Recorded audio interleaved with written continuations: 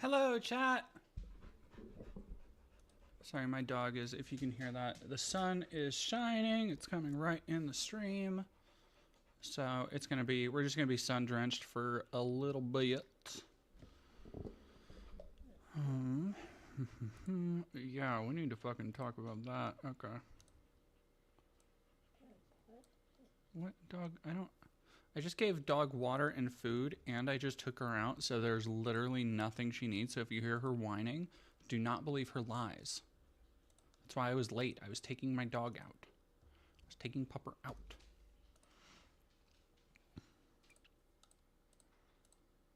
Greetings, programs.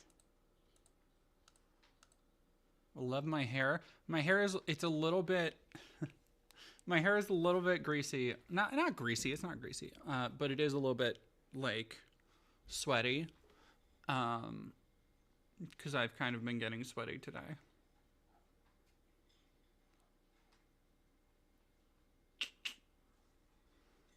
I've been having a good day.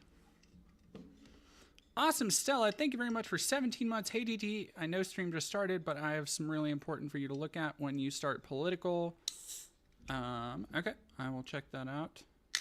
You said hello, chat, right as the breakdown to a song I was listening to came on. Zeku, that was my design all along.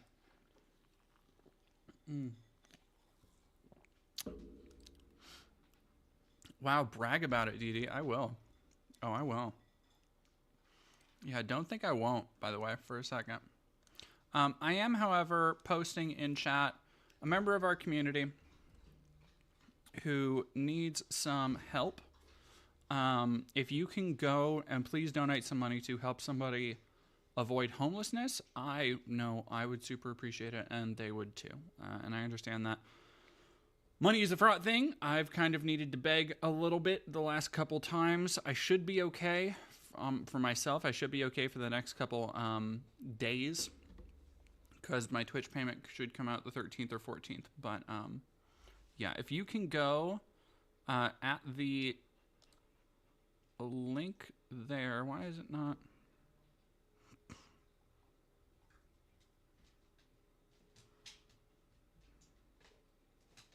Okay, I'm gonna have to manually input it in a second.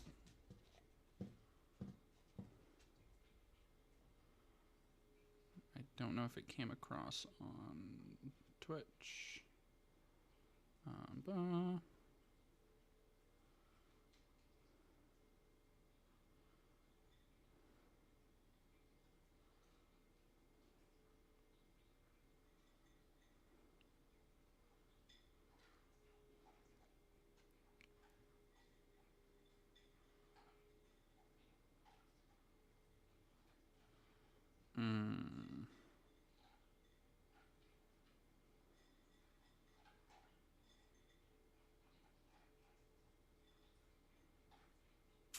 Why?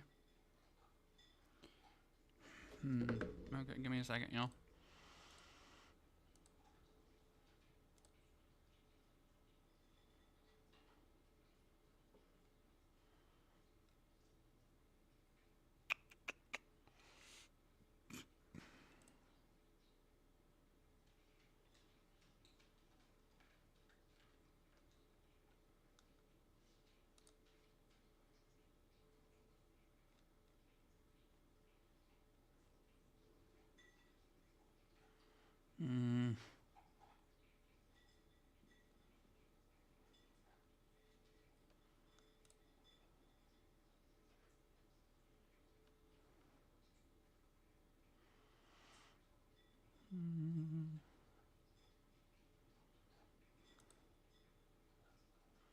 Let me try this.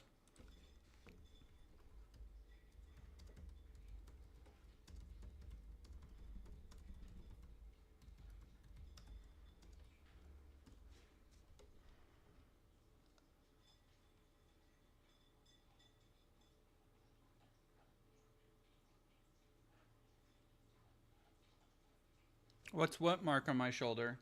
I don't see a mark on my shoulder. Oh shit, there's one over there too. Okay. Sorry, never mind. I was being snarky. I was being a jokester. Ha ha! You see, but no, there is actually another mark over there.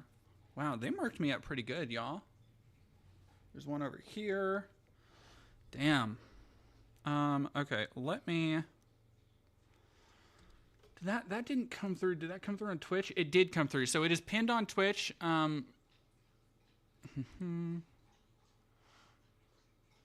Hey, Juno dear. Chatters, if you can go... I can't seem to get it on the YouTube chat. Am I dating a Hoover? I mean...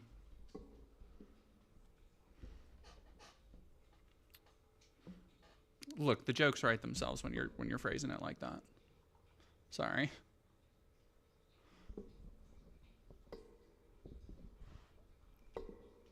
I get attacked by vampires. I always avoided those. My family is nosy. I mean, I'm not really talking to my family, so I don't really give a fuck. I'm about to go to sleep, but I wanted to drop in and say hi. Hi. Hi, Juno. How are you? All right. Sorry, I want to drop this in the YouTube chat. Give me one more second. I want to try one more thing.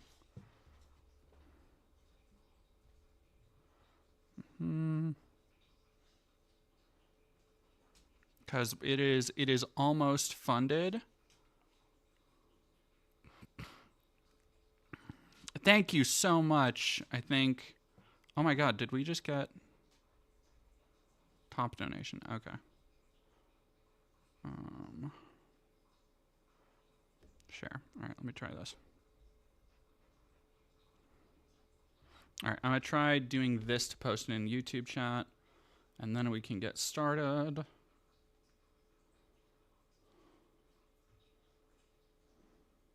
There... God damn it.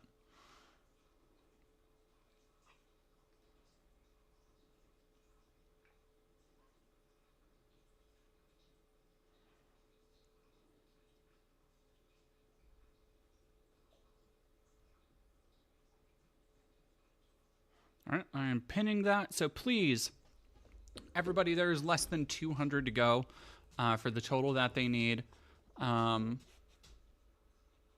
If you can go and help out a little bit, I know it would be incredibly appreciated right now, and I would personally really appreciate it.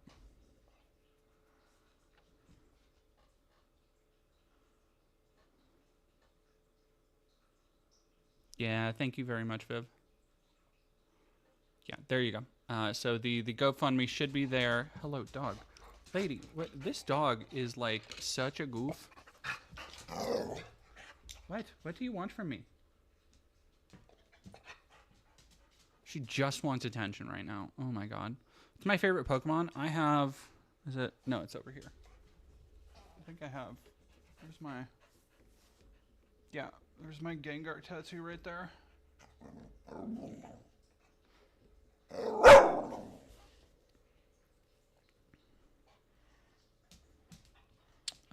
So I would probably say Gengar. How is everybody else doing, chat? It's a...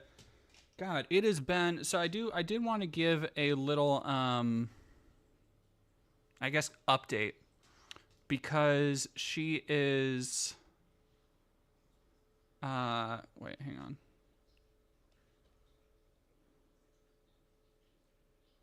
Yeah.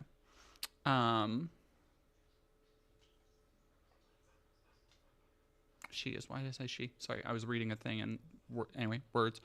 The Brianna Wu piece, I finished the draft today. It is about... I edited it. I took a lot out, but it ended up around 21,000 words. Which is, for those who know my stuff, who know my other deep dives I've done, by far, well, not by far, but by a decent margin, my longest expose I've done.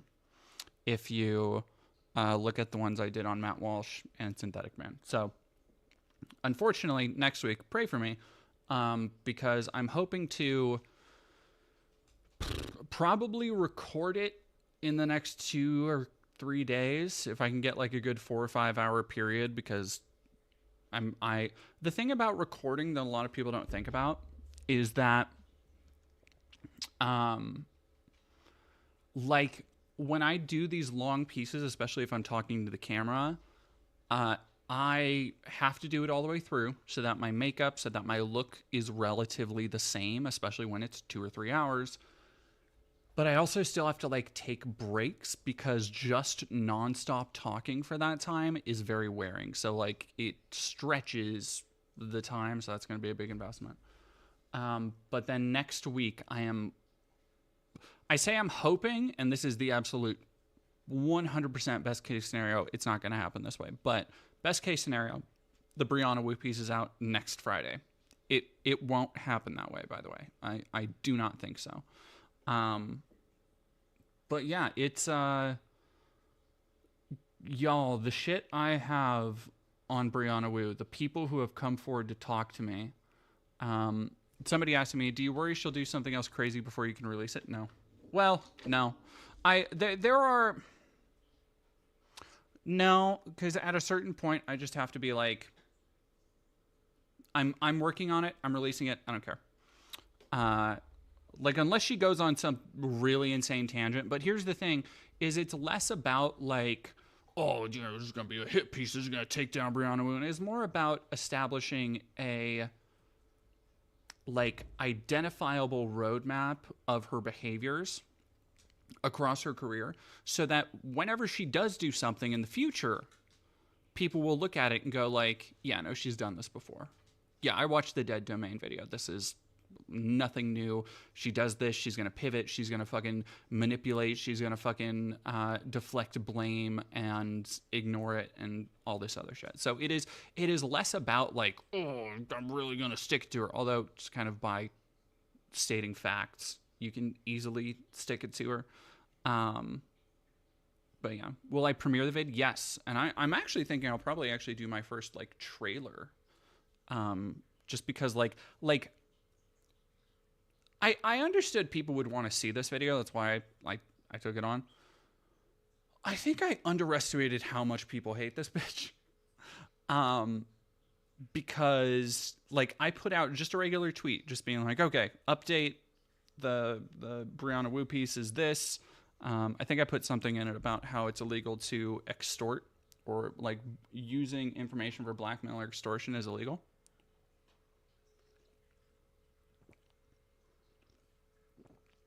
Juno, dear, thank you for donating though. I really appreciate it, and I know they will too.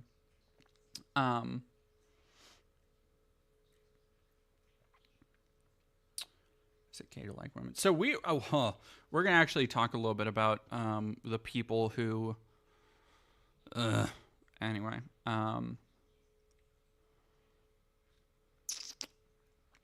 Sorry, y'all. If it seems like I've been out of pocket on fucking Twitter lately, it's because I've been I've been rebalancing like some hormone levels with like topical testosterone, and it has made me feral, and I apologize. Yeah, sorry, I have to answer this.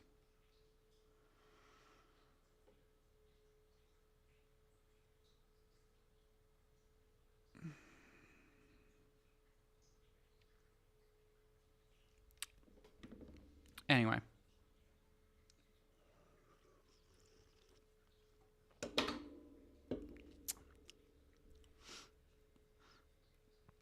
Nightlight plushie, hey. What happened to my shoulder? Oh, I was in a terrible accident. Yeah, I got bruises. I got a bruise right here. It banged me up all the way over here too. And I even got, if I can even show that.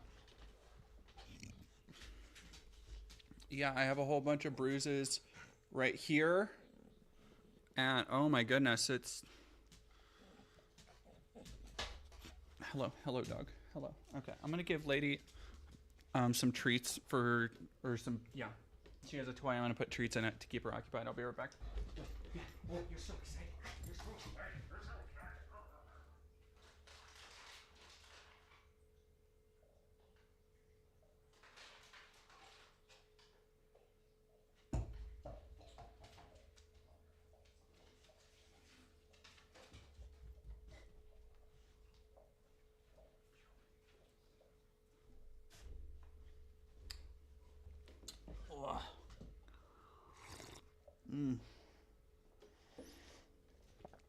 Yeah, no, Valerina, I hope I feel really better too. It's been the things that have been giving me these marks. It's been, I'm not gonna lie, it's been tiring. I'll say that. It's definitely been a workout. It's been pounding pretty hard. Not gonna lie. Not gonna lie.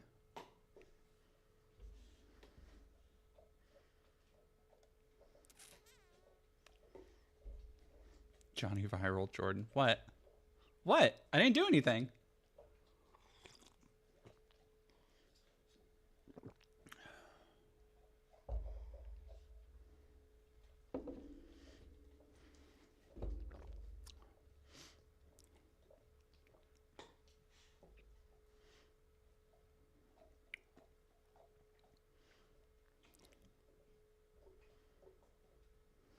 Anyway, sorry. Now I'm just.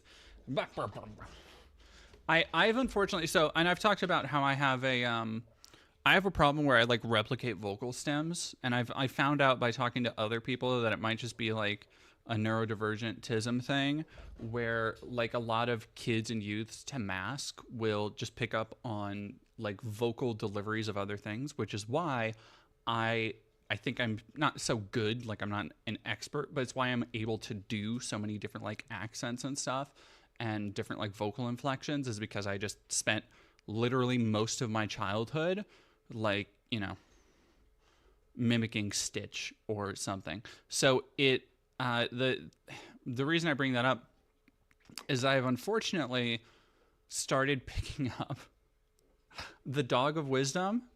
Ba ba ba ba ba ba ba ba ba ba. And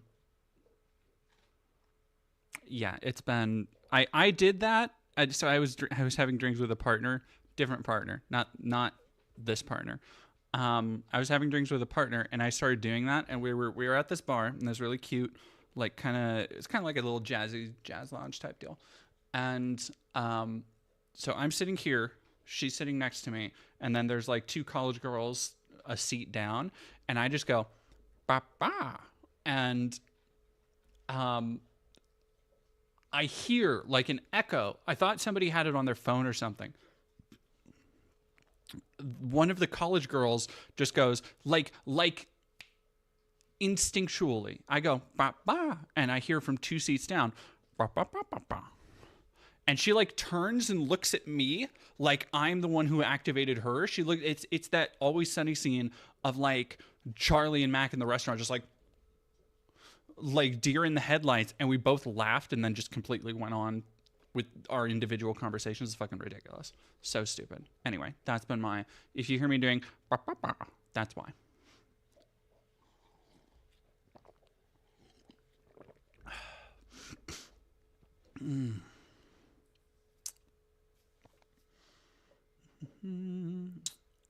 What were we talking about? Oh, the Brianna Wu piece. I wanted to give an update on that. I did that. Yeah, I have. So if you haven't watched it yet, Marcy Reingen, the trans girl who was arrested in Florida for using the bathroom, please go check out my interview with her on the channel. It's doing actually pretty good, and I'm very happy. The feedback has been really good. I am so proud of my community. It is another time where I'm able to go. I haven't looked through every comment because I've been really busy. Like jokes aside with the neck kickies and stuff, I've actually been really busy with like work and shit. And so yeah, I really do want to say thank you for everybody who's been so warm and welcoming to Marcy. I've continued talking to her. She is really cool, and I hope to be able to get her back on the show at some point. I'm hoping. So the other thing I wanted to talk about was this, I believe it's Saturday, the 19th. I am going to be having another charity stream. We're going to be doing 12 hours. Excuse me. And I have a number of really cool guests already lined up, including, but not limited to, friend of the channel, Queen Coke Francis. We love. Good bitches. And Vivian Wilson's coming back. And I think Marcy wants to do it too. I'm going to try to, if Marcy is willing, I'm going to try and get her like introduced to some other kind of just people in the space. And because I think I said in the video, I think she can be a really good advocate. Arthur Clybourne writes, thank you for $5. People used to think I was Southern because of that. Somewhere I picked up a Southern draw, probably from Foghorn Leghorn cartoons. I say. Yeah.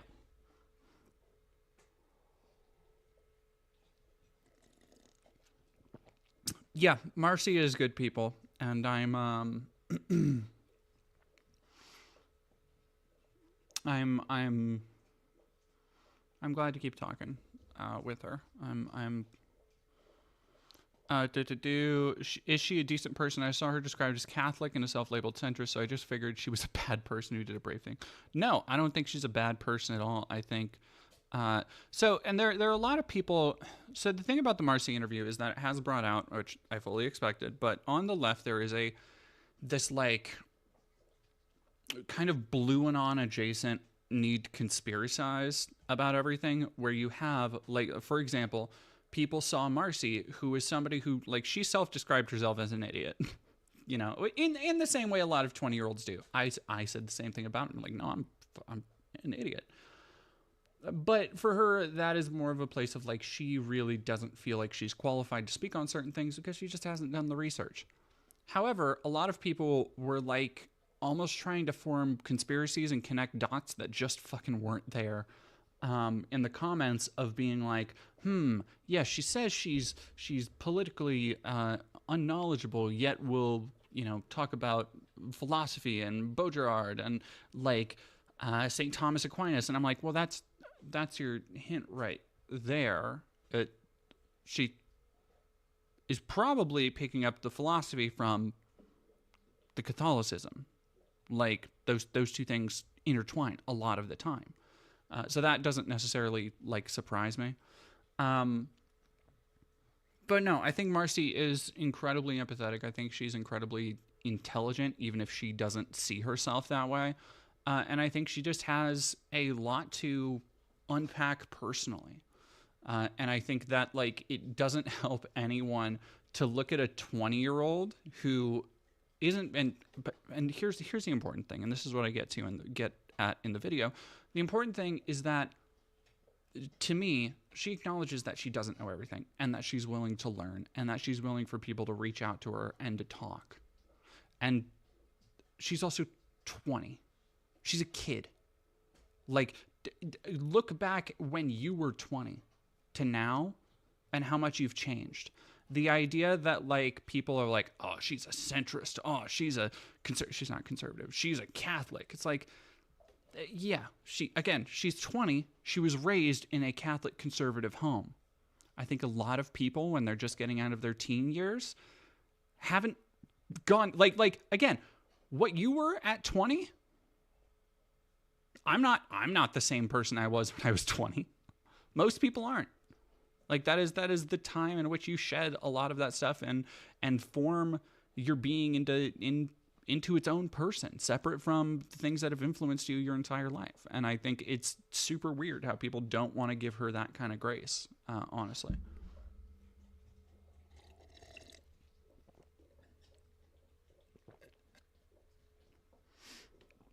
Yeah, exactly. Naomi Faithless, I do not at all resemble myself in my 20s now. Yeah. And that's the other thing, is that the thing that I think a lot of people just look, and I was looking through, and there were people on Twitter who were just idiots about the whole thing, who were like, "Oh, you might as well be." Somebody called it clans. They did a play on words that was like they replaced clans with trans or something. I don't know. It was dumb, and people were like, "Oh, I didn't hear that." And it was one of those things where you see just how fucking misinformation spreads, because it was somebody saying Marcy was, oh yeah, no, she's a Catholic, so she might as well be a conservative. And I'm like, here I am talking to this person where she's talking shit about Nancy Mace and Ben Shapiro and Matt Walsh, and she is fully aware of the harm that trad-cath conservatism has done, not just to, trans people, not just to the current political infrastructure, but to the image of like Catholics and Catholicism. So like, yeah, the idea of just judging her for that when it comes from a place of like not wanting to sound like an idiot for advocating something she might not know about is so dumb.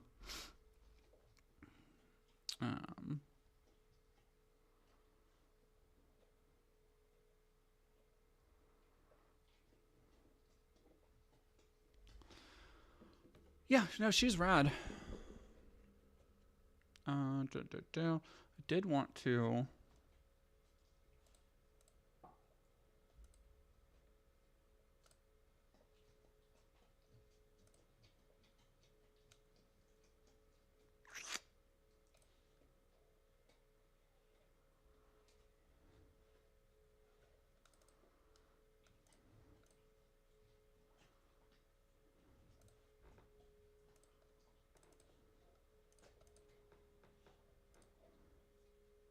We do need, so I'm going to be playing some games. We're going to talk about Elon's crash out. We're going to talk about, it's the same with Islam. Islam is actually a really good, I think, touching point, because as I've been going through the Brianna Wu thing, one other thread that you see woven through her entire career is this weird disdain for Arab people and like specifically Muslims. And I think that comes from a couple places. One, genuinely just being racist. Two, coming from a heavily Republican background around the time of the War on Terror.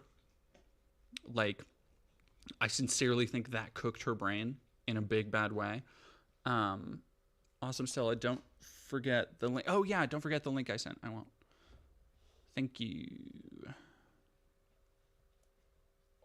Oh, no, I can't. Oh, no.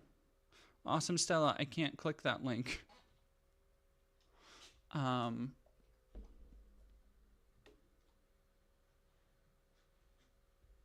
Yes, and please, if you can, it should be posted up above, but if you can help one of our community members avoid homelessness, there should be less than $200 needed to meet the goal.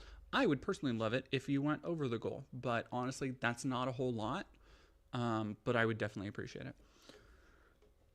Oh, hello. We have special guests joining us today. Hello, Kibben. Look at how grumpy she looks. She looks so... Who's Grumps? She looks so mad. She looks so pissed. Baby. I promise you, she is...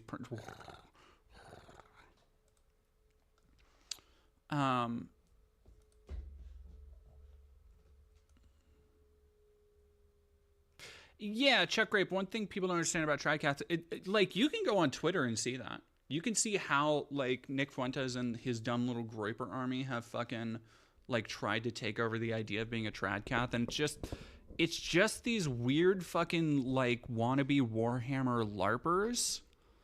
A lot of the time, or wannabe, like, Crusader LARPers even. There's a lot of overlap there. But, yeah. So, oh, shit. The other thing Awesome, Stella. Thank you. I will get that. All right, let me... Current affairs.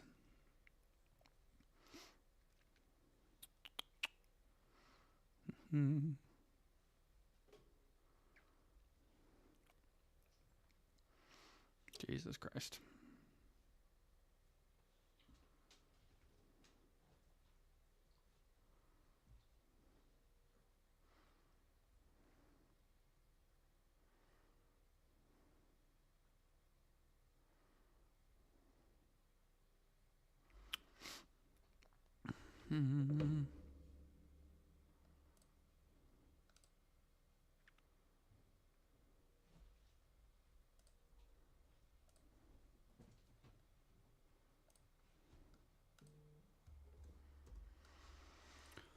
All right. Yeah, we'll talk about that in a second. She's just like sitting in my lap staring up at me right now. Let's see if I can get her on the... Yeah, you can like see her ears on the big camera. Hello. She just reaches up for me.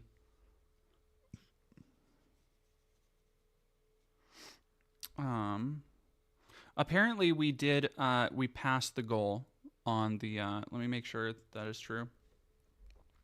She always does this, by the way. I take pictures and show them to my partners when I wake up. I'm like, look at Kat. Because she just like lays on me first thing in the morning and just like reaches out. She does this thing to like petting my face. It's so fucking weird.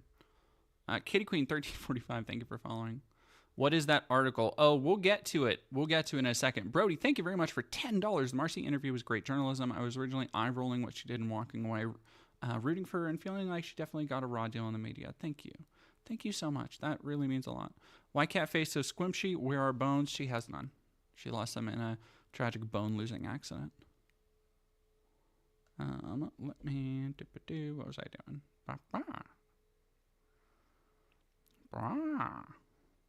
There we go.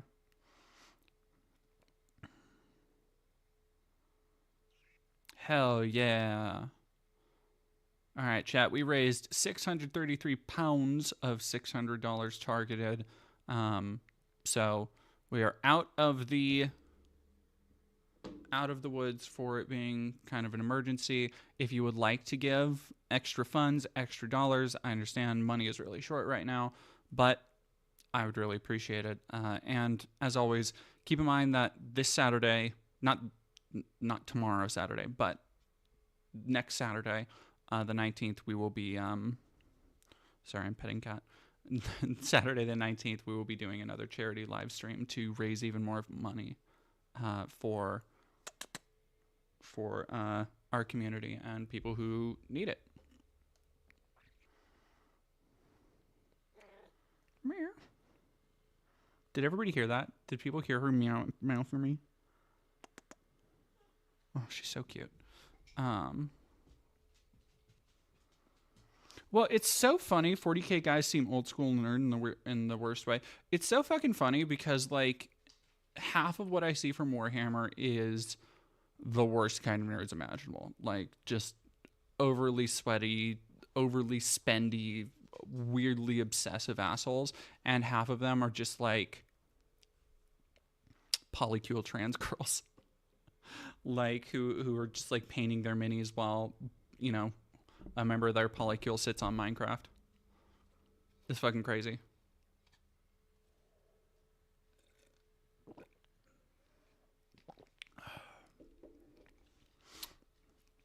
Alrighty, let's go back to this. Let me read this errand in the morn. The Massachusetts House has taken a major step towards banning athletes in sports. It would be first blue state to do so. The amendment has been inserted into the state budget bill. It's a 5-alarm fire for trans people in Massachusetts.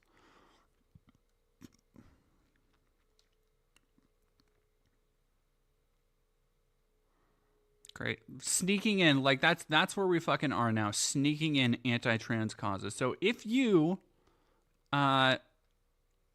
live in Massachusetts, go check out, find your legislator at malegislature.gov.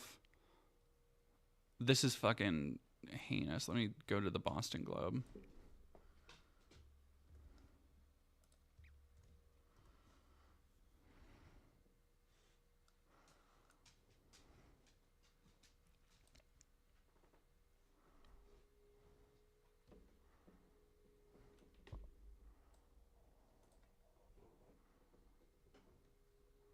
Hello? Can I help you?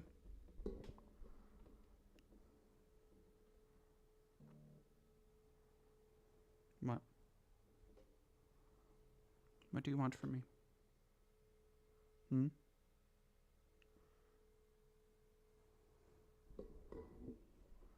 What? Do you have something to say? Do you want to talk? No. She's okay. She's just chilling. She's vibing. It's okay. Close. All right, from the Boston Globe, this is April 9th, so 2 days ago. Massachusetts House passes language barring students from playing on teams of the opposite sex, but requires state analysis. The House on Wednesday passed language that would ban public schools from allowing athletes to play on a team of the opposite sex, but only after the state is able to study the policy's impact. The Democrat-controlled House passed the provision without a recorded vote, tacking it onto a wider $1.3 billion spending bill that the chamber later passed Wednesday afternoon. The bill doesn't directly reference trans athletes whose participation in youth and high school sports has been the center of a heated national debate. God, I hate it when it's depicted as like, oh, it's a heated national debate, as if it's not like the most astroturfed political cause. One of the things I talked to Marcy about was the idea where she said something to the effect of like, I don't think being trans should be a political issue. I'm just trans. And I'm like, I agree with you. But the fact of the matter is that like it has been forced into being a political one, and it fucking, yeah, of course, like spending bills are the always the flavor du jour. Lady, hey, lady, leave your sister alone. Leave sister alone. Do you want to come up on lap? Do you want to come up? Ow, ow, attacking me. You are just feral today. You're feral today. Attacking. Why do you attack?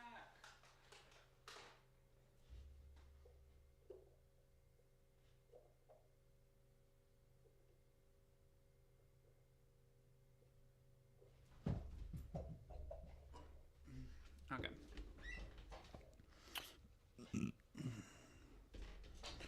Perfect. All right.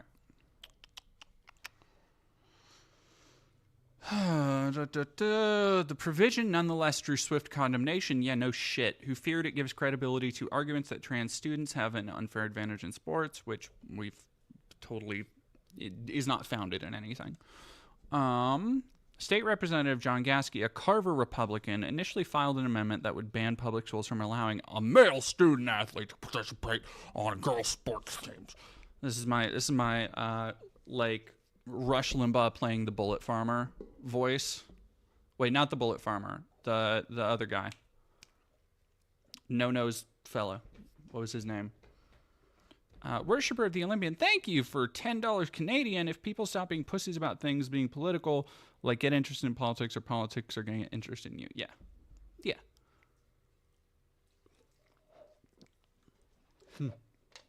Somebody said first the mysterious bruises, now the dog attacks. Dee Dee can't catch a break. Hey.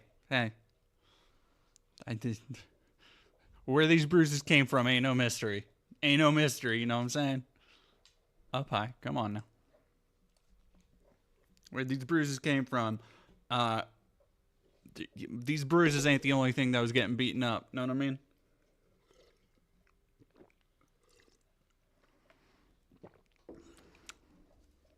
All right, Jenny, I am going to... Can I... All right, sorry. I'm gonna pin that one so people can donate there.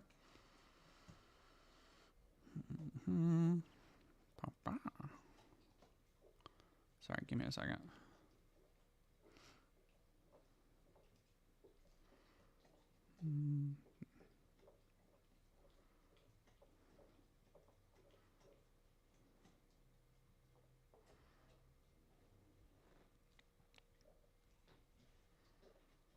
Why is it not letting me pin it? There we go.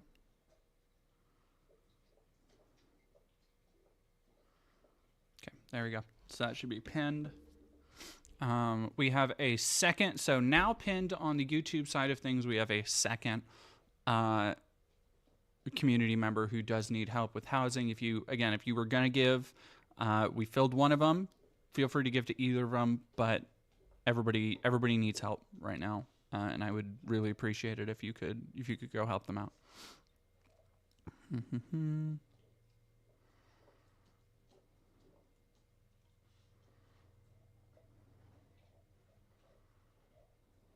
OMG.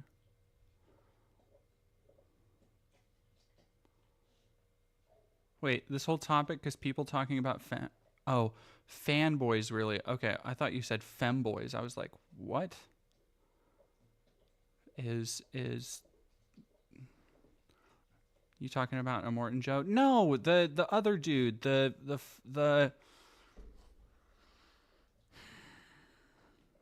Steve Bannon looking motherfucker from Fury Road. What's with these people and being pussy? Yeah.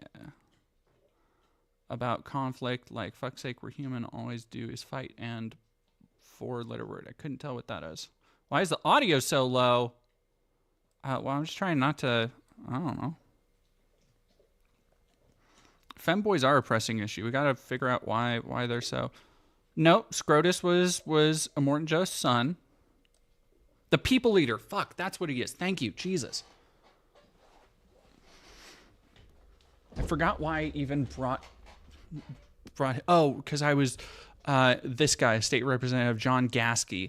Let me look him up. I have a feeling John Gasky is going to have a passing resemblance to the people leader.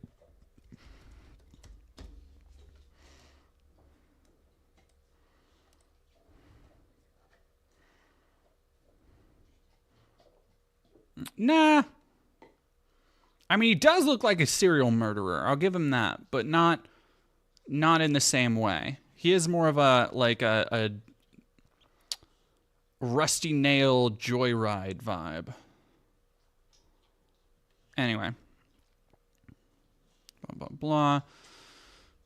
Better understand these issues. The topic of the amendment is complex, involving issues of federal and state law. It's a matter of concern to residents of the Commonwealth who have expressed concern, whatever. Gasky, the amendment's Republican author, criticized the change as a Democratic attempt to effectively kill his measure, calling it a way to bury this and make sure nobody ever gets this on the record. So this motherfucker tried to sneak it in and is just pissed that people are now calling him out on it.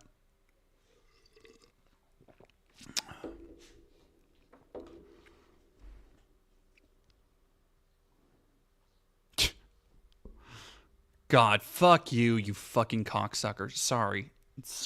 Oh. Just like, all right, let me read this out for y'all. We already know how this is going to affect people. We already know how many students are going to be affected.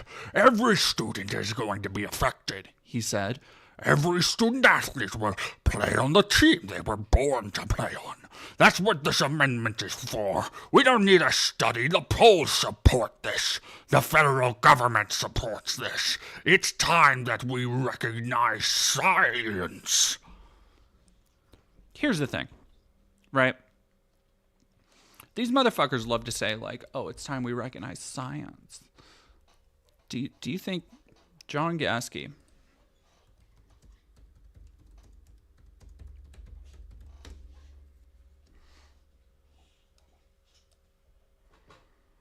Do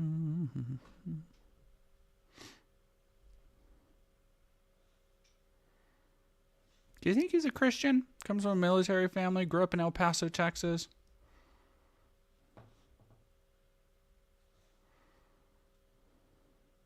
Oh, there you are.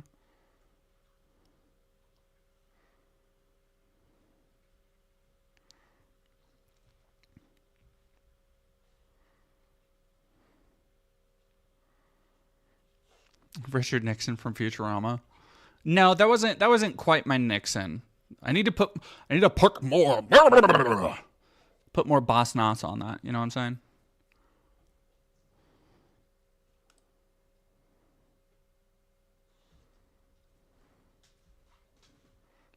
Do.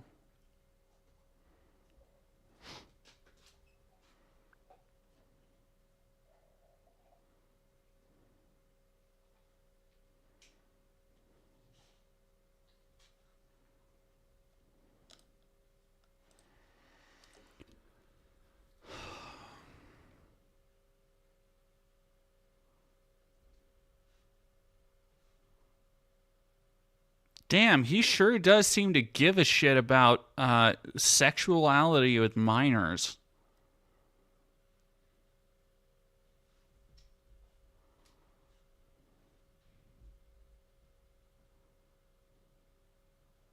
Relative to insurance coverage for gender-affirming healthcare services. Repealing the Emergency Housing Assistance Program. Repealing the Legal Parentage Equality Act. Fuck, man. What a piece of shit. Holy shit. Repealing red flag laws, public safety and homeland security. Repealing the Civil Defense Act of 19... Well, that one's probably okay. Labeling of marijuana.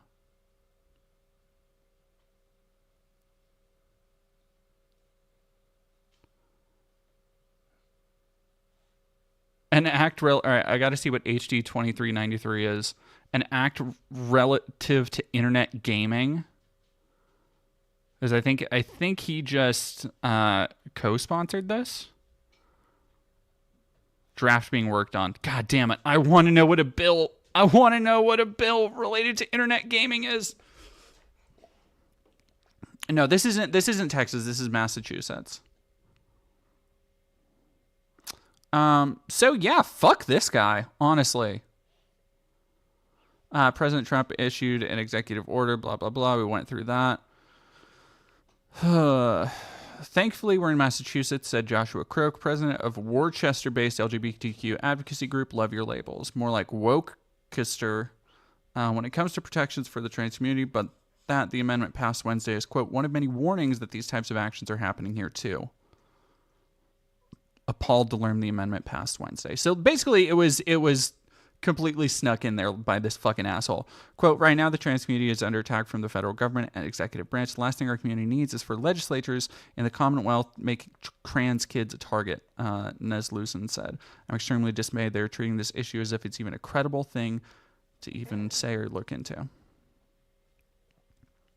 Yeah, what a fucking...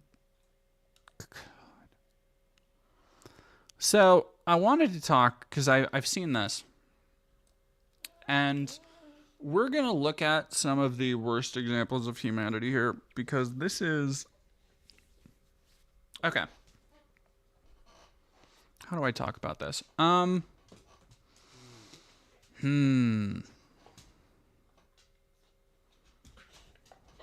Dog. You have so much beans. Do you need food? I already fed you. Do you need more food? So many beans. What is up with you?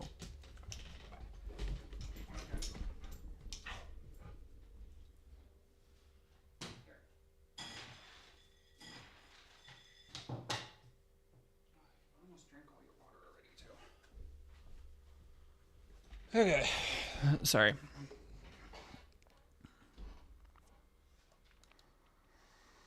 So, how do I talk about this?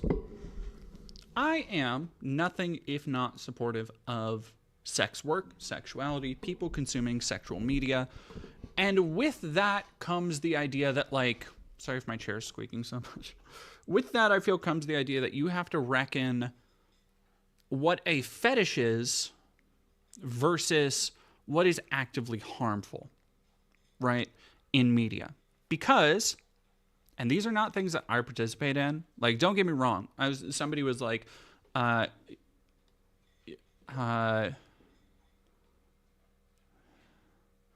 somebody on Twitter said that it's not a secret that I am low-key a freak. And I said, well, there's nothing low-key about it, right? Which is true. I get down. I get mine. But... there are lines of things like consent, respect, in the media that is consumed that, unfortunately, most people consuming this media just do not have. Like, straight up. And we're going to actually look at some of the people, the retweet incident. I said... what's her name? I'm going to be so real with y'all. It has taken all of my inner strength to not retweet some other people.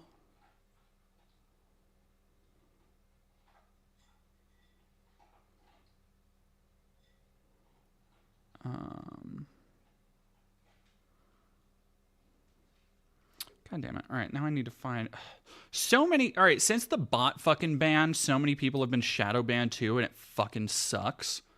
It's like I'm trying to find people and I can't. Fucking dog shit website that so many people depend on.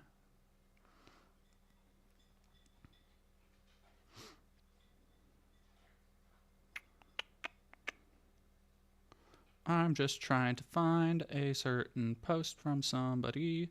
Yes, there we go. It takes so much of my effort to not retweet at lobotomies for all, the number 4. Like, so much. So much. Y'all have no fucking idea every time I see one of her posts. Anyway. So, here we go. I want to talk about this because the backlash has been incredibly telling. As people like to whinge and talk about the male loneliness epidemic.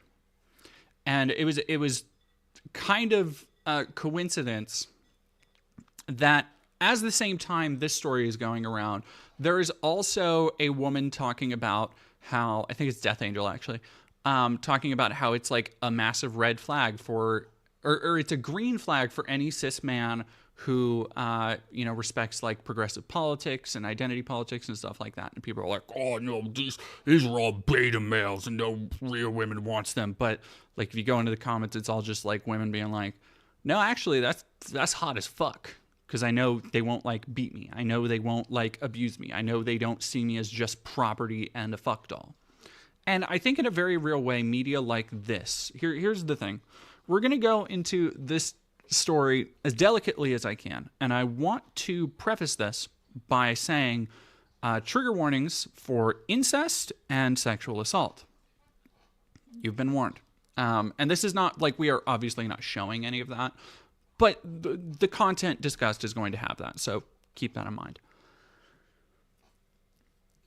The way that stuff like this game that we're about to talk about is consumed in a very real way informs men, mostly cis white men, having these attitudes about women.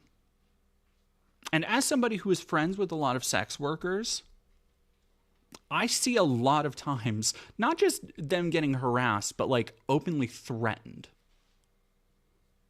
in shit that feels very close to content like this. Just on social media. So, Peach Fuzz, this kind of game gets spread by word of mouth. This was on Steam. And I want to preface this, by the way, by saying I myself, not this game, I myself have been something of a connoisseur of the Steam adult game variety. I have, when people come to me saying, hey, I've been thinking about getting into these, I have recommendations to give to people based on what they might like in the past. I don't really like consume that much anymore now. But there was a time when I did. So I want to preface this by saying, like, I kind of know the market. I kind of know the vibes, right? And there is a level of fetishism in a lot of games that you kind of have to go into understanding. Because the thing about so many of these, like, visual novel games, these sex simulator games, these dating sims, whatever you want to call them, is that they are kind of meant to be a checklist of fetishes, right? They are kind of meant to have something, quote unquote, something for everyone. Unfortunately, that means also reflecting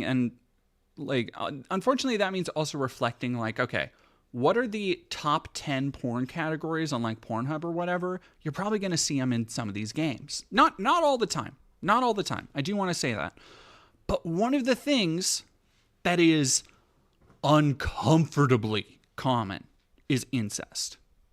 It is insanely common in any adult space. And it's like, come on, y'all. Come on. What are we doing here? What are we doing here?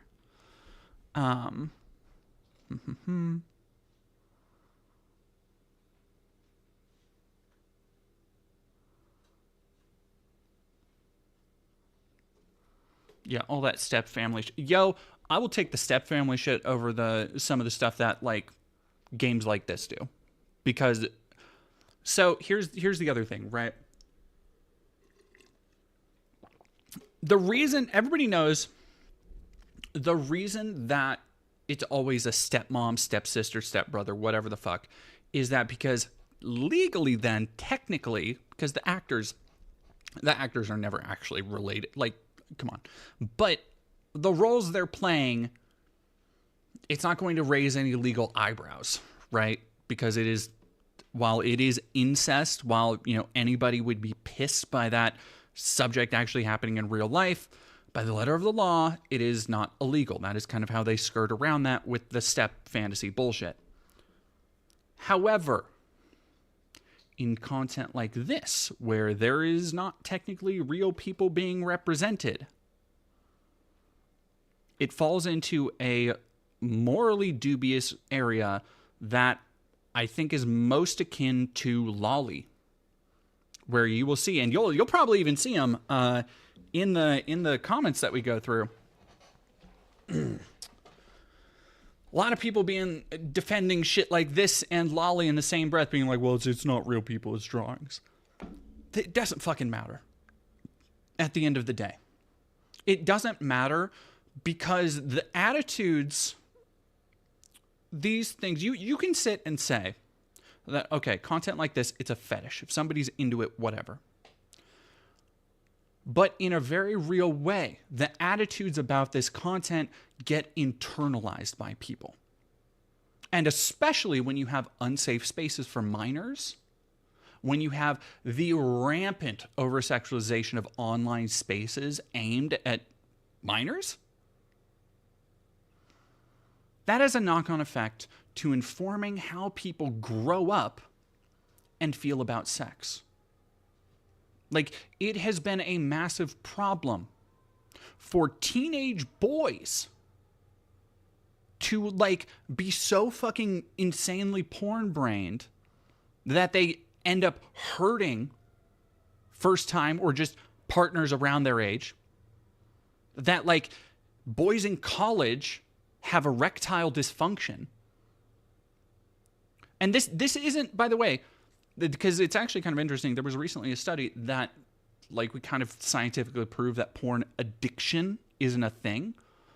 But at the same time, that is something entirely different. A like chemical dependency, which is not like porn addiction isn't a thing. It is a need for dopamine, right?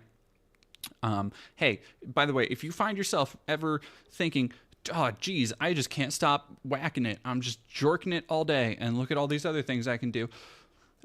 Might I recommend Magic the Gathering for all of your dopamine chasing needs. Go crack a couple packs. Find some cards with a little orange symbol on them, and then you'll just keep chasing that dragon. It's healthier, I think. Probably. The point is, I think 95% of porn is mentally harmful. Super disagree. Super fucking disagree. But there's an intense, like, we could talk all day about that. But there's something very, like, okay, again, that is to set aside the idea of being addicted to porn, which is, again, not really a thing. A chemical dependency is not really a thing. However, what is a real thing is how people's expectations are molded by the media they consume. Like, you can just look at media.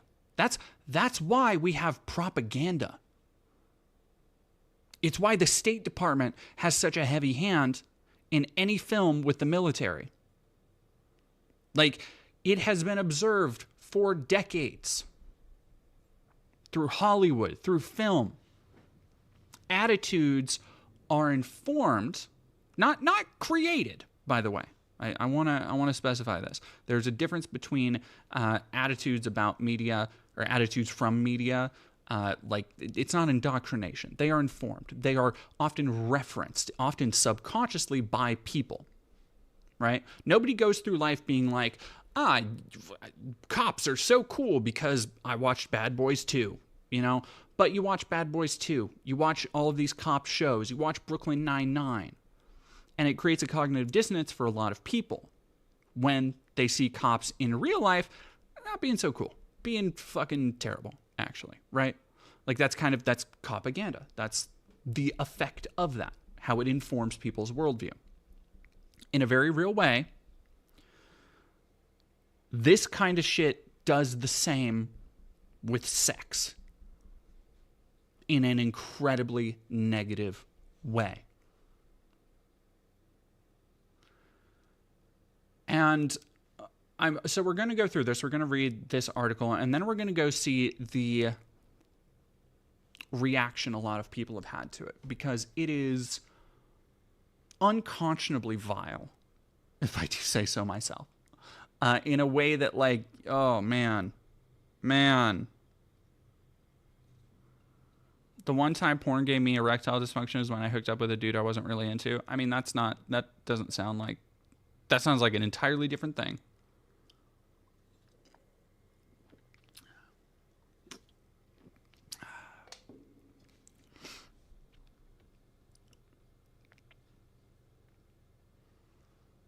Yeah.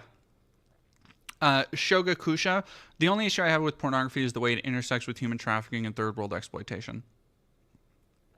It is... So, the way it kind of intersects with OnlyFans and sex work, where you have these places like OnlyFans, which are still pretty exploitative in a lot of ways, but they should be a key to independence. They should be a key to people having agency and ownership, not only over their content, but their livelihood, if they want to be an adult content creator. And a lot of these sites do that.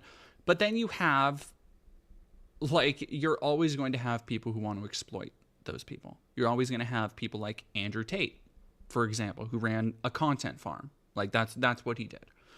Yeah, and it's just fucking awful.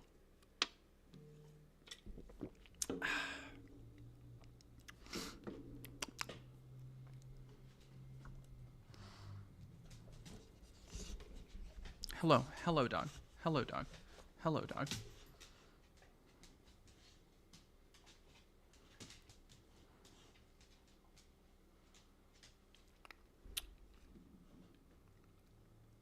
Mm-hmm.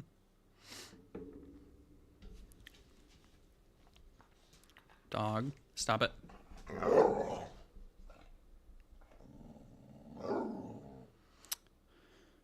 All right, let me actually read from Deku. Thank you for $10. I know so many people that use Jurassic Park as sources for their Dinosaur Manifesto. Media can brain rot you if you let it. Yes.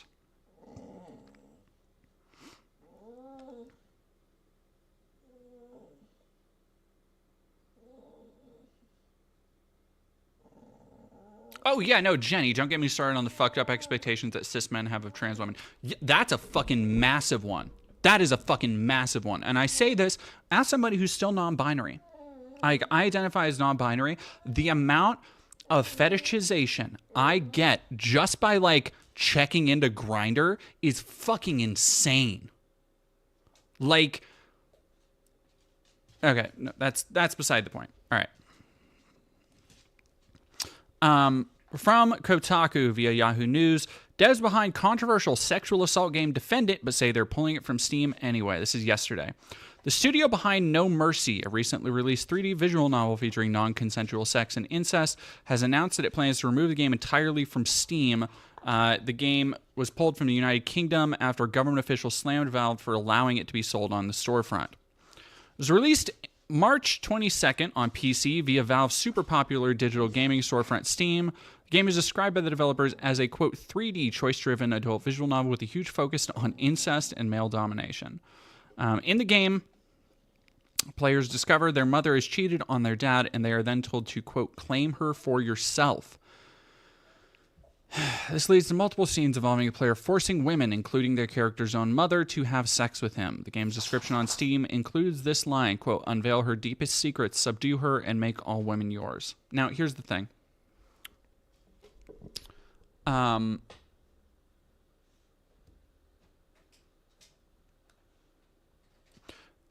Another thing that you often see in this kind of media is what is called corruption and corruption kinks, where, like,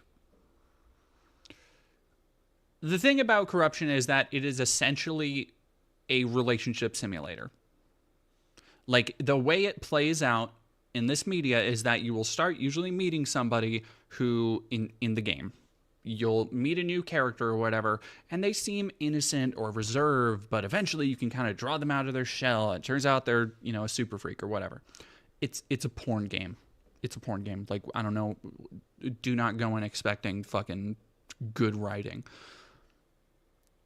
But the end goal is the reward of having sex with the character.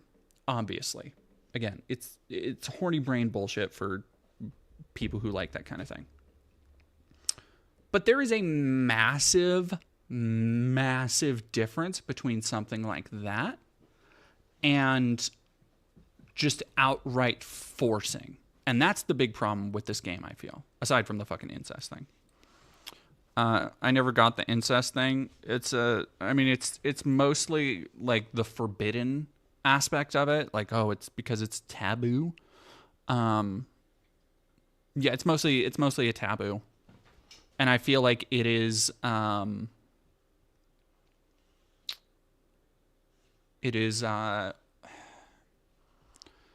it overlaps a lot with, like, MILF and mature stuff, too.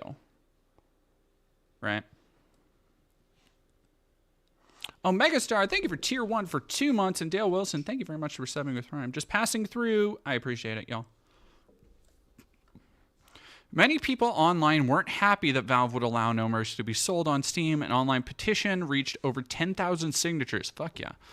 April 9th, as spotted by GameIndustry.biz, UK Technology Secretary Peter Kyle said that it was deeply worrying in comments made on British talk radio station LBC. He further expects, quote, every tech company to remove content as soon as they possibly can after being made aware of it. That's what the Online Safety Act requires, is what I require as Secretary of State, and is certainly how we expect platforms to operate and have the privilege of access to British society and British economy to do. No Mercy is labeled as AO and can only be bought using a credit card. The game is not rated by the ESRB or PEGI, as Valve doesn't require games to be rated by these groups to be sold on Steam. Following Kyle's statements and increasing pressure online, No Mercy was removed from the UK as well as Australia and Canada, presumably by Valve. So here we go. Really quick, thank you, Brody, for $10. I don't know if your experience as NB is beside the point. Any of my NB friends have had a situation where guys always think they're super freaks. Not that there's anything wrong with that, lol, but still, yeah. Goodness gracious. Excuse me. Ugh.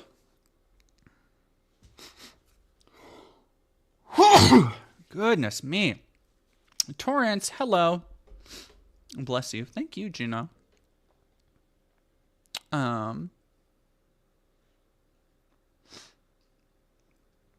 Yeah, here's the weird fucking thing about Step Family stuff. Moth, Step Family junk is just Step Family junk is just a lazy pretense for something being naughty. It's so bland, right? Like it is. It's so weird. For it is the ratio to how actually fucked up it is to also how baby brained it is as a porn thing is maybe the only example of its kind, where like it is so common as to be like basic, but also why would you have an interest in that in the first place? It's so fucked up. I hate it so much.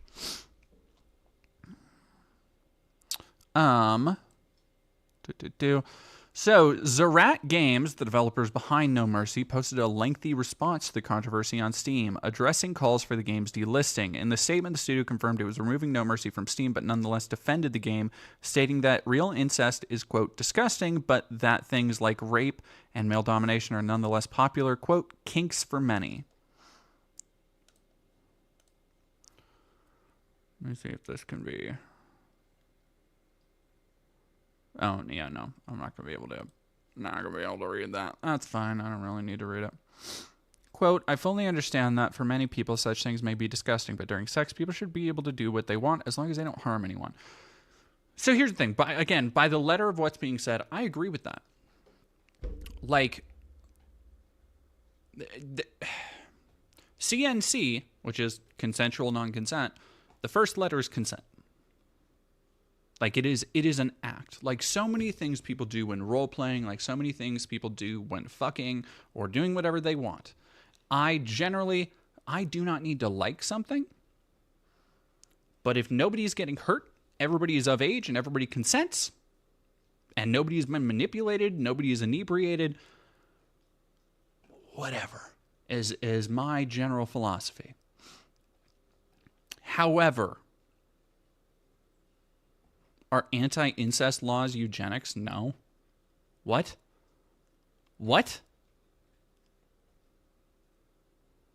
Yeah, no, CNC is fun when you consent. Like, that's the whole point. That's the whole point. The whole point of CNC, and that's the problem with something like these games is that, okay, you can say that degradation, that, you know, this is a kink for people who are into non-consent. The difference between that and actual CNC is that in the context of the media being consumed, they don't consent. It's not a CNC situation. It's just an NC situation. It's just non-consent. It's just sexual assault. And whether you want to say, okay, well, this media, is it glorifying it? Yes, it is. Like, here's the other part of it, is that we're going to see some reactions to this. Yeah, here we go. Let's actually go over to over on Steam. Somebody saying, Corley Allison, the game is gone globally from Steam, no longer available on the Steam store. We're going to go into some of the reactions to this here. But one of the big things that people say is that, oh, this is censorship, which is like, again, Valve can censor whatever the fuck they want. It's their platform.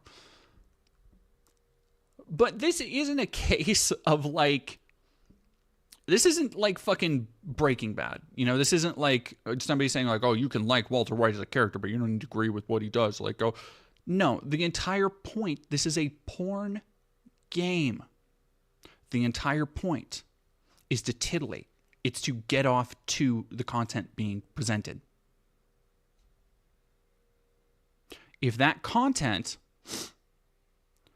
puts you as the player in a position to actually perform sexual assault, it is making it a good thing in the game. If it is not depicted as consensual, then you as the player are benefiting. You are progressing through the game by doing it.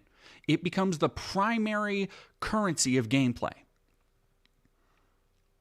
It is no different than fucking ducking and covering and shooting when we play Gears of War, right? Like, that is the thing you are doing, point A to point B. That is why you play the game. So this idea already is so vile that anybody would sit up and defend this because there's really nothing to defend. Like, there's not. I'm sorry. Like, this isn't CNC. This is actual. I mean, it's not actual because it's not real people. That's really the only line I am willing to see. It's like, yeah, no, it's not real people. But you know what it is? It is depicting rape. It is depicting sexual assault. And that kind of shit genuinely informs people's expectations and ideas about sex. And that kind of informing, we know, can, has, and will hurt people. So fuck it. It shouldn't be on Valve Store. That's my...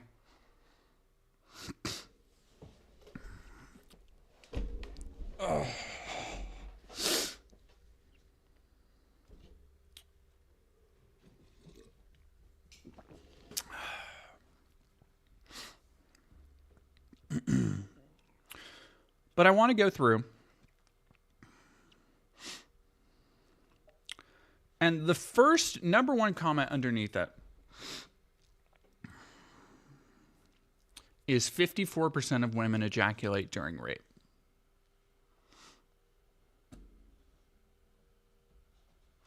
And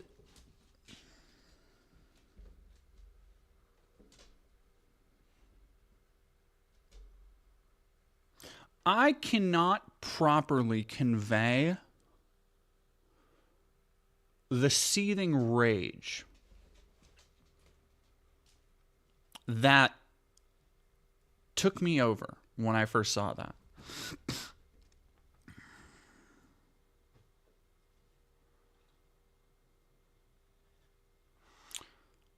What you have here is actual sexual assault apologies.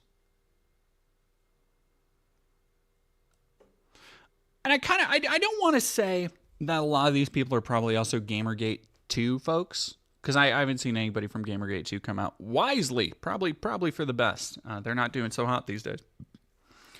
But a lot of these arguments, and a lot of the people making them in this comment section we're about to see, are very similar to the dumb bullshit being said by people you can also find in like Grum's and Smash JT's comment sections, especially when it comes to censorship and art. Here we go. Sir Slender, Fancy Slenderman VTuber. How many followers do you have? 317 followers. Welcome to the slippery slope of what constitutes free speech and art. You've set a precedent that I don't think you understand what will follow from this. Enjoy your victory, but more and more, this is why people don't want women to vote in this country. That's a fucking roller coaster. Here's the good old... Here's the good old argument that is equating violence to sex. I don't really get this. I can still run around on GTA beating up and killing random pedestrians. How do we decide which crimes we are allowed to simulate? You know, it could be the fact that one of those is a video game where, like, you can have a jetpack and there's aliens sometimes, and you can do things that are very obviously not physically possible in real life. The other is a sexual assault simulator. So those aren't really the same. Those aren't really the same. Like, popping off headshots in Halo is not and has never been the same as shit like this. It just isn't. It just isn't. I'm sorry, it's not.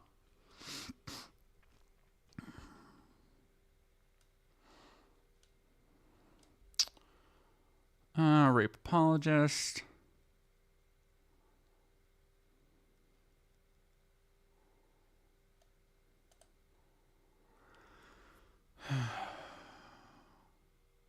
Oh my God.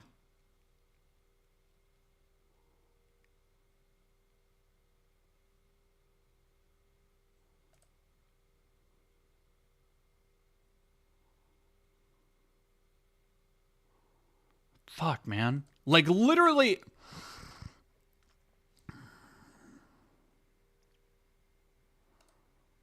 Nobody, it's not hurting anybody, people say.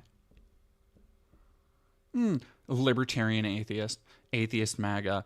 This is interesting, considering killing is a far worse crime than rape, yet most games today involve an element of killing to win the game. Yes, I am so smart. You fucking moron. This is a blow to free speech. Reminder, this is what you cheer. What the fuck are you talking about, you fucking dork? That person has 2,400 followers.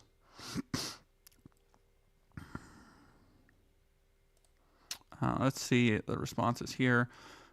Somebody's saying, amazing news. The sickos who designed the rape game need urgent investigation. Wow, they made a game with stuff I don't like. Go back to kindergarten. Clearly, you never grew the fuck up.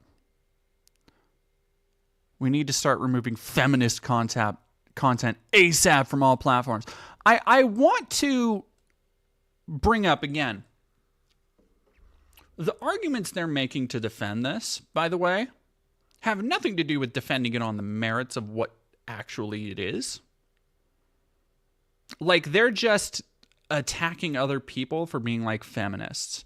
They aren't saying why they actually want to play the game, because as soon as they talk about what the game actually is, they've lost the fucking argument. As soon as they actually come forward and talk about how, no, actually, I do want to, like, I do want to play the game, what has incest, sex, and sexual assault, nobody's going to take them fucking seriously. So they have to attack other people's arguments.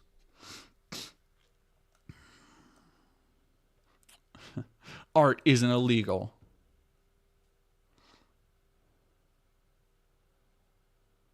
Keep feminism out of gaming industry. You can pry this from my cold, dead hands. Brainwashing with tentacles are. Jesus fucking Christ.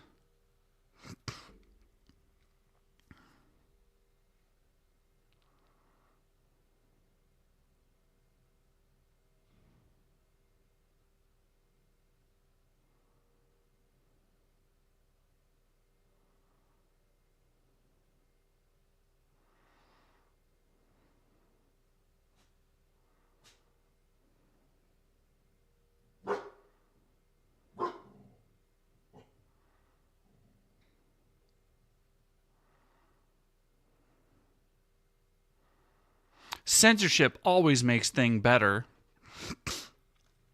God, that fucking sucks.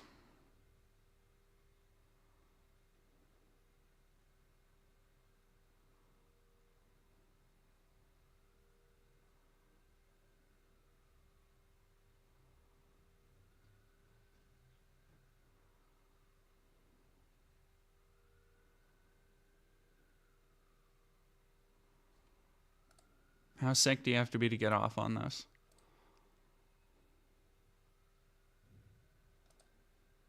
Jesus. Omega Star, thank you for 1,000 bits. This is an abuse of consent. Yeah, it's fucking vile. I hate that shit so much.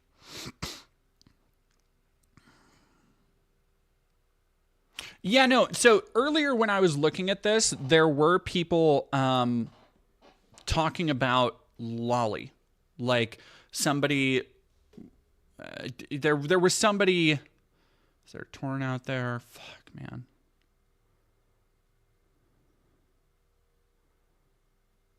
Parody account. Why simulate it when I can do it for real whenever I want?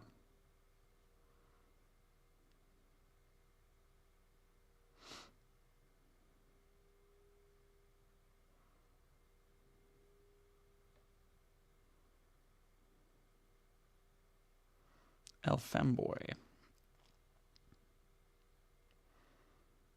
How the fuck is anyone upset about this? Yeah, you people need fucking help. Like, that's all I can really fucking say. You people need fucking help. Awesome Stella, time to talk about Vosh. Why? What's going on? What happened with Vosh? Catrify, hey! Hey, Catra, how are you doing? I haven't talked to you in so fucking long. You came in at a fucking woof of a time. Women ruin everything. Honestly, so here's the thing. I wanted to tie this a little bit into just the kind of loneliness epidemic, because you do have people like this who are like, women ruin everything. And I'm sure you're like fucking 14. Based Australian. Yeah, dude, you definitely haven't graduated high school.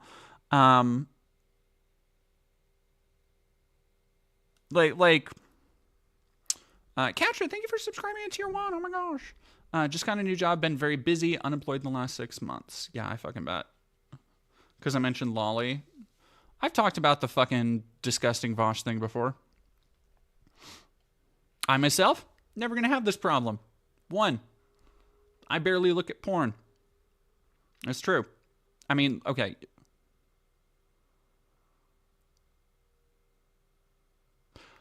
If you don't count things people send me, I barely look at porn. 2, I don't store it on my computer because I'm a fucking boomer. 3, never going to find me looking up AI images because I respect artists.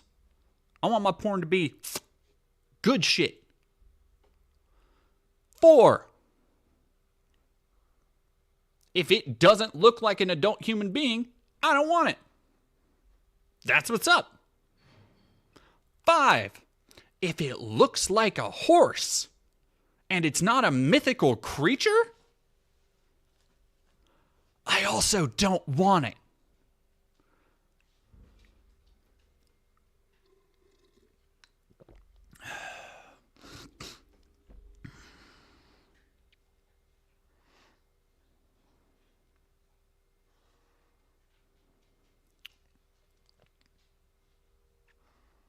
Like, and here's the fucking thing that I don't get about like the porn brain thing with Vosh is like you have to be all right. Chat, can I be honest here? Is this a safe space? Can we talk here for a moment? I'm gonna take this off this because I'm done talking about this shit. We need to go. Let's go to Elon's crash out. That'll put a. This will put a smile on my face.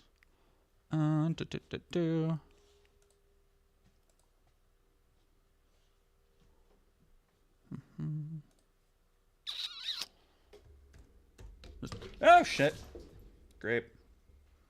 I just spilled my water. I will be right back. The real Sergeant Crispy, thank you for 1,500 bits. Let's fucking go. Yeah, I'll be right back. Oh, actually, okay. That'll work.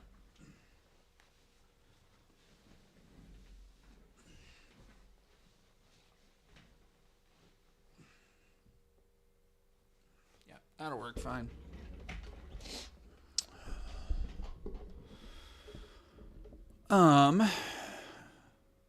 Yeah, no, Adam, we're talking about that right now. Juno dear, actually, fun fact, Vosh has been in my favorite privates follow requests for about 2 years now. Juno. Oh, that. I mean, speaking of horsecock.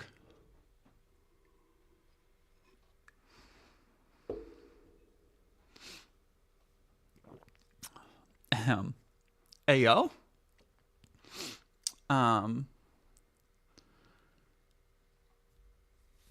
Jason Kelly, is it okay to say sex is boring? I mean, I'm assuming you have either had boring sex or it's just not for you, and that's fine.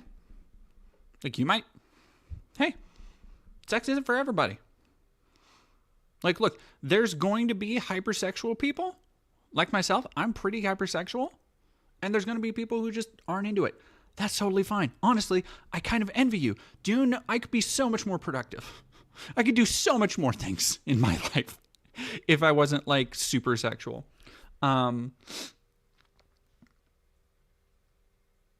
Yeah, what was I saying?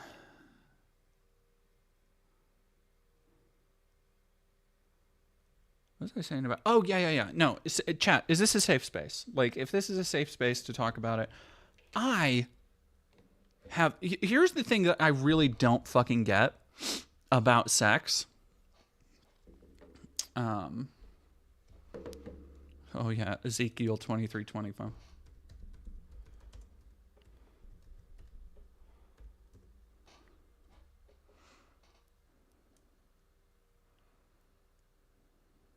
Yeah, that's the classic fucking original. This is not a safe space. Okay, well, it's my space, so I'm doing it anyway.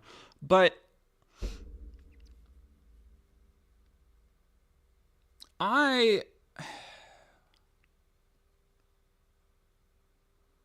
like, I have always been pretty sexual, right?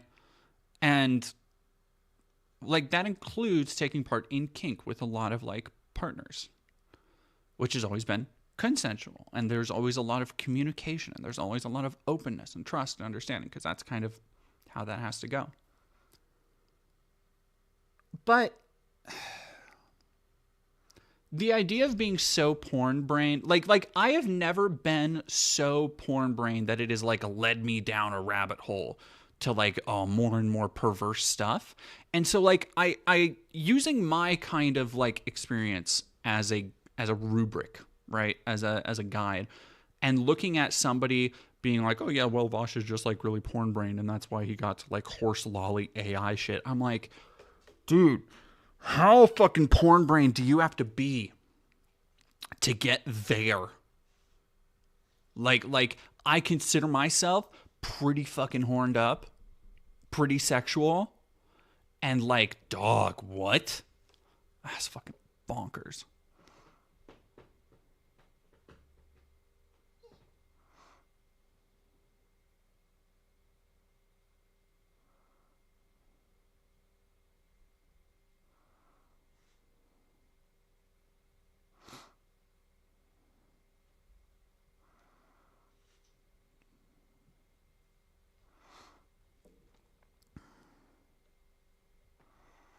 Do you know, dear, I have no idea what's going on with my sexuality, if I'm honest.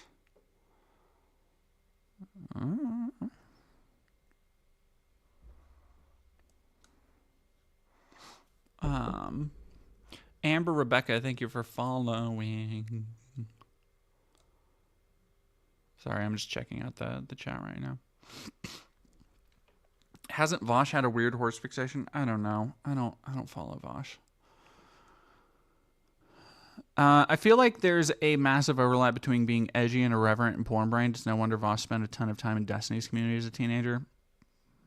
Damn. Like, see, and I don't know that lore, because, like, again, I never really paid attention to Vosh or Destiny, so I don't know. Aiden Showers, I got bad gooner brain, but not that bad. Like, yeah, there is a line between where, like, it stops being fun, and it's like, y'all, this isn't fucking... You gotta... Like, work on yourself. Work on yourself, honestly. And, like, monster fuckers. Again, somebody said, I saw the term monster fuckers.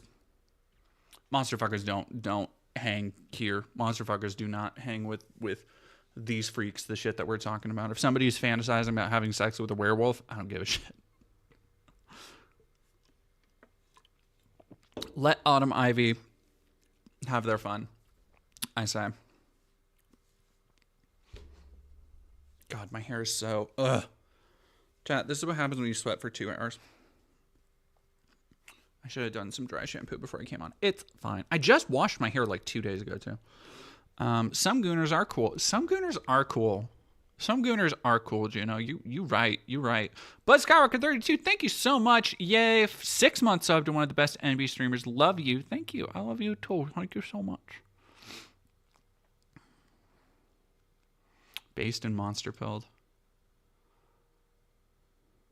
Werewolves are hot. If y'all don't follow Wolfhead After Dark, Autumn Ivy's like alternate on Twitter, y'all missing out. Sorry, I'm shilling my friends again on the stream.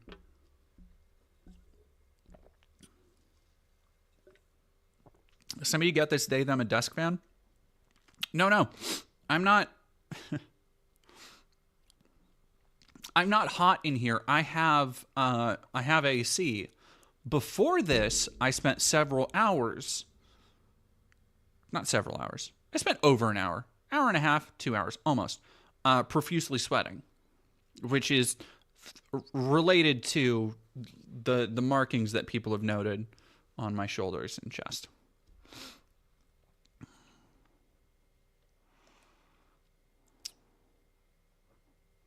Everybody, I love how everybody in chat are just like, oh yeah, no, this person I know has has a succubus kink, or oh, this person I know has a vampire kink. I don't know why I did like a Fargo accent. Sorry.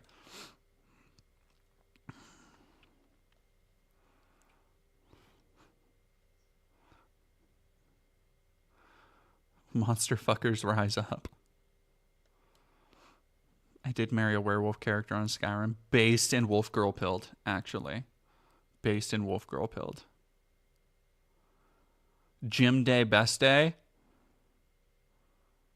Ain't no gym. Ain't no gym for this workout. Know what I'm saying? No. All right. Sorry. I'll stop bragging. Okay. Anyway.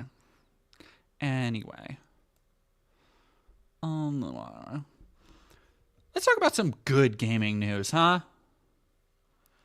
Elon Musk rage quits gaming live stream after repeatedly dying, gets mercilessly mocked by viewers. So good. It's over. It's so over. Christian Garcia, DD, what do you say about main character and corruption kinks involving adult characters? It's my kink. I mean, like, all right, corruption is an entirely separate thing. I talked about this. Corruption is an entirely different thing from like non-consent because it's consent. Like, you are basically in terms of corruption in stories where corruption is like the kink or the fetish. The main point is that somebody is actually kind of learning more about themselves, if anything.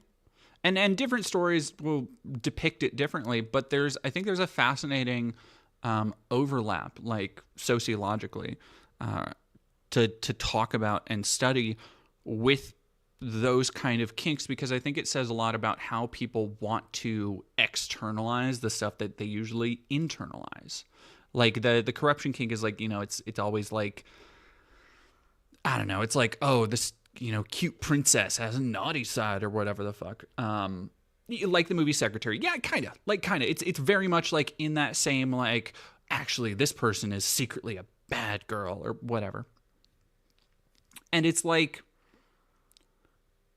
if it's consensual, then it's just somebody going on a journey of self-discovery to find out usually that they're like a slut or something, whatever is, it's a porn game or it's a manga or a hentai or whatever the fuck.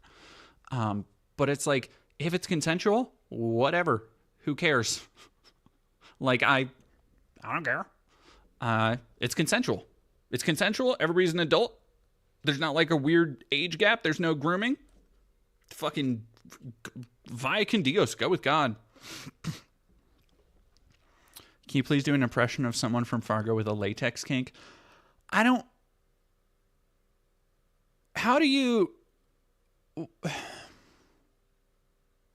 does one?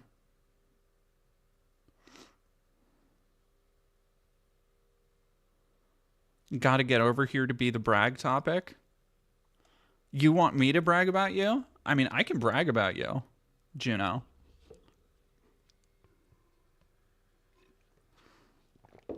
But yeah, you probably should get over here.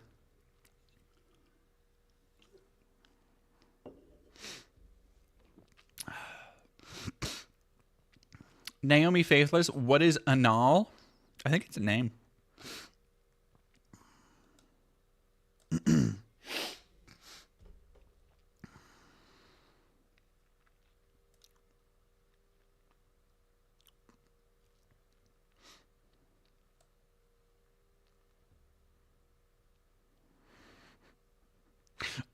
For those who don't know, I'm friends with Juno. I know them. Like, I'm not being weird with a viewer.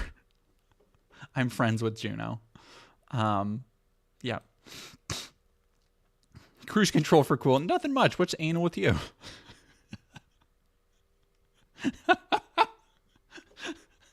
Oh, that's very funny. Even after turning himself into a laughing stock in the gaming world for blatantly cheating, SpaceX CEO Elon Musk hasn't given up the hobby just yet. During a Saturday live stream of himself playing the free-to-play action RPG Path of Exile 2, or PoE 2, which allegedly served as an airborne continuity test of SpaceX's Starlink on board his private jet.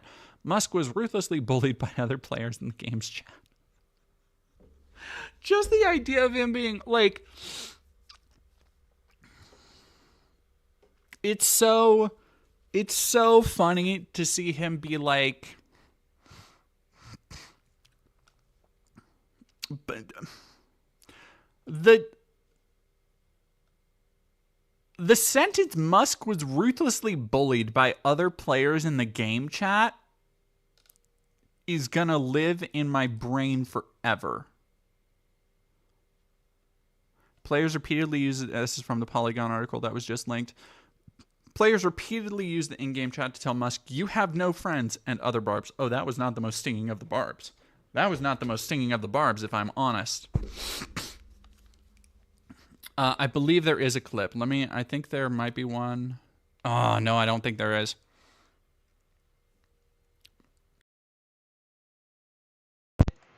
Is it still live? There's no fucking way he didn't take it down. He had to have taken it down. Awesome, Stella. Oh. Is that the good? Is that the good shit? Are you hooking me up right now, Awesome?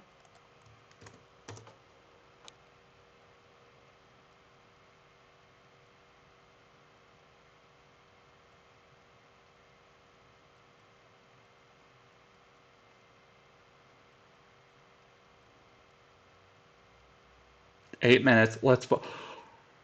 Oh yeah. Oh chat. Oh yeah. Let's fucking go.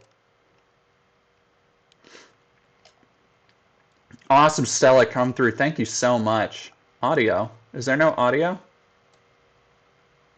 Mic explosion. My mic switched? What the fuck? Oh, it probably did actually. Give me a second.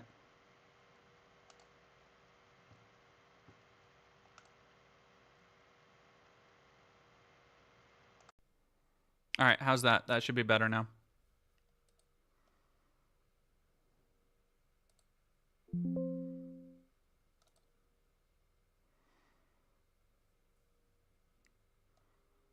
Yep, we're so back. Okay. Yeah, I figured. I don't know why it changes like that sometimes. Whatever.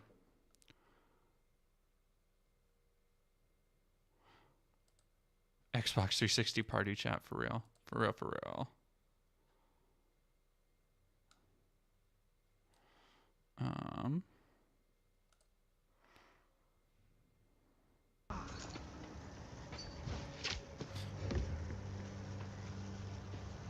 You're mine. My Tesla won't charge. My Tesla won't charge since I installed Windows XP on it. Any advice?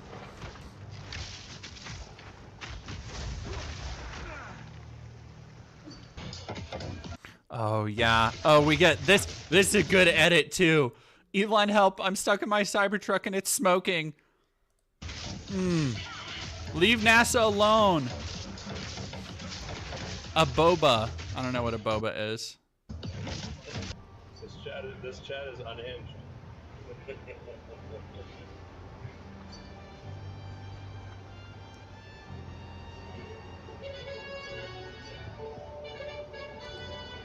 God, that's so fucking cringe.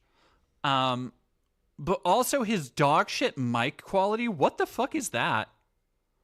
Dog of wisdom in his DMs. Lower music, Elon. We can't hear you talk at all. Great. Yo, Elon, what you think of Dogius Maximus as a username? Fucking. These lads above me glazing you are pathetic. John's got it.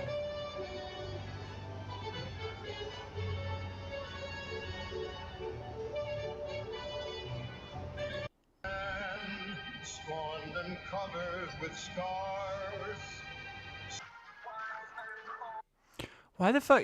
He has his music on like a fucking oh shit, Nandri, thank you very much giving a tier 1 sub to Leftist Gaming, Inoxera, Bella Batley, Hydrogen, Thermod, Matt Cat, Ripper, Girthburgers, Middle Earth Marxist, And Ember86, thank you so much. Holy shit. And for subscribing yourself at tier 1. And Anodyne Quinine. Fuck. Anodyne Quinine, thank you very much for following.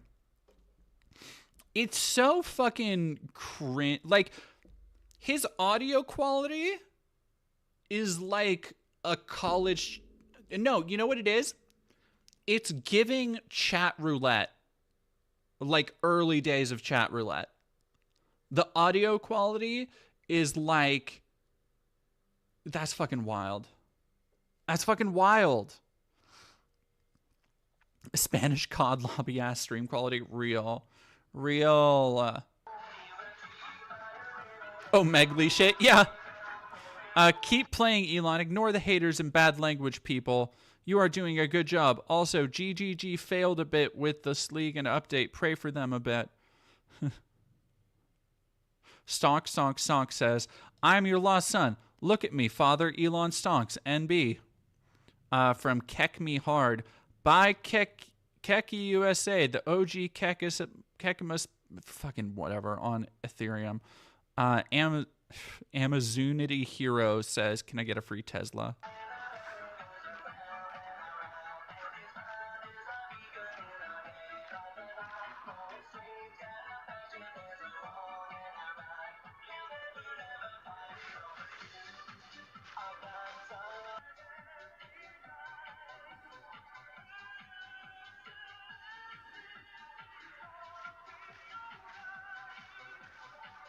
All right.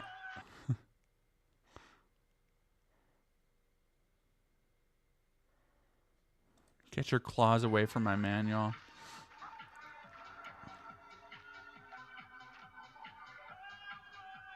Exalted Orb. I have no idea what any of this shit. Jesus Christ. All right, I'm gonna actually... I don't want to mute it because there's still gonna be... I become meme. There's living the dream and living the meme. Oh God. Oh, here's the good one. From Yakub's Worst Creation. Wow, everything is computer. Yakub's Worst Creation says, Elon, it's me, Ashley St. Clair. I have no other means of contacting you, so I bought Pillars of Eternity 2 early access just for this. Please pay your child support. Thank you, Elon. That's so good. That's so fucking good.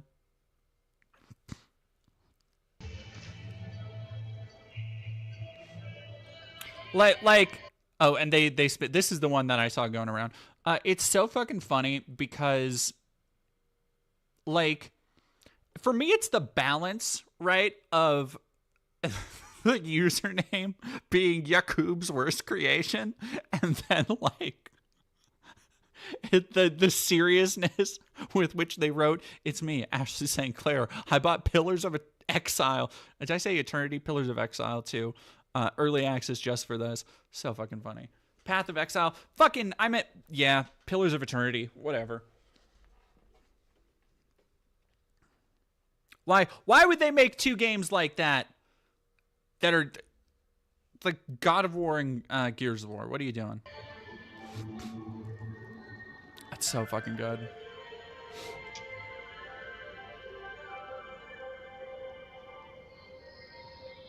I'm gonna be real, this shit just looks like Diablo to me. Is this not Diablo 4?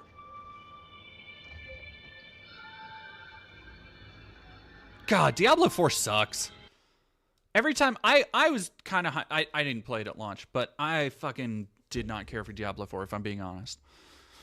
What a boring fucking game. Which sucks, because I will still play Diablo 3. Every time I go, I have my Switch that I barely play anymore, but every time I go on a trip somewhere, like I went to visit a partner down in Texas, I went to Washington, D.C., like the only games I really play are Diablo 3 and Vampire Survivors and maybe The Witcher 3 on my Switch. Fighting Hobbit, thank you for 50 bits. Have some bits as we laugh at this pitiful human. Elon carries himself with the perpetual energy of a man who spent the entirety of high school shoved into a locker. God, I wish. Irish DC, remember, sent a billionaire in charge of multiple companies and supposedly a government department, streams himself playing games. Yeah.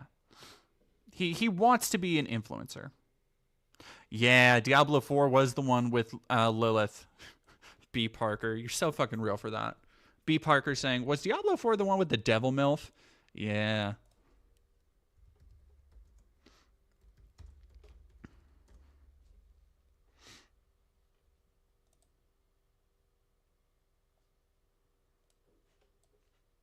Yeah, that is mother is mothering for sure.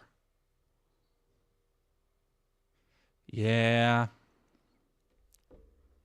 Look, when fucking when a character has aura, I'm gonna say it. I'm gonna say it. You know what I mean? Lady, what the fuck? What are you doing? Stop it. Why are you messing with the... Stop it. Just derail my camera? Dog? Dum-dum?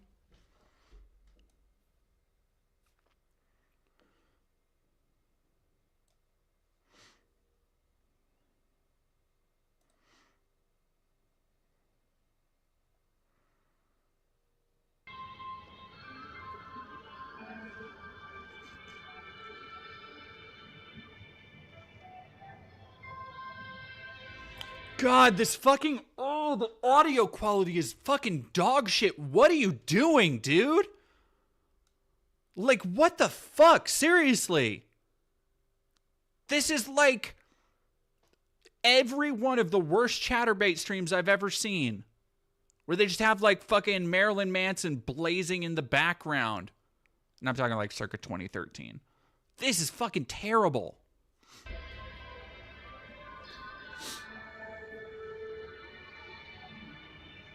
Have a good one, Irish DC. When money, when Tesla again. Elon, I'm pregnant. When 500K.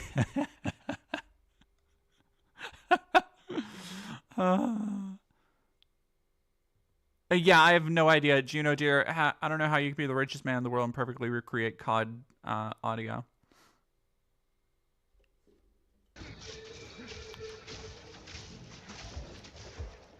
No, he's just like playing music in the room and it pipes through his fucking speaker.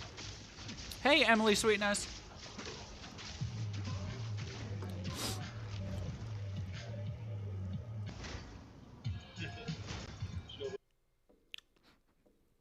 From HC John Wick. Elon, you suck. 1, 2, 3, 4, 5, 6, 7. Do you think they do the censor thing where they add extra digits so that you can't tell what it is? And you're so ugly, man. Look at your face. What the fuck is that? That's fucking vile. Woo! That's great. Love that. Hit him with more of that shit. That's the good shit. That's the good shit. RDY. Oh, Cat's back. Hello, Kibben. Hello. RDY 2810. Thank you for super chatting $5. Turned out Smash JT covered No Mercy.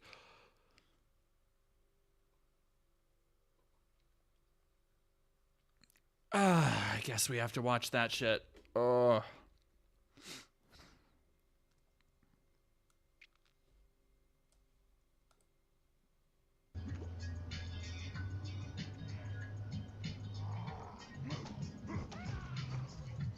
You have ruined the USA. How long do you plan to stream? Fuck Trump.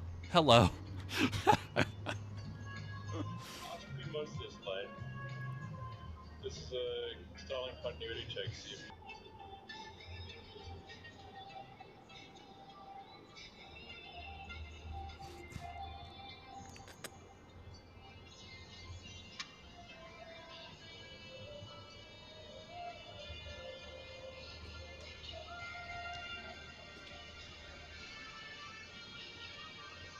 Oh, yeah. Let's go. Look at him. Look at him having to react to people, like, filling his fucking box with hate. Magnifique. I love it. I can't get enough. I need more. I need to have more.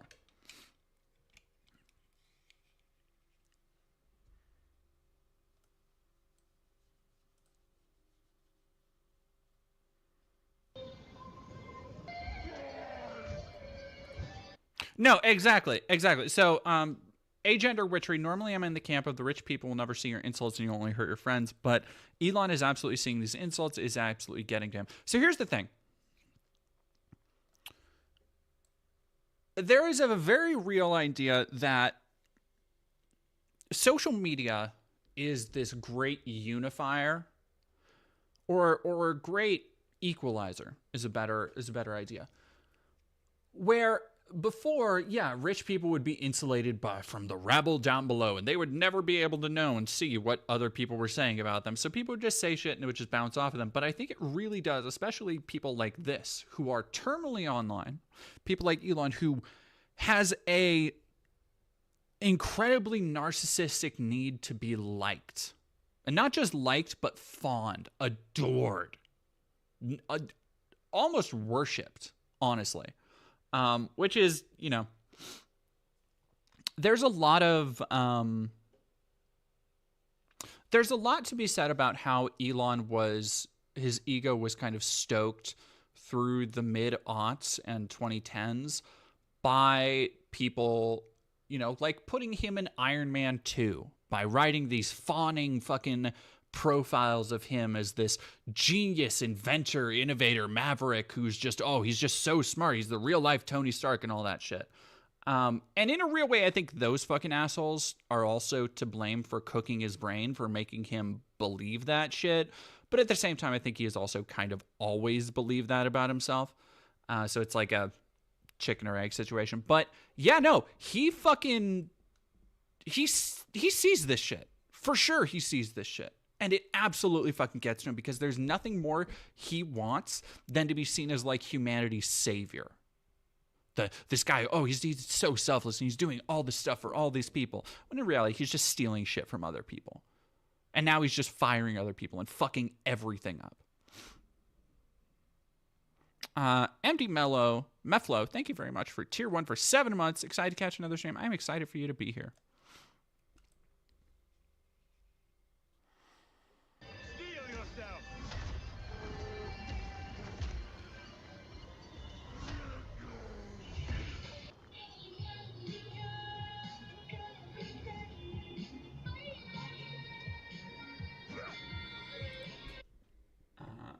Thank you, Elon Musk, for inventing not paying child support. Oh, there's Yakub's worst creation again. Is he going to block him? He did. I think he did mute him. That's fucking funny.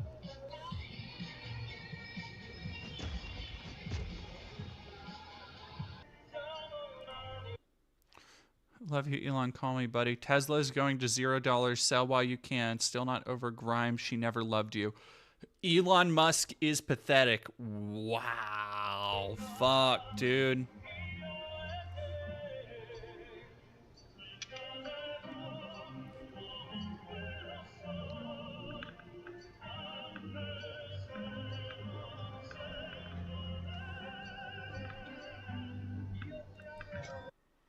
That's fucking crazy. That's fucking crazy. He looks like he's going to cry. The funny thing about PoE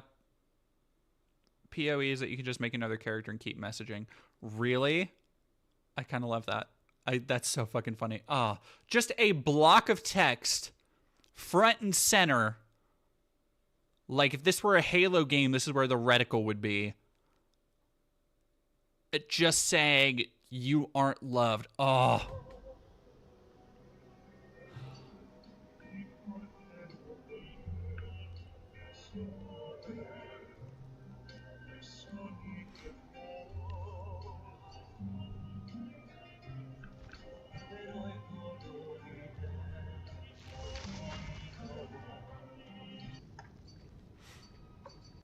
Okay, here we go.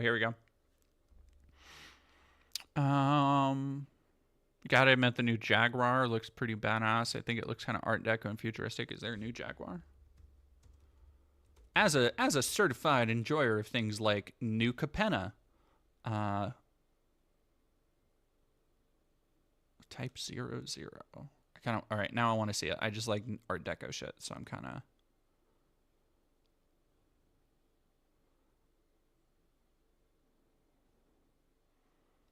Okay. Like, look, I'm never gonna be in a fucking position in life to buy a Jaguar, so it doesn't matter. But this kind of fucks. I'm not gonna lie. Yo. Yeah, no, it has that almost like it kind of has that like that really like the Tim Burton Batman, that like really long 1920s. I see the Art Deco a little bit. That like really long front end. Damn. Is this is just the concept, right? Like I'm sure it won't be made like this cuz you know concepts never are, but like that kind of fucking hits. I'm not going to lie. That's kind of fucking cool. Okay, no, on the street for the very first time. Yeah, that's fucking... Damn, look at that shit. That's hot, dude. No, see, somebody said fucking Elon Musk with his Cybertruck bullshit trying to make like, oh, here's like a future cyber car, fucking dumb. And they're like, crack knuckles, crack neck, let's get to work, fucking Jaguar. And pop this shit out. That's good. That's good. I don't give a fuck. That's cool as shit right there. That's a fucking Hot Wheels car. Into it. All right, here we go. Sorry for the tangent. Grok would be close to a perfect judge as possible to evaluate which arguments are logically consistent and which are not. Yeah. George Soros' mom says, hire me, please. Elon _Musk is _pathetic. You ruined the country just like you ruined all your marriages. Do you still feel like you embody Kekimus Maximus? What would you do if you were a Kiwi? You ruined the country just like you ruined all your marriages. Let's go.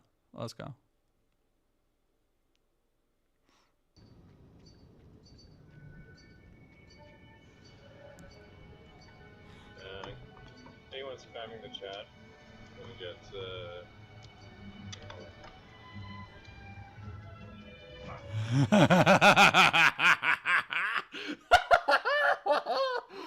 Oh man. Somebody's saying it's so boxy and low and ugly. Nah, that's the sexy part of it. That's the like old style like gangster coupe. I'm fucking with it. It's almost got like kind of a cyberpunk Rolls Royce type thing. I'm into it. Look at him. He's fucking bummed as shit. He keeps looking at the chat and shit, man. Corruption has twisted it into a nightmare. Not with the fucking classic music playing. Oh. It's like a Curb Your Enthusiasm bit. It really is. That's so fucking good. Oh.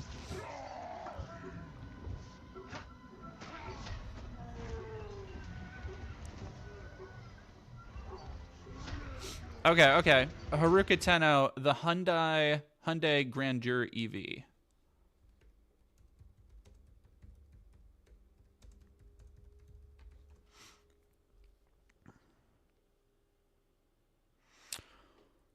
Ooh.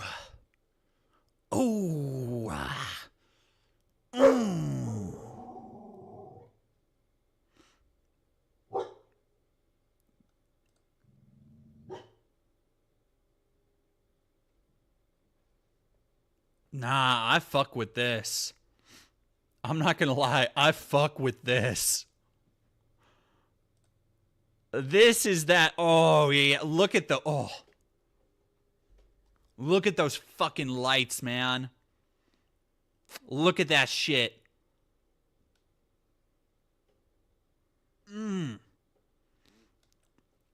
Let me drive one of the background cars in fucking RoboCop. Yes, please. Yes, please. Whew. That fucking hits. Oh, that's cool as shit. Yeah, I fuck with. What is that? I want to see more of that. I can't click on Reddit though.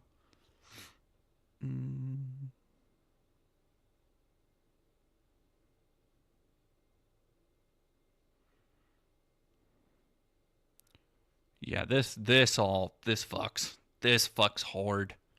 Not gonna lie.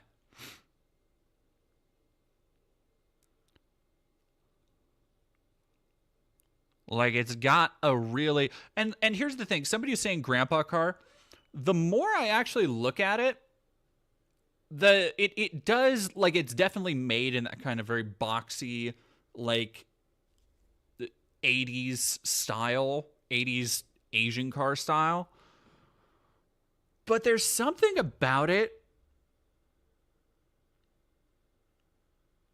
that it's still smooth. Like, it has a refined quality to it. And maybe it's just the jet black and the silver outline. And it's not like some fucking wood panel bullshit. Like, it's not like a beige beater with wood paneling and like red interior. That's kind of hot. I'm not gonna lie, that's kind of hot. This thing is, I'm kind of fucking with that too. Hell yeah. Man, I wish I had money for a car, y'all. Because here's my problem with the car. If I were to ever have actual money for a car, by the way, like the stream, subscribe, help me get a car one day. If I were to ever have money for a car, it would have to be, I would want, here's the balance, right? Is that, like, I want something kind of cool and retro and nothing like insanely expensive or something. I think my, like, ideal would be a classic Camaro, right? Like 80s Camaro. But then you have to deal with, like, outdated gas mileage, upkeep, collector car bullshit. I'm like, I don't know. Joseph Wyatt, hey, Dead Domain, my wife asked if you know of any good LGBT-friendly spots in Spokane. It kind of depends on what you're looking for. I think relatively, not the Globe. Relatively speaking,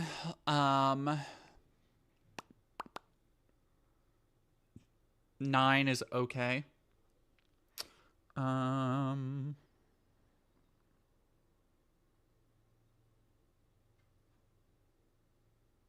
Yeah, I think 9 is okay. Grembley _ the Gremlin is followed. Like if you're looking for places to, like, play games and stuff and, like, hang out, this will cover your air freshener. Thank you.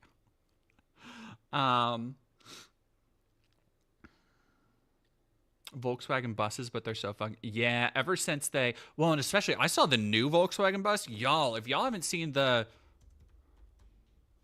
new Volkswagen bus, that shit slaps. I saw it on a street one time, just parked there, and I stopped and looked at it because I was like, damn.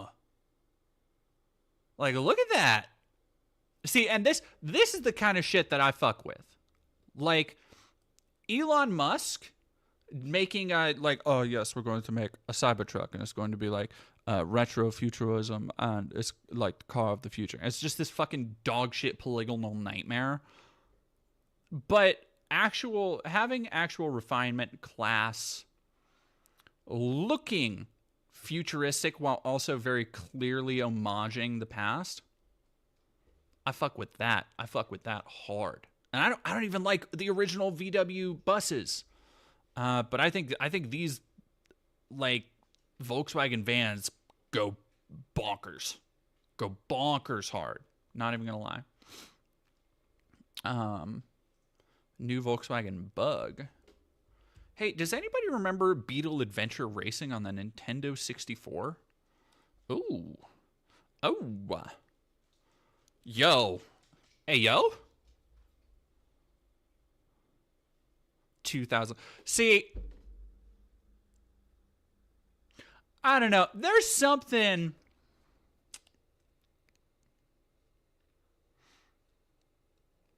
There's something about these new sporty ones are kind of cute. I'm not gonna lie, they're kind of cunty. But there's something about like that. This classic 90, yeah, that's a 98. There was one that was like a 2001 up here. There's something about this incredibly classic Volkswagen Bug style that is so iconic and fucking adorable. Like it gives Paris Hilton in the best way possible, you know? Like if I were to drive this, I would just be wearing like a leopard print skirt. I would just like if I were to drive this, I would just be wearing Maria's Silent Hill 2 outfit, the Christina Aguilera one. Like maybe having a little frou-frou dog in a leopard print purse. Right? You feel me, right? Somebody says Bugatti. 2024 Prius.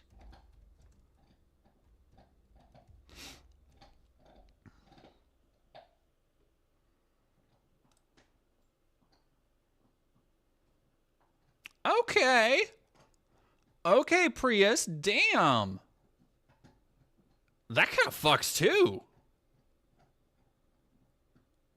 All right. I need a car that looks like a La Marzocco Linea espresso machine.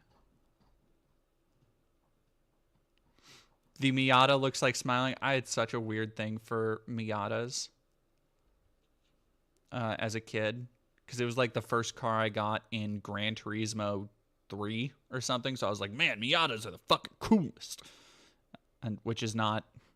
Let me tell you, Miatas are not that fucking cool. They're all right. They're all right. They're fine. Okay? Only car confirmed to be sentient. This is true. This is true.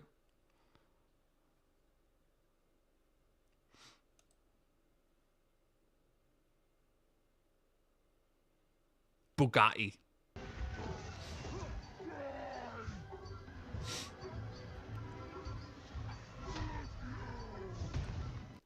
What do I think of Porsches? It's like, again, the idea of owning a car is so far away from me that, like, the idea of owning a Porsche is like, yeah, okay, sure, dude. Yeah. Yeah, what do I think of Porsches? I think I had one as a Hot Wheel when I was a kid. Like, that's what I think of Porsches.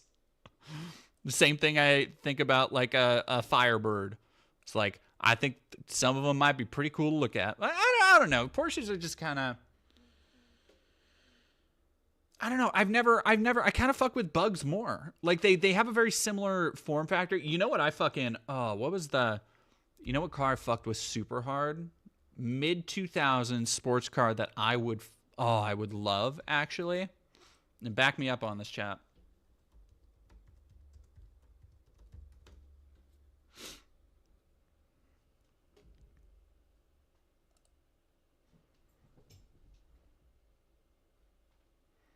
Pontiac Solstice. Yeah, hell yeah, Pontiac Solstice. I fuck with the Pontiac Solstice. Oh, don't get me wrong. No, I fuck with the Camaro. I fuck with the Challenger. But like there was something about the Pontiac Solstice that like it scratches the same itch in my brain as a Corvette Stingray. I mean, not the new one. Give me like a mid-2000s one if I can find one. The American Miata. You bite your tongue.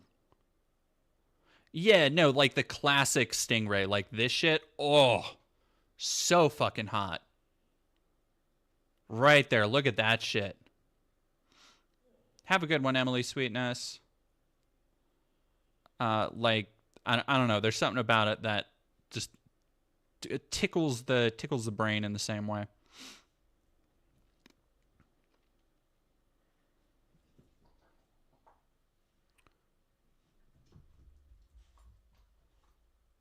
Yeah, you know, I do. Mustang's kind of I fuck with the thing I really fuck with is like there was that mid 2000s run of like American Muscle again where they had the Dodge 20 Like a 2010, I think. Dodge Challenger 2010. Yeah, this car. I don't know. This is the type of shit you saw in like Transformers movies, you know? Where fucking Dodge wanted to pay Michael Bay 10,000 whatever for advertising.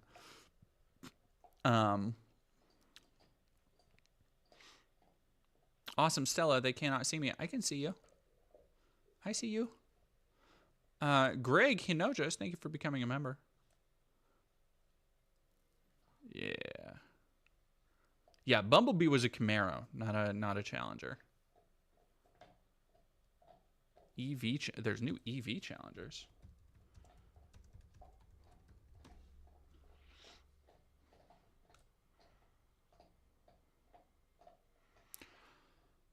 Ooh, yeah. That's that shit right there. Damn.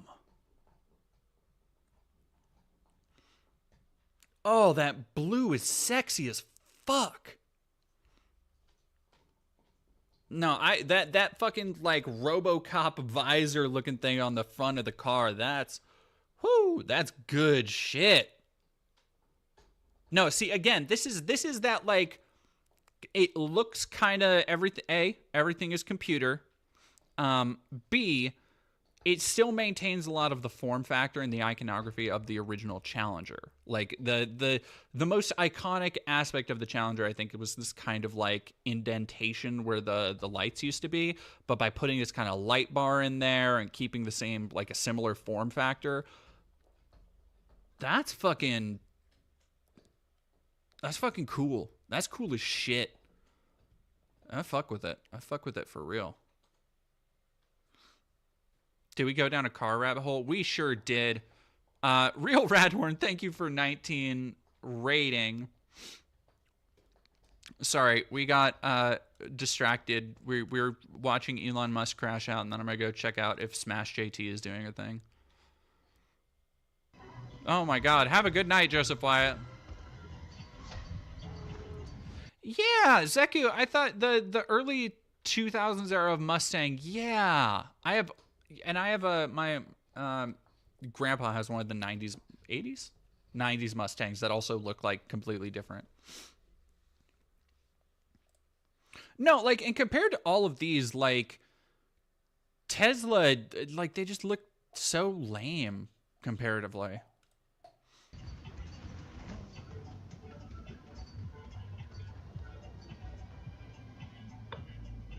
Lost connection. Oh my god. Alright, so I can't... Oh my god. Holy shit. So they're not zooming in on it, but the chat right here is saying trans rights, and then one person saying Israel killed JFK, but the rest of them are just saying die. Fuck, man.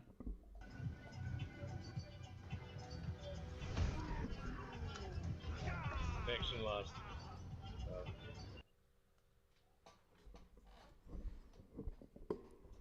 That's so fucking funny. I don't like how there's 2 minutes of this subscribe shit. Come on, man. Wug. What the fuck is the point of a Challenger if you don't have the loud room noise? Like, EV muscle cars are, like, missing the point. Because it looks cool. It looks cool as shit. Smash JT, that's what I want to do.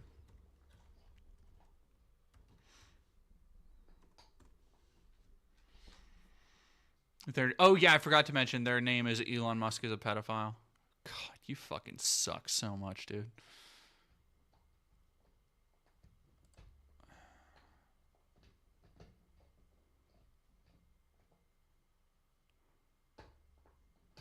This, as his fucking representation, is hysterical. Fuck, man. I have more subscribers than Smash JT. I have more subs than one of the fucking main characters of Gamergate 2. Oh, they're so cooked. They're so cooked. By the way, I am I'm putting together a Gamergate 2 video as well. And that should be actually before the Brianna video.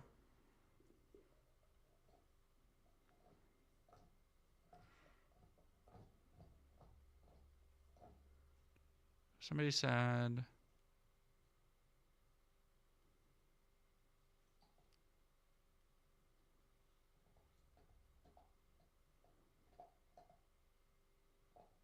officially more popular than Assassin's Creed.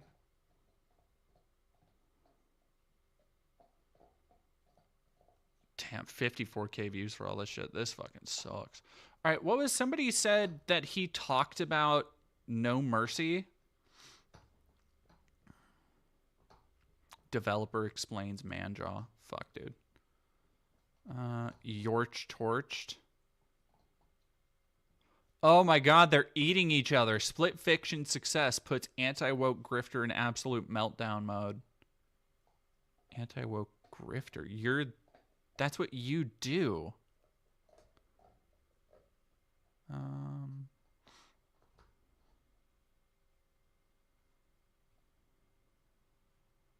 Oh yeah, no, they're still fucking the sweet baby thing, still fucking pounding that fucking drum. You may have noticed all the videos are like under 20 minutes long and hover around the 10-minute mark because that's the place where you get the most ad revenue. Failing up.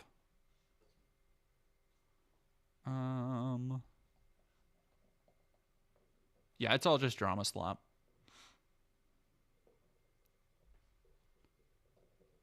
Somebody says Smash.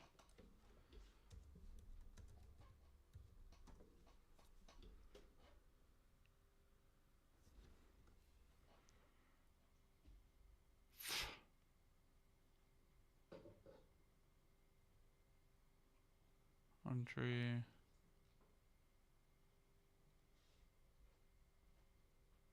Oh, here we go. By Feminist Cult. Holy shit. Okay, I'll be right back. I'm going to run to the restroom.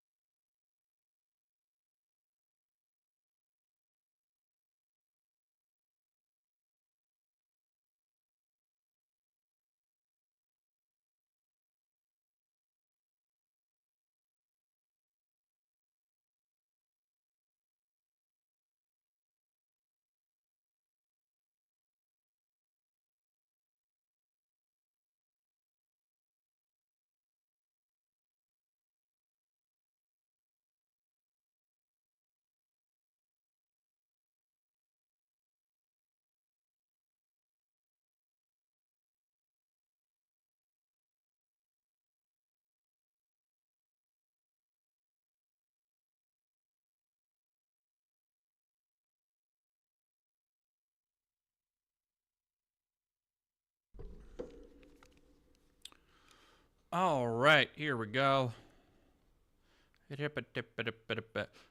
So for those who are just tuning in, this game that he's saying is a feminist cult, the game that this fuckhead is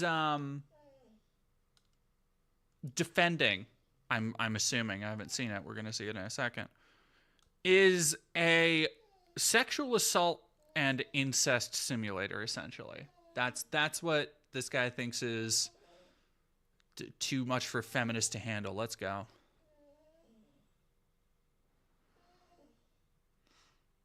Oh, Lord, help me with this one. I need a glass of wine first. Look, I like wine too. I don't wanna be like, oh well, men can't drink wine. Blah, blah, blah. But it isn't the most masculine drink, if I'm being honest. Like, when I say I drink wine too, not exactly the portrait of masculinity here, you know? Yeah. I'm just saying, for somebody who talks about masculinity in games and shit, like, just saying. The National Center on sexual exploitation has posted on X the megaphone emoji. Sexual violence is not entertainment. That's true. No Mercy encourages players to sexually assault women. That's not a game. That's abuse. So right off the bat, I hear this and I'm like, man, these people should not go to the movies because Jesus fucking Christ. We are 30 seconds in and he's like, if you think sexual assault isn't entertainment, you shouldn't go to see movies. Yeah, if you put sexual assault in a movie for the express purpose of titillation and entertainment, yeah, you're a scumfuck. When sexual assault is in a movie, I'm going to say 999 times out of 1,000, it's to, and whether you agree with it as a method for this, but it's to create a sense of drama, usually to cause some kind of revenge story to unfold. That's how most of society sees rape, by the way. As a rape revenge story is such a common occurrence in film, it is a subgenre unto itself. Where you root for the victim to go on a killing spree. And people would just sit there and be like, yeah. They deserve that shit for what they did. Most prominently, the I Spit on Your Grave films. Probably most prominently, the I Spit on Your Grave films. Now, again, you can argue and you can discuss the validity, the artistic merit of using a device like that, a truly horrible, heinous thing like that, in a narrative. But that's beside the point here that he's trying to make, that like, oh, well, if it's in media, obviously, like it's the exact same thing as a game that allows you as the sole point of the game to perpetrate it. It's not, you fucking... Oh, man. Okay. No, it's this, like, obstinate need to be defiant against anything that so many of these Gamergaters have that leads them to just, like, say shit like this, right? Like, where they will see, okay, this game got banned for something sexual, so they automatically have to be like, oh, well, the wokies are behind this, and like, oh, it's just art, and this just... You are defending a rape simulator. Do you think your wife and kid would be super cool with that, JT? Somehow I don't fucking think so.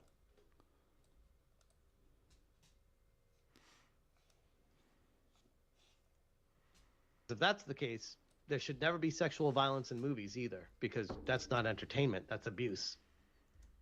No, because it's not the same fucking thing, you fucking moron.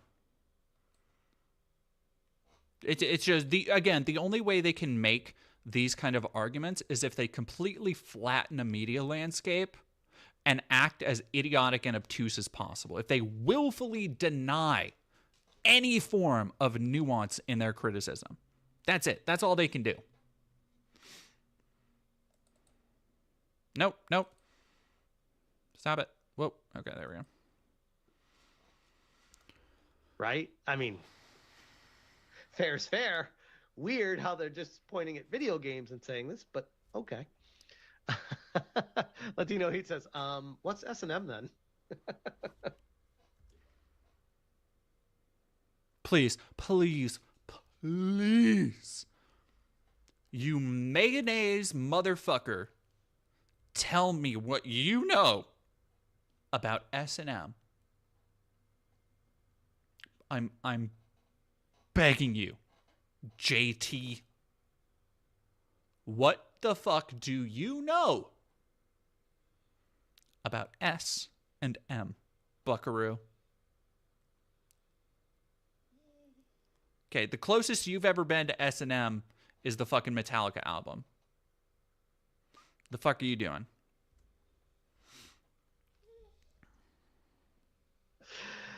We join at Collective Shout and allies worldwide in demanding Steam take global responsibility and remove this content. I know Gabe's going to give them the big middle finger on that one, but still. Read the press statement, take action, and Gabe's going to give them the big middle finger. They did end up taking it down. So just, again, really a very small point, but worthwhile to note that these are the people who are just leading the charge on the Gamergate movement, these scions of knowledge about video games and video entertainments and whatnots. Exploitation. These are imaginary characters, my guys. Like, what are we doing here? Here we go. The statement on National Center on Sexual Exploitation statement. As soon as I see this, by the way, my first question is, who's funding you? Where's your income source coming from? Yeah, no, lady, you can probably hear. I'm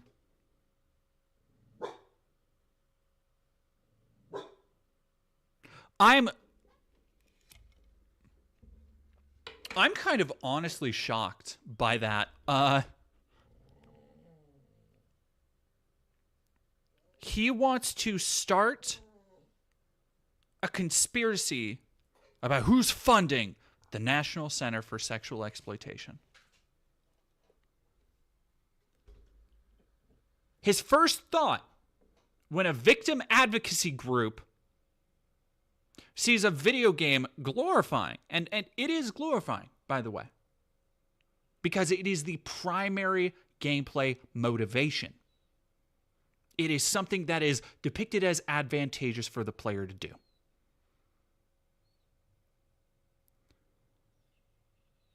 And when they come out and talk about how harmful media like that can be, especially on a massive platform like Steam, his first knee-jerk reaction is, oh, these wokies at the Natural Center for Sexual Exploitation? Who's paying them? An actual brain rot scumfuck. Unbelievable. Wow.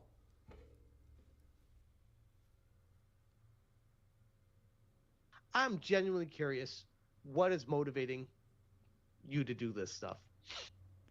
I'm genuine. You have not experienced genuine curiosity in your fucking life. Like,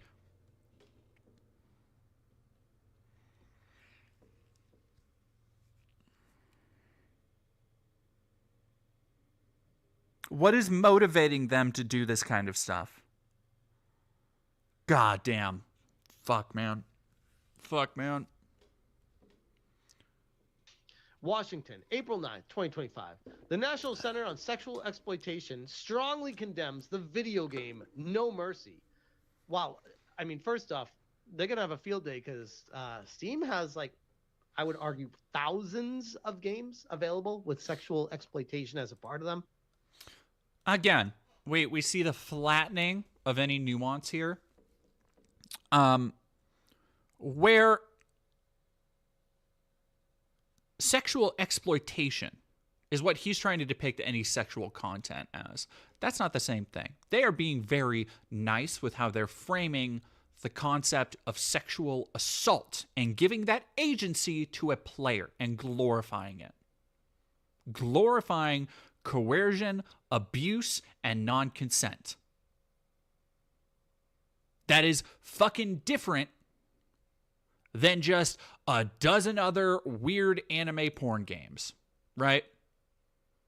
That is fucking different than whatever fetish RPG is out there where you play as a girl who just goes around and gets fucked by everybody, right?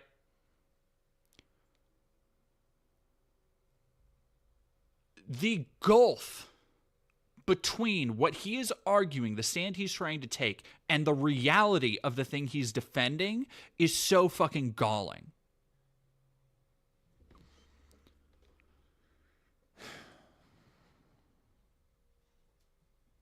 So, kind of cherry picking on this one, but okay. Available on the Steam platform. You want to Sports fucking cherry pick? deeply Okay. disturbing and harmful themes. Oh, we're gonna need a safe space, guys. We're gonna need. Good. Oh, we're going to need a safe space, guys. Okay, here's my thing. I straight up don't think he knows what the game is. I'm gonna go on a limb and say, I don't think he fucking knows. Sorry, there's somebody outside. Ladies. Hey, knock it off. Okay, give me a second. You gonna be good? You gonna stop?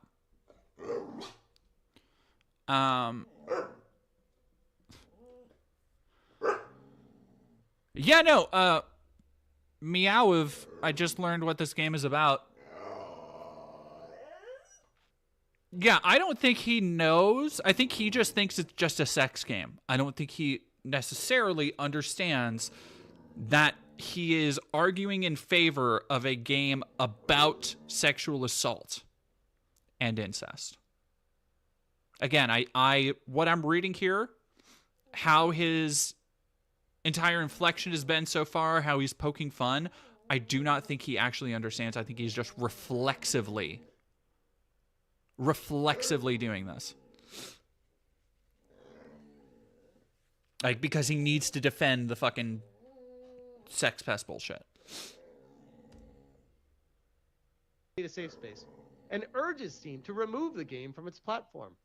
Censorship. Ideology pushing censorship. Because Sorry, I keep going. He just says the dumbest shit I've ever heard every couple of fucking seconds. Ideology. Sorry, lady is trying to get.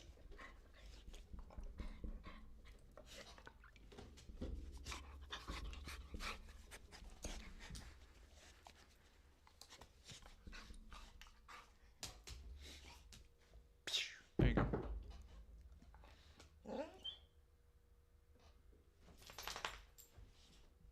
I love you. I love you. Why 4-2 cry? She's such a baby. Oh my god.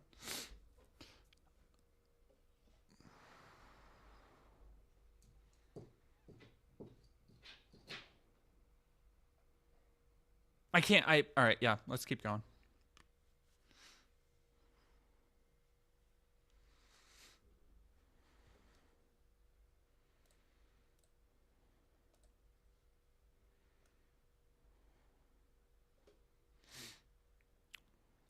I don't like this. Let me come up with a reason why.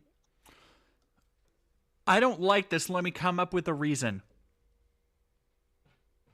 Let me invent. Yeah, no, that's exactly what these crazy wokies were doing when they saw this game. They were like, yeah, no, this sexual assault incest game. We have to find a reason to take this one away from the Gamergaters. Do you fucking hear yourself?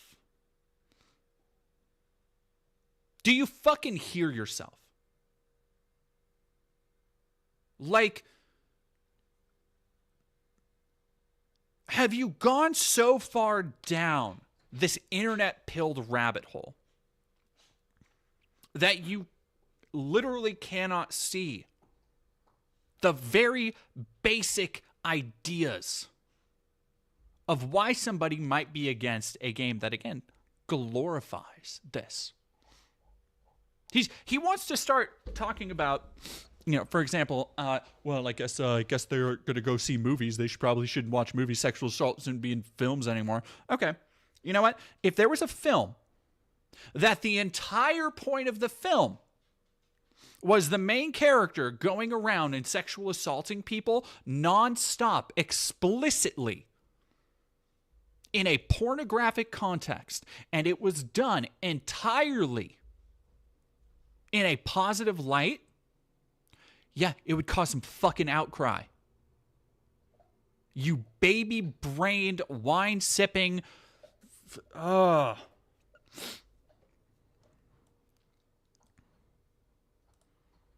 Other people should not like this, and we could pick up our pitchforks and torches and knock on the door of Steam and tell them to take this game away. This game promotes graphic sexual violence, incest, blackmail, and male domination. Damn, bro. How did you deal with House of the Dragons and why can't I think of the name of that series that it predates it? Game of Thrones. You fucking moron.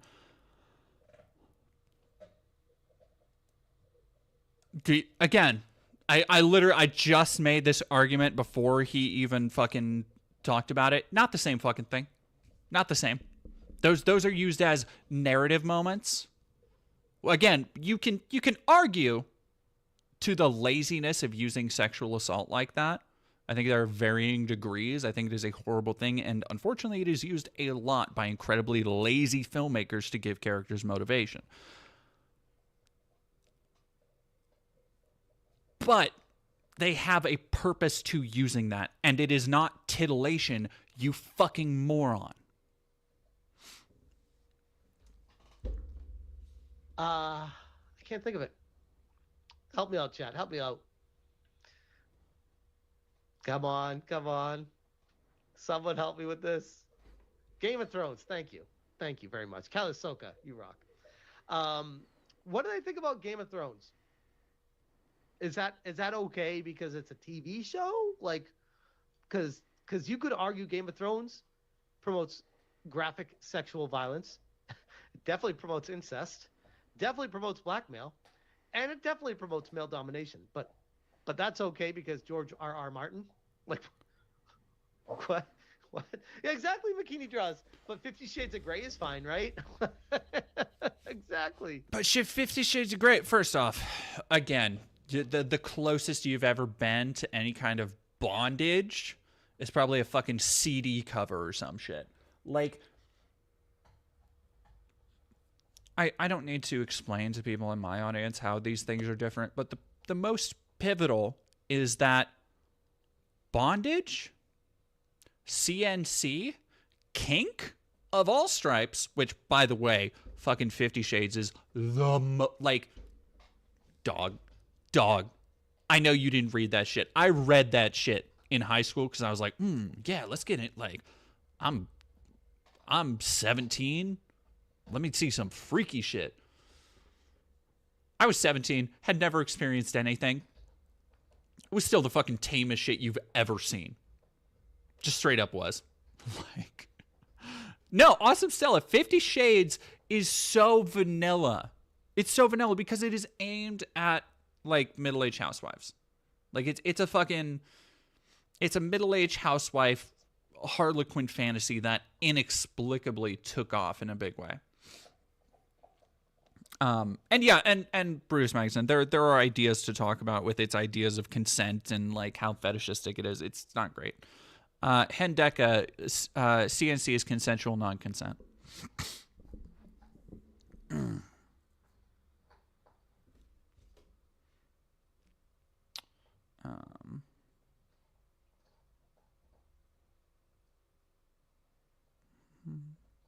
From 1 to 10, how kinky is it? How kinky is... Oh, gosh. I haven't seen...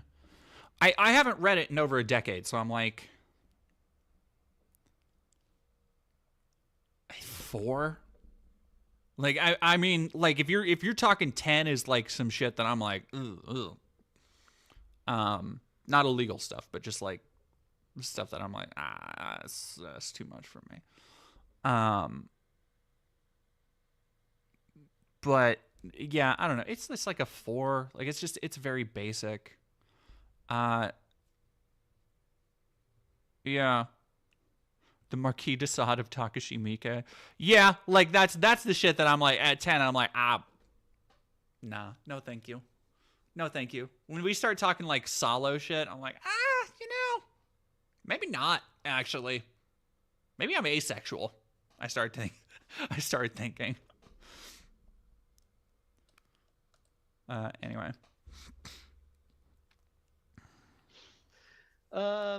Explicitly encouraging players to engage in non-consensual acts and misogynistic behavior, and is described as such. No Mercy is a 3D choice-driven adult visual novel with a huge focus on incest and male domination. All right, so right off the bat, I read that and I go, you know what? that game's not for me. I choose to not buy it or play it. Okay, here's how. Remember when I was talking a little bit about how I don't think he knows what the fuck he's defending? For me personally, this confirms it. I'm willing to bet somebody sent him this to look at on stream. He didn't look at it beforehand, which, like, in fairness, I do that shit all the time. But I really think this is, like, he did not know what the fuck it was because of this backpedaling right here. The intensity with which he met the opening of it, where he's like, oh, the fucking wokies in their safe space, blah, blah, blah.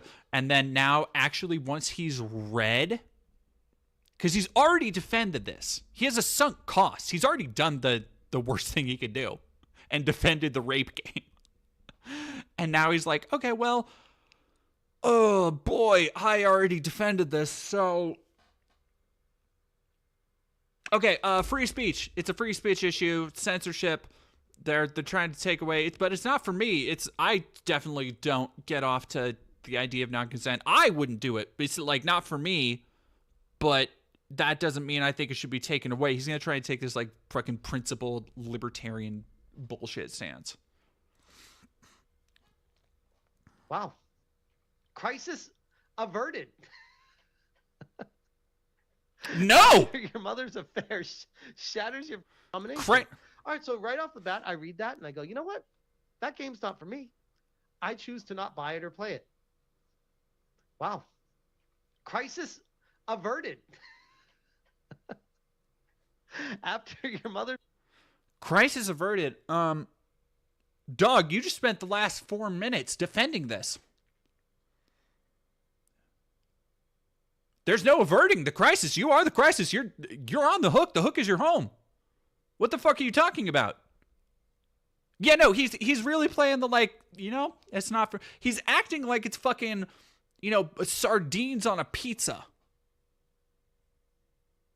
He's acting like, it's not for me, but if you like it, that's okay. What the fuck are you doing?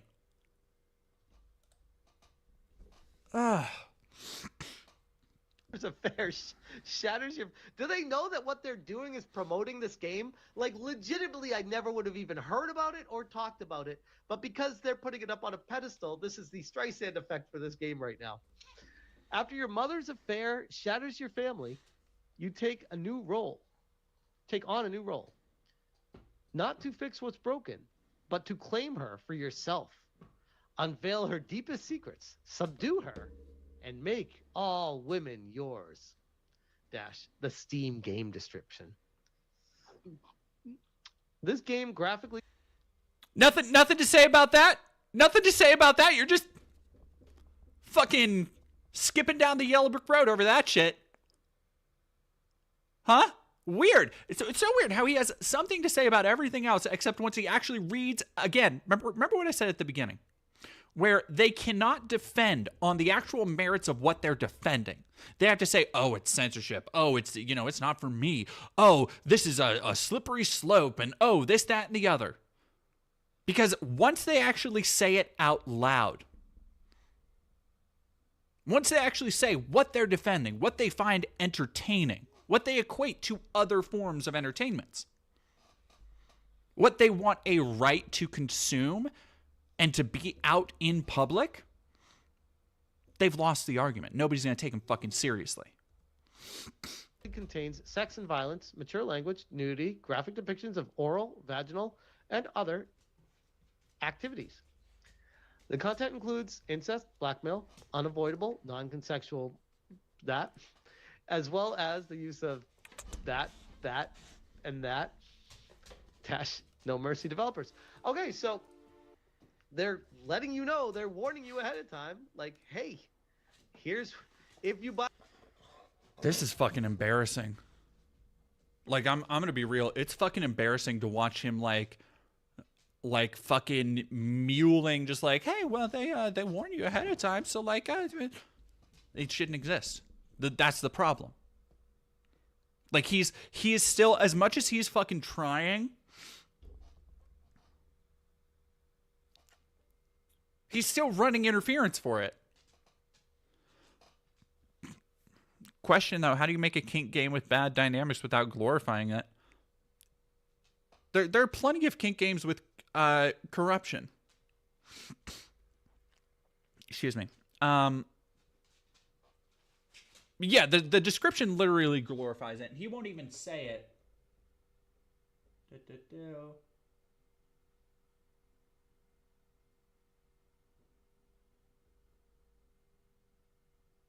Jesus Christ. Yeah, he won't even fucking say what the description says. Where it says there's non-consensual acts. Fuck, man. Sorry, somebody said... Oh, how do you make a kink game with bad dynamics without glorifying it? Like, corruption is a thing. Also, making the player character the one with agency over the kink. Like, there are plenty of games where it's like, oh, no, I'm just so helpless, and you are playing as the player character. I found myself in a terrible situation. Wouldn't it be terrible if something bad were to happen? And it's like, that's the kink. That's what the game is supposed to be. But you have agency over that as the player character. As the player. Good night, Juno dear. Kiss, kiss.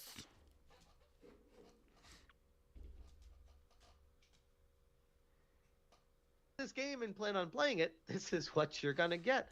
Ashley, what are these corruption kink games? I'd like to stay away from them as much as possible. Mayhaps a game called Third Crisis on Steam. I've heard.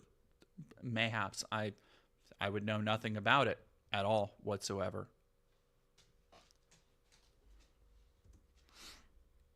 Which I would argue they're giving away what the game is by saying all those things. But this is why these people need safe spaces and bubbles to tell them everything. It's not so that they can avoid it. It's so that they can try to censor it. Because they can't play every single game. They want to just read these summaries to be like, okay, where can we be a Karen and try to cancel this game? What? Never take no for an answer. I'm sorry. Is he making the argument that the people against this game are not real gamers because they didn't play the sexual assault porn game? That's what he's saying. Right? I'm not mixing that up, right? He's trying to make the like they're not real gamers argument. Man.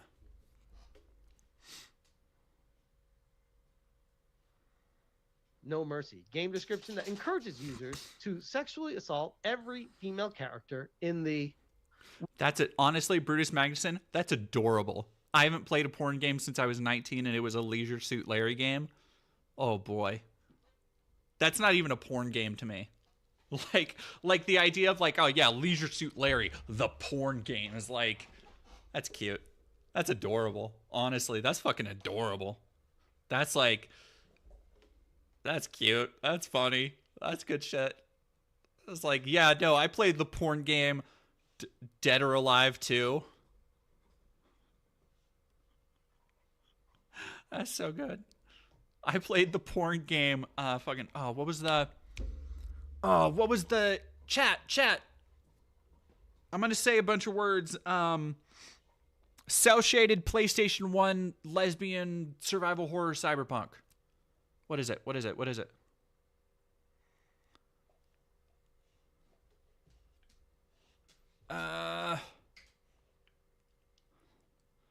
Chat, what game am I thinking of? Fear Effect. Fucking Jolly Rotten coming through clutch. Fear Effect. There you go. Hell yeah. Thank you.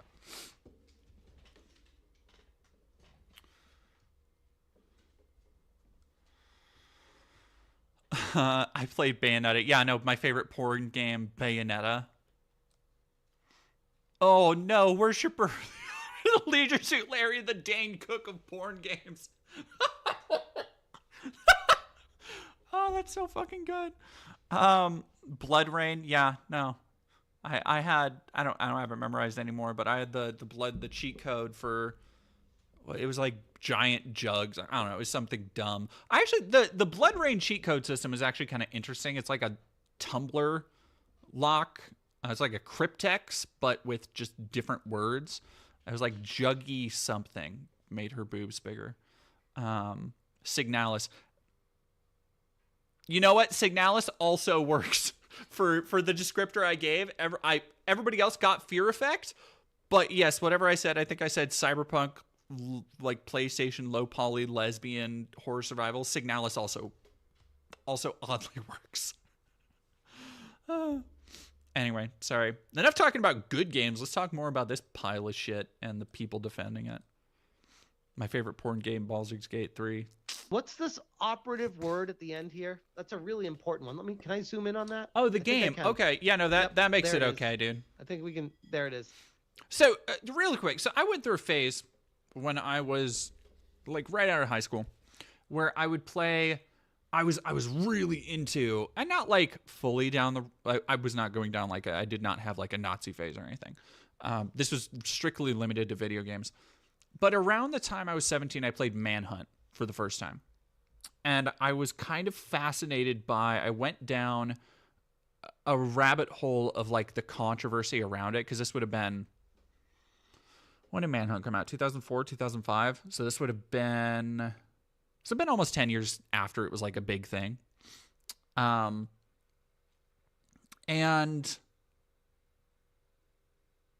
I kind of became, because I grew up loving things like Mortal Kombat, Silent Hill, and through high school, I fucking loved hack and slash games. I've talked about my love for Ninja Gaiden 2, Splatterhouse, which is not a great game, if I'm being entirely honest. It's not great. It's not great. The Splatterhouse remake, it's kind of great though. Like in its own way, it's kind of awesome. It's not a good game though. Don't pay like $50 or whatever the fuck it is. I don't know. It's kind of fun. Anyway, Splatterhouse is a fucking dumb game. You can rip enemies' assholes out in Splatterhouse. What a fucking dumb game.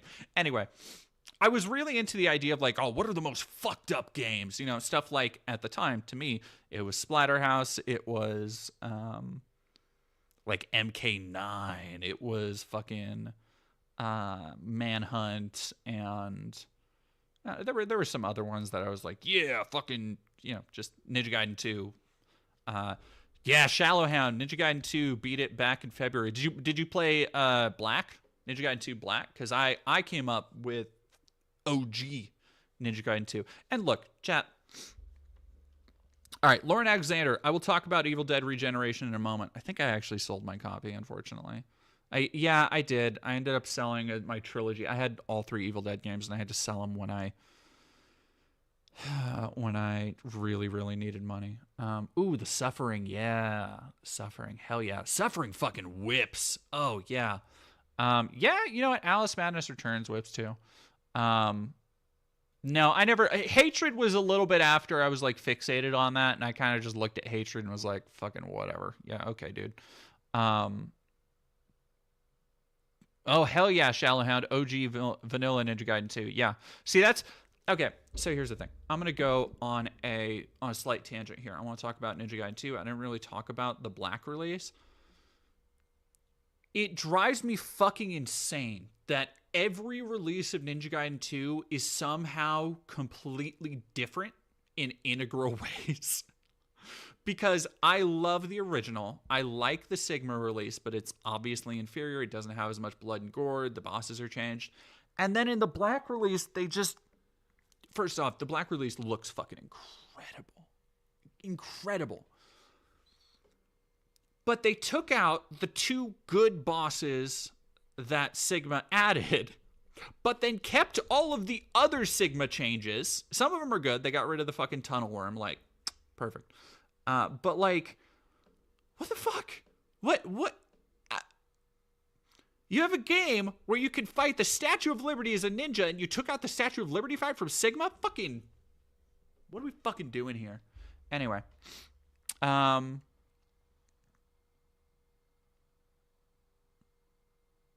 Mad World. Mad World fucks so hard. Mad World fucks nasty style. Y'all, nobody played Mad World. That's a game that needs to fucking needs a remaster. I don't know how they would do it. They should do it for like Switch or something because they can have the motion controls. But Mad World is such a fun, such a cool game. Man, what a dumb game. Oh yeah, the 2005 Punisher game. Okay, so I have a fun story about the 2005 Punisher game. So I was a Marvel kid growing up. I've talked about how I bought like 10-cent comics because there was a comic book store right by the grocery store my mom and I went to, and I would, as like a treat, I'd be able to go in and get like, okay, you know, here's fucking comics from 15 years before they, you know, I was reading them. And so I loved Punisher, I loved fucking X-Men, Spider-Man, all that shit. And there was, I don't know if it was a joke. I'm assuming it was a genuine mistake. But at the Hollywood Video we used to go to, which is a very old-fashioned sentence, there was a, you know, because they always sold like pre-owned video games and stuff, and there was a pre-owned video game sale where they're pretty cheap. And my mom was like, yeah, I think it was a buy one, get one, which is the reason that my mom let me get one, because I got 2 games, one of which was Star Wars Battlefront 2. The GOAT. The OG PlayStation 2. The GOAT. The other one was The Punisher, 2005 on PlayStation 2. Here's the thing. The Punisher is a heavily rated M game. It's fucked up. It's an incredible, like, it's cartoonishly violent, but it's incredibly fucking violent.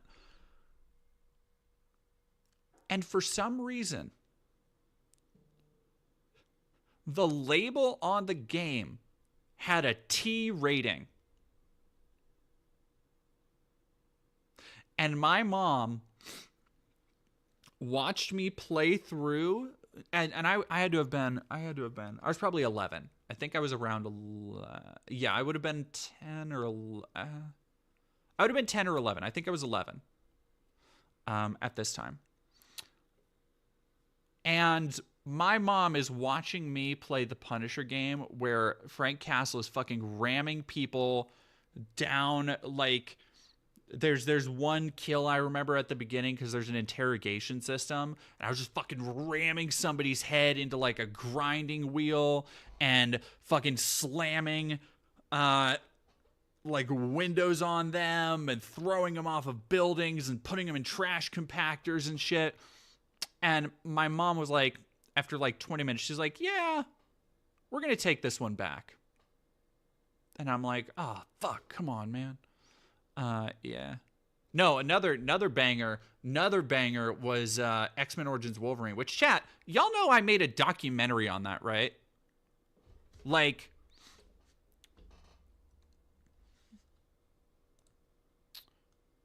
yeah, I'm done with Smash JT. Fuck that shit.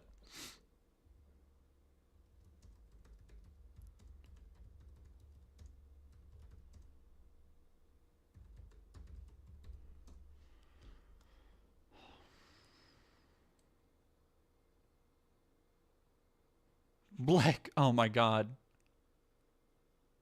Only 1.6k views.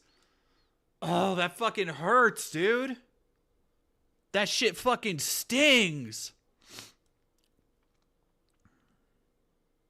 No, I went and I interviewed. Yeah, this is one of my favorite documentaries I did, by the way. Like, let me see. I'll play a quick clip from it because I went and interviewed like 6 members of the development team for this shit. Yeah, this was a cool part. Release, which in the game industry means oh my god, my voice was so different. We're going to show Marvel Studios, and we're like, okay, we did this vertical slice, and it has this crazy violence, and so we'll see what happens. The response was just, everyone was just freaked out in a good way. I mean, they were shocked, but they were like, that was awesome, you know, it's like, more of that, you know. Yeah, it was a shock factor. But yeah, I remember when we showed it we had at Raven, when we would do our game reviews, we would they would rent out an auditorium kind of across the way, so we could fit the whole company, would fit whatever it was at the time, 160 people or whatever. And so we're playing the game, you know, it's like larger than life on this movie screen, 160 people, and there was only maybe about, like I said, of those 60. So this is one of my favorite moments from this video. And for context, this is the Raven Software X-Men Origins Wolverine game, and they were showing off a proof of concept scene because they are the only game that was like doing a. They wanted to take advantage and do a hard M rating on a Wolverine game, which is what the game was. And so this is one of my favorite stories where they were all in this auditorium. They gathered all the employees to show off this proof of concept ultra violent scene, and then I play it. Maybe 40 of us that kind of knew what was going on. And when that, you know, as we're demoing the game and that scene and action took place, like the whole company just screamed out and just, you know, I mean, because it was just shock. And I still remember just that feeling of like everybody going, holy shit, you know, like holy crap, like that was amazing. And just like just feeling all of that energy from like 100 and like, you know, whatever 60 people just like cheering, like yeah.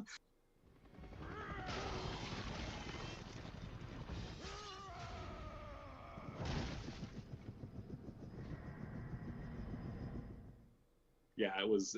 We knew right then and there, like, yeah, all right, we're onto something here. With a more mature direction for the game decided, X-Men Origins Wolverine was aiming to be a movie tie-in that set itself apart by staying true to Marvel's vicious adamantium ally.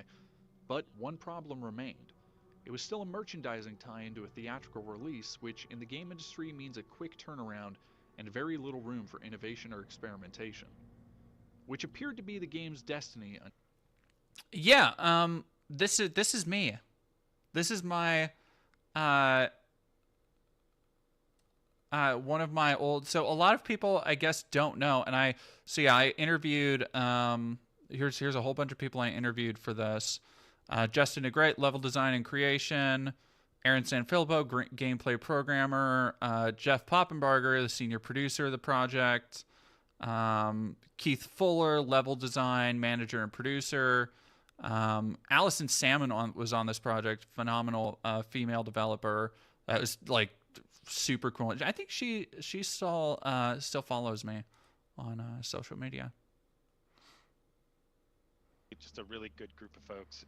X-Men, that game was perhaps one of my proudest achievements because one of my specialties at Raven was technical certification requirements for consoles.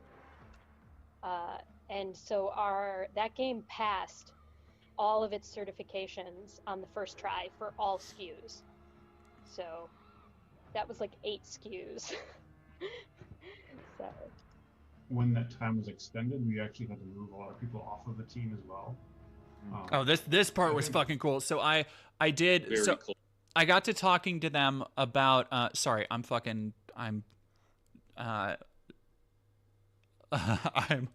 talking about this fucking video.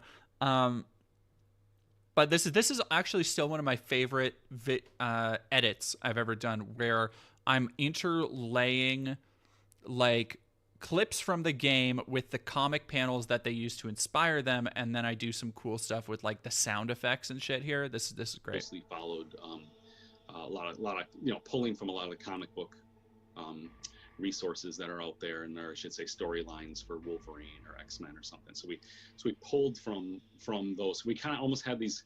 I really want to say there was like these 2 storylines that we sort of had to blend, or like I said, or story beats that we kind of had to blend into one game. You know, like just the whole thing with the Sentinels.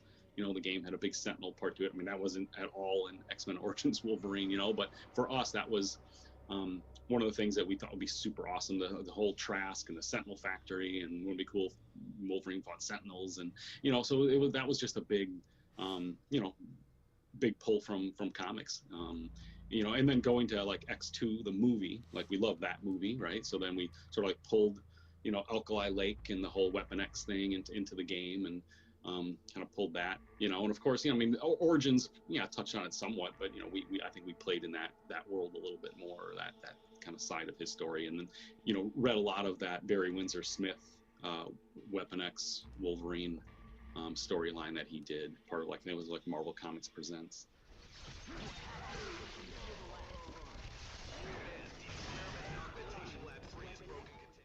It was in there, and it was. Yeah, I really loved this video, and making it was so much fun. I so badly wish that so this was meant to be a part 1 is the thing. This was meant to be, I was supposed to do a follow-up to it that talked about, because there was a whole bunch of stuff they had, and I think I still have the assets somewhere, but they had a shit ton of additional assets planned. Originally, they had planned to have the original, like the classic comic book Deadpool in the game, which famously was not in X-Men Origins Wolverine 2, or the movie.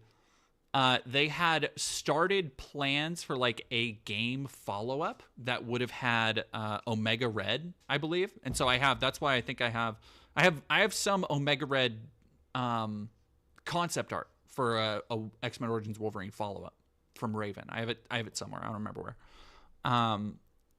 But yeah, too, I was going to go through, because I also got a whole bunch of stuff. So for those who don't know, X-Men Origins Wolverine has an incredible Sentinel fight. And I had a bunch of, I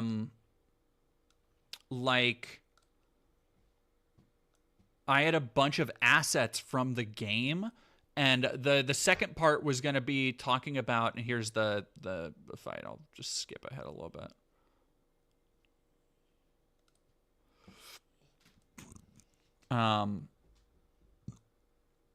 Talking about the oh god, what a fucking, like, the scale of this boss fight and how they made it, and the troubleshooting process, and because it really, when you see it in game, especially when you consider the Xbox 360's power, it's fucking massive. It is a huge boss fight. And I think, like, it was so, I don't know. So the outlet I made this for is no longer around. It was like I've kind of talked about this before. It was a, like, video game outlet started by a local news station, and I was kind of heading it up, and I was trying to make these really intense, in-depth documentaries like this, or like the documentary I just looked at, into these, like, classic games, or kind of underappreciated classics, which I felt that this kind of fit in there. And it's kind of a fucking bummer that those videos don't do well on my channel, which is why this was before, like, I socially transitioned at all. But God, what a fucking, it would have been such a cool part 2. Which is the reason why I didn't get to making a part 2, is that because of COVID, the outlet was kind of shuttered due to corporate layoffs, but whatever. Yeah, here's the X-Men Origins Wolverine Sentinel boss fight, where you fight a Sentinel crashing in midair, and you get up to it, and I do want to see the opening part here. Is so fucking good.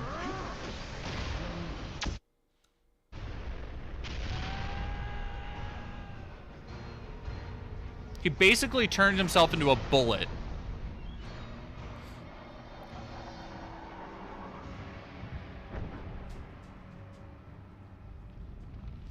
God, this goes so fucking hard.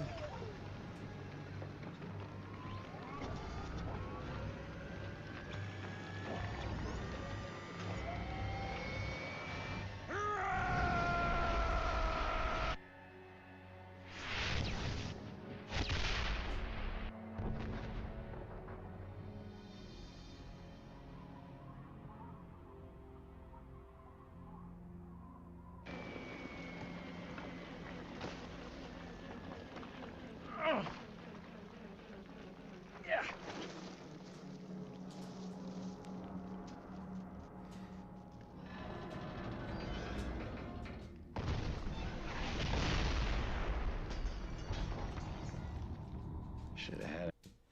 So fucking good. So fucking good. Oh, what a fucking game. But yeah, no, I did documentaries on, don't know, what docs did I have? Hello, dog. Hello, dog. I had a documentary on Condemned 2. I had a doc on Fear 3. That's still probably my... Well, no, my Silent Hill Homecoming doc is my favorite, I think. Yeah, I made documentaries, and when I say documentary, I mean I went and I talked to developers like 10, 15 years after these games came out. And yeah, Fear 3, I still get comments on Fear 3. I think that's the one that oddly gets the most interaction. Fear 3, Condemned 2, X-Men Origins Wolverine, Paradise Killer. Paradise Killer, segue into what we're doing next. And oh yeah, well, Quake 2 wasn't really a documentary, but that video did do good. Night Dive shared it, which was cool. I love the guys at Night Dive. Hello, dog. Hello. Hello, little bwappy. Little bwappy. Nursing homework bearable.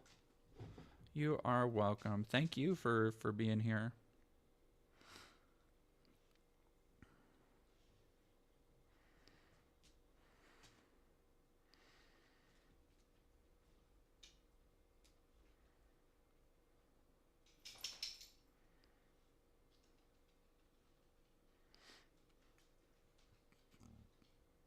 We are...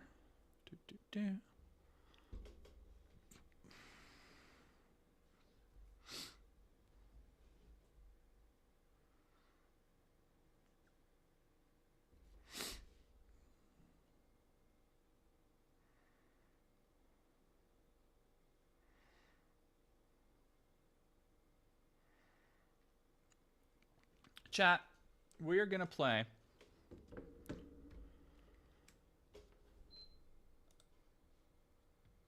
speaking of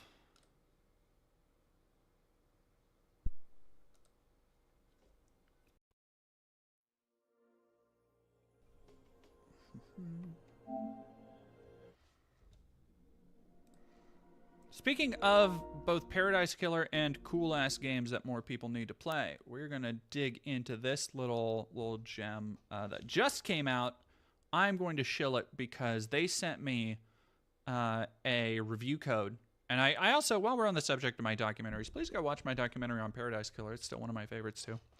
I put in fucking good work into Paradise Killer. The editing on that still good to this day. Banger. Would I ever play Helldivers with the community? Maybe. I don't have time to play a lot of games anyway, but I don't have anything against it, but I just don't have time to play a live service game, if that makes sense.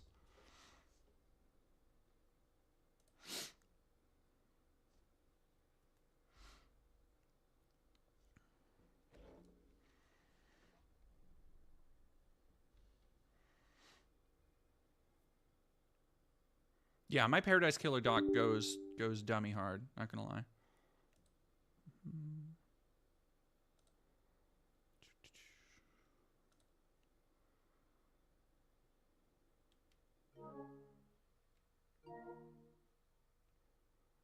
That is not going to my headphone. Already or used by another process. A1.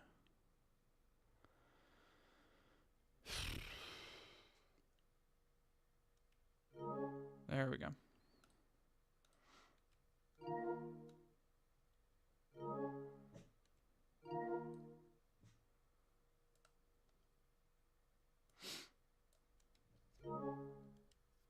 Oh yeah, my Jedi Fallen Order essay. I'm not gonna lie, my Jedi Fallen Order essay that was my first video essay I ever did. It's on the channel. My Jedi Fallen Order video is fucking not gonna fucking primo. I still love that shit. Still love that shit. Did I see the Devil May Cry TV show? No, and I don't think I will. Which fucking sucks because I am a massive Devil May Cry fan. I don't think I've conveyed properly how big of a fan of the series I am, but I'm massively. One of the last tattoos I was going to get was going to be a Devil May Cry tattoo.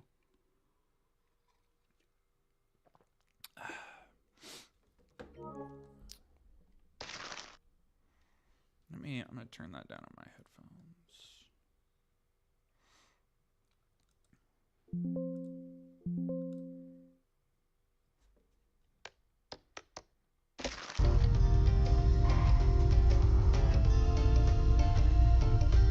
All right, God, it is so loud in my headphones.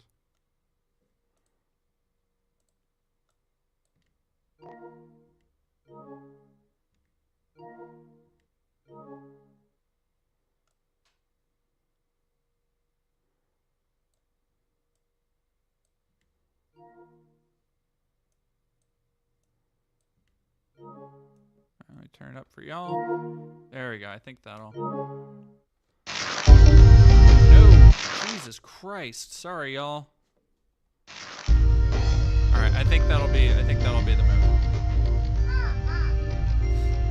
Yeah. So this is my friend Pinky.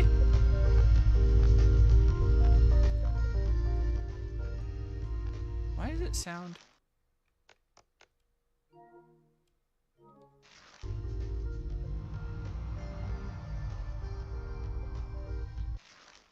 It sounds like it's coming through a fucking speaker, but I have my headphones on. What the fuck?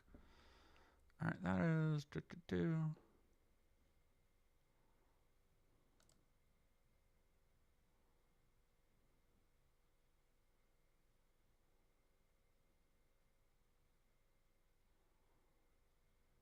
Yeah, Monty the Ogre. I think that's kind of where I'm coming at it from. 80 Shankar is a fucking hack, and what good his projects have are from others.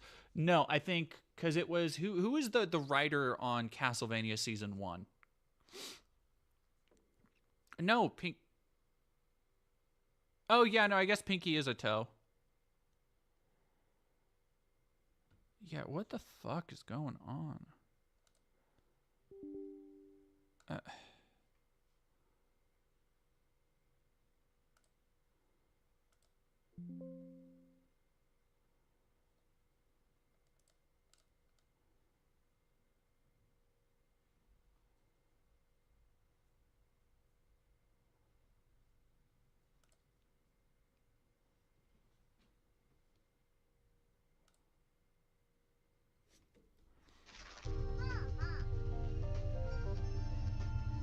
Yeah, I think it is.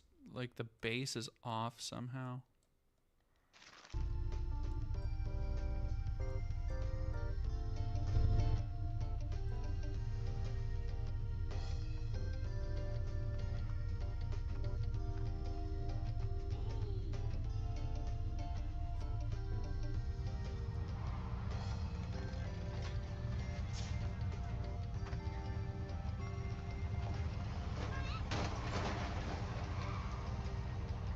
Warren Ellis, that's who it was, yeah.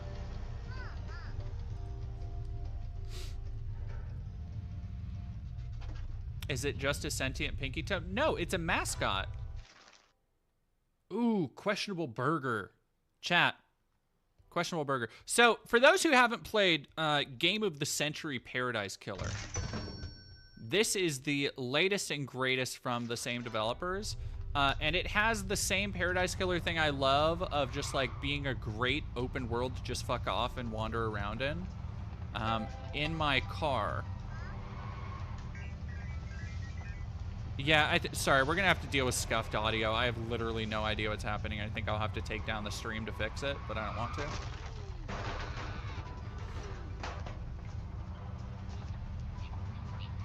Rude driving.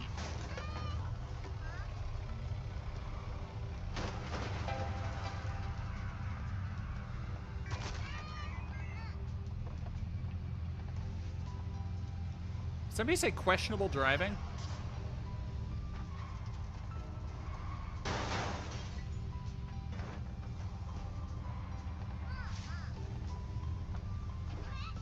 So this is a entirely uncritical endorsement of this game. I want you to go, if you have the money and you want a new game. Is the audio scuffed for y'all too? Because I don't know why. It should be coming through fine. And I have no idea why it's not. Let me try that.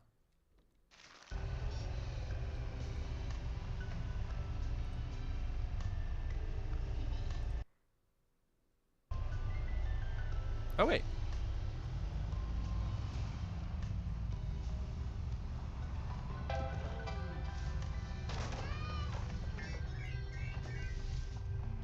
What the fuck, man?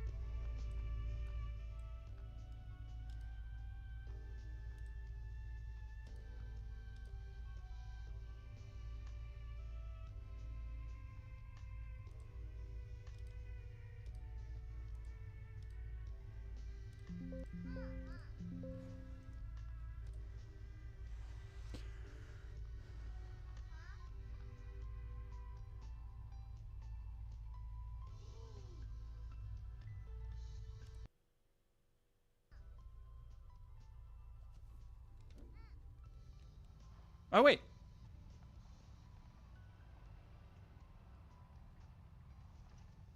Nope, that didn't fix it. What the fuck, man? It's not terrible, it's just quiet. Yeah, I'm sorry. I think that's just going to have to be how it is. I do want to play this more. I'll probably play this more on Sunday. I spent like an hour playing today, and let me tell you, chat, this was the first time I've spent an hour playing a game in so long. I haven't had a game where I was like actually just entertained enough to just keep playing for so fucking long, and it's been so nice. And you need to go, if you're one of these cats who's always out here being like, oh man, modern games suck, go fucking play Promise Mascot Agency now on, I think it's on everything. Come on, rocket boost. I can do this.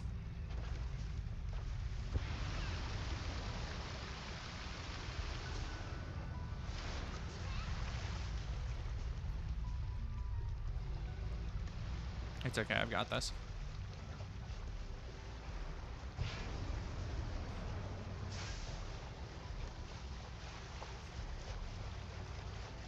I think it's even on Switch.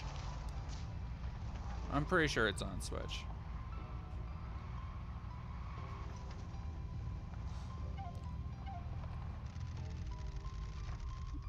Grandma and I come and do cherry blossom viewing at this park.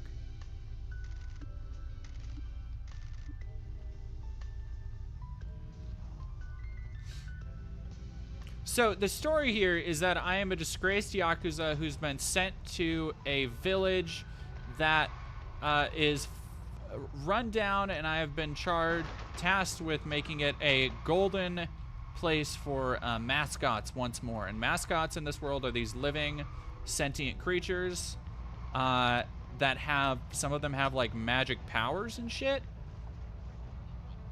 It's incredible. All right, so let's go. I think I can do a job now. Here we go.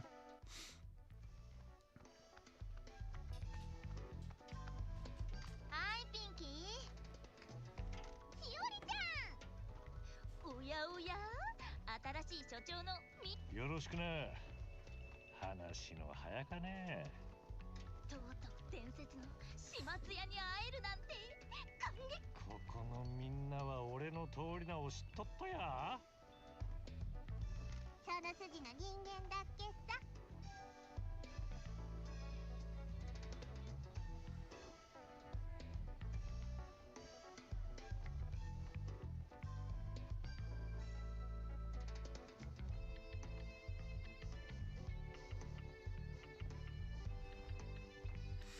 心配ご無用っす、所長。秘密は厳守。 Oh, Nui and Yui are cool as fuck. Those are cool as shit characters. Pinky before she converted the place into a oh, right. So our mother base, by the way, our mother base for the Promise Mascot Agency, the titular Mascot Agency, is actually a old love hotel. Shiori Matsumoto. She'll handle your mascots or die trying. Mascot handler. Angry at a small town, metal as heck, a human-shaped missile who could change the world. でも給料がもらえなくなっちゃったんで、コンビニで。しおりちゃんはマスコットのトレーナーなのさ。ピンキーから事務所再開の連絡があったんで。マスコットとの仕事 My が destiny is to work with mascots, not sell 2-day-old Odin to the creeps in this town. 仕事は山ほどあるんすよね。あの頑固じじいの町長が。 I love how Pinky changes depending on... 返してくれたとこなんだよ。上等っす。ちょっと準備して、ところで皆さん。 Mascot support heroes. じゃあ教えとくっす。マスコットって仕事中にトラブったりするじゃないですか。 Get... Sometimes mascots will get in trouble on a job. You know, getting stuck indoors, fighting a child, vehicular homicide, that kind of thing.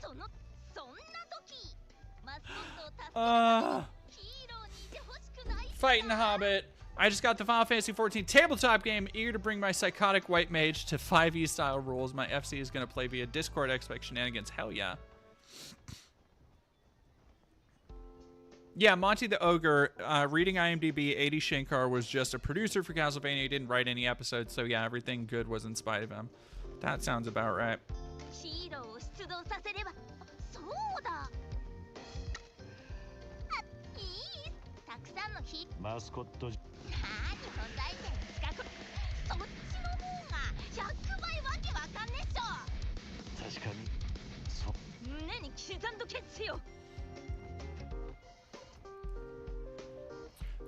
When you cry, $5. Straight guy here, met a twink on Sniffies. We're gonna meet up, but I didn't meet with him because I was scared he was gorgeous, but I know it's wrong.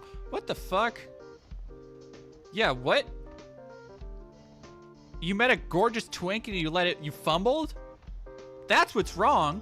That's what's wrong about this situation. What are you talking about?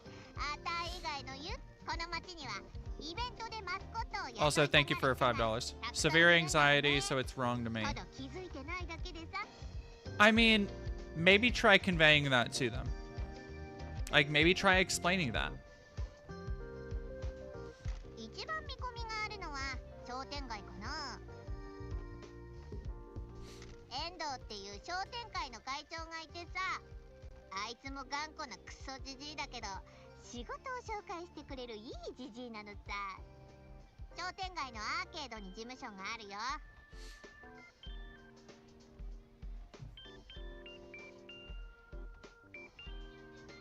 By the way, chat, would y'all be able to maybe send a couple... No, never mind. I'll eat. I have food in the fridge. Never mind. I was going to ask if y'all would... No, it's fine. Never mind. I didn't say anything.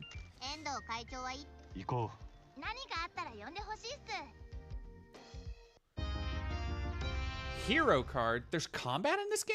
What the fuck? I love Pinky so fucking much, dude.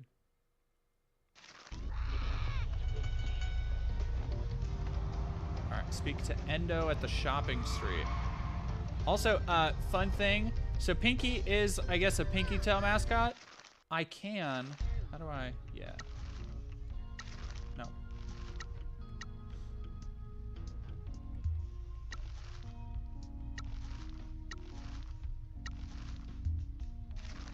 Can I not... Oh, there's a map.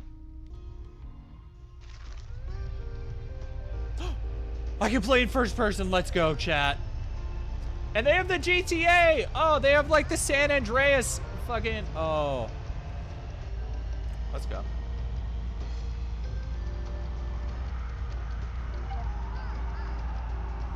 Oh, and I can drift?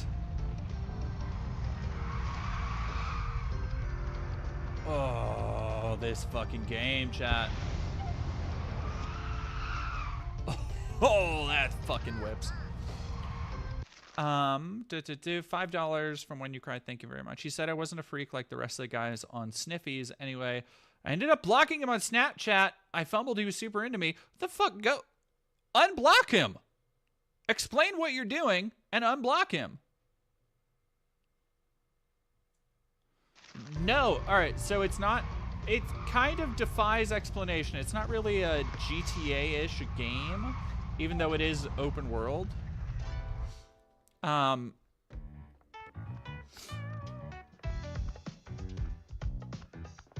Fucking killer music too. Just like Paradise Killer. また誰か怒らせたとね、ピンキー。その通り。いや、すま。会いに来た。ちょっとごめんな。ともかく前にあんたと開催したイベントは。おい、あれはアタイらのせいじゃなかっただろ。ミッチ、この人がエンド。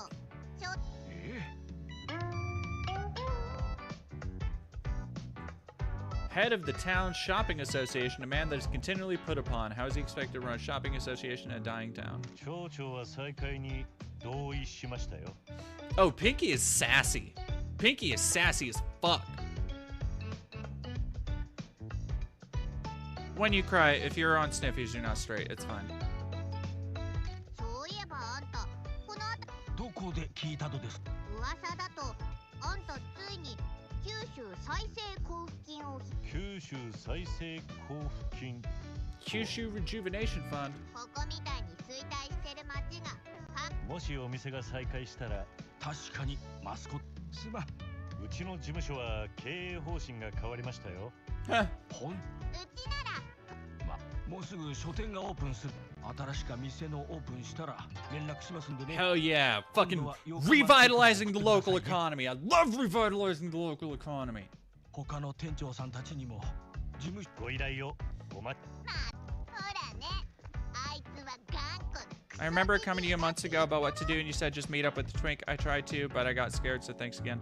Of course. Like, I still think you should reach out to them. Like, okay, here's the thing. Chat, here's the thing. You can... Oh, they're going to hit me with that good music. Just meet up with somebody and see where it goes. Like, go on a date first and see if there's any attraction there to begin with. Because you might get to the date and be like, actually, you know what? I'm actually not into this. I thought this would be hotter. I thought I'd be more into them. Or you might get to the date and be like, fuck, I'm so into them.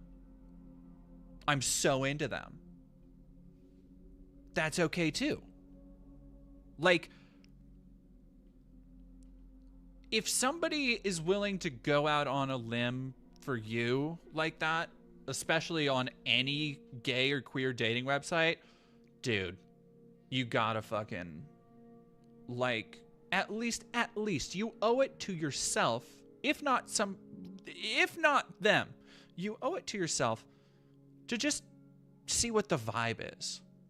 Like, it doesn't need to be, and it's probably for the best if it's not just a hookup.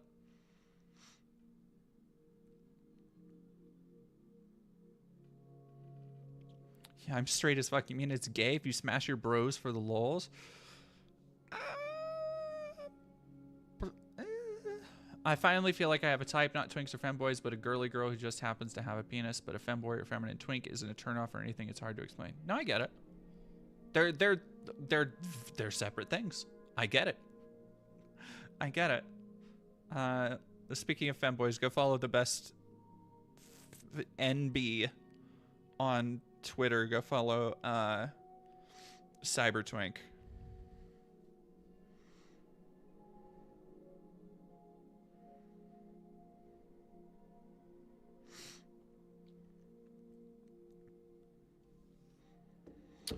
Fight and Hobbit recently came to discover that I was very least bi-curious. Like, I tend to go to women and femme presenting, but there are some guys in MBs that just do it for me. Yeah, because guess what?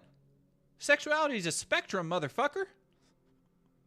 Like, this is the joke. I've told this a bunch of times on stage. It was the crux of my favorite joke of, like, when guys, straight cis, quote unquote cis men, get so fucking uptight about, like, jorking it to trans porn, and it's like, okay, what are you attracted to? Are you attracted to a trans femme because she's masculine? Or are you attracted to femininity? Are you attracted to the things that we typically associate with that? A fat ass, long hair, lots of makeup, big tits, nice legs. Like, there are different shades to which somebody will be attracted to that. It's the classic fucking, like every time there's an interview on the street or something and a like passing trans girl gets interviewed and they're just like, yeah, I have a dick. And the interviewer has to be like, wait, what? Like, they act so shocked because up until that point, they are now questioning themselves because they're like, wait, no, I was like ready to fucking, but now I'm still probably ready, but I have to look cool about it because I'm on stream. And it's like, whatever, dude. It doesn't need to be that fucking complicated. Like, if you like somebody, just be upfront, be honest about it. Hey, Hammock.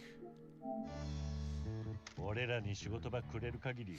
所長の仰せのままに。じゃあ次のステップは軽トラの中。All right, what's next? Job offers.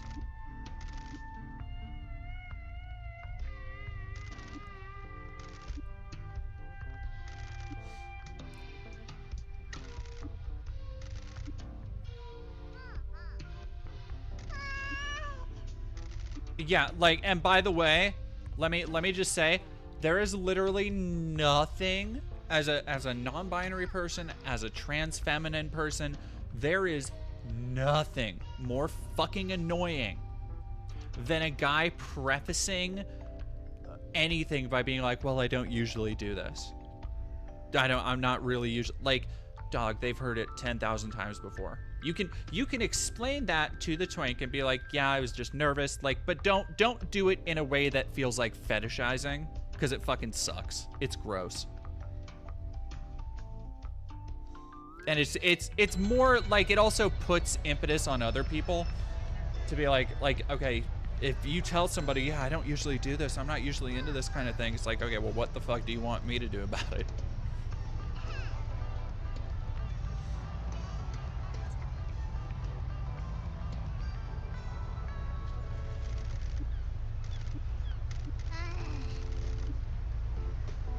All right, where am I going?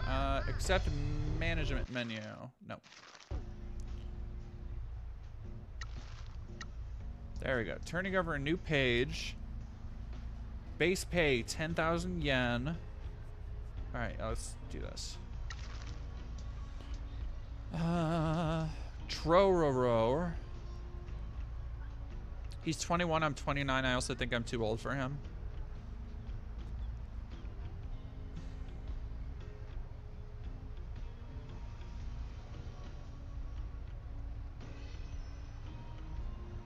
I mean,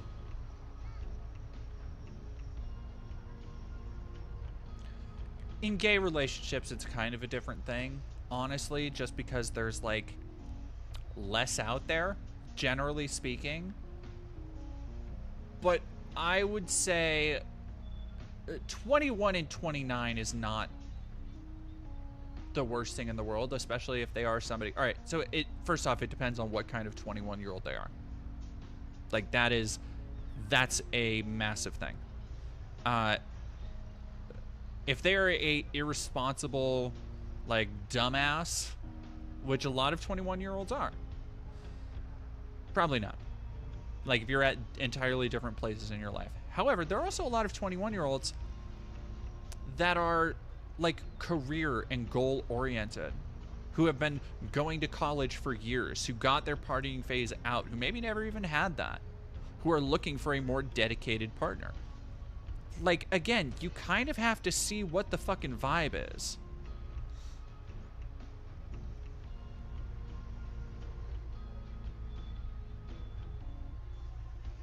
Yeah, and I think, yeah, Kitsune Cavalier, half your age plus 7 years, I think, is the cutoff. Like, but if you can, that's kind of my I've had, but I get what you're saying because I've shifted it up. Like, I don't know how I would feel about somebody who's 21 going out with them, honestly. Like, it's like, like it kind of depends on the vibe, but I'm not gonna fucking prostrate myself over it if I were to go out with somebody who's 21.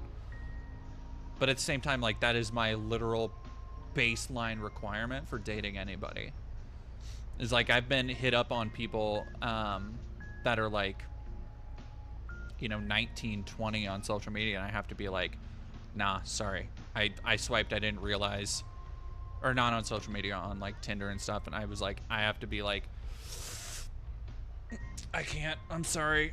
You're too young. The half your age plus 7 years feels like some made up BS. Where did it come from? I mean, it's all made up. What am I doing? Trororo. The fuck? 218, I'm 28 and 26 felt too young for me, even for a friend. The fuck? What? What are you saying? Stop it. You're 28. Knock it off. Make friends with a 26-year-old. The fuck? Nah, missed me with that bullshit. Alright, where are we going?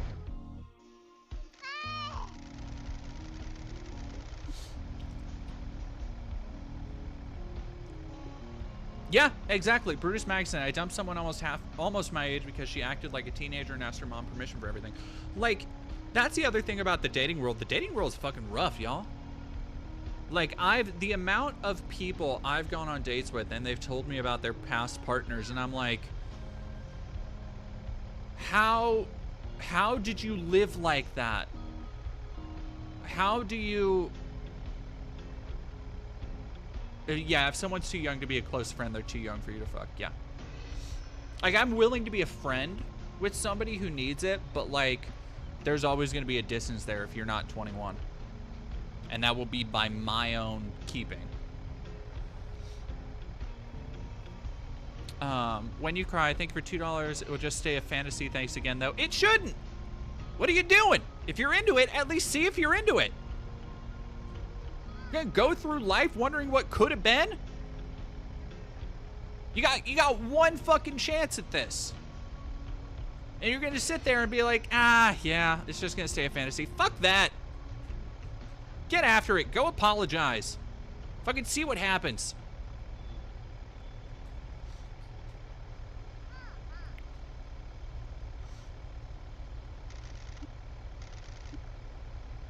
Job location. Mascot has low stamina. They can still go on jobs. Stamina will replenish over time. Okay. Going on our first job, y'all. Wait, where am I going?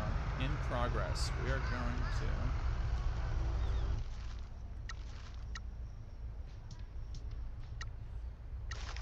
to... Alright. Okay, Trororo... Okay, so is this like a Metal Gear Solid 5 thing?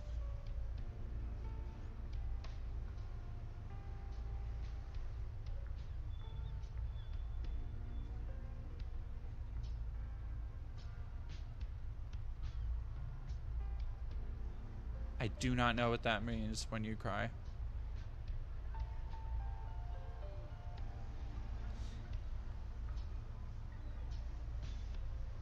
Yeah, Cathmore depends on maturity. I was 21, she was 25, but it felt more like she was closer to 21. Some people are just fucking like that. Alright, so do I just go... Do I just like fuck around and go...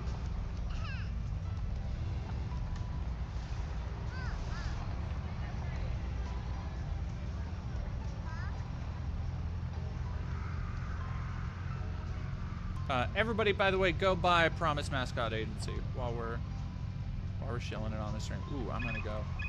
Ah! 5 hours. Alright. My job, damn mascot.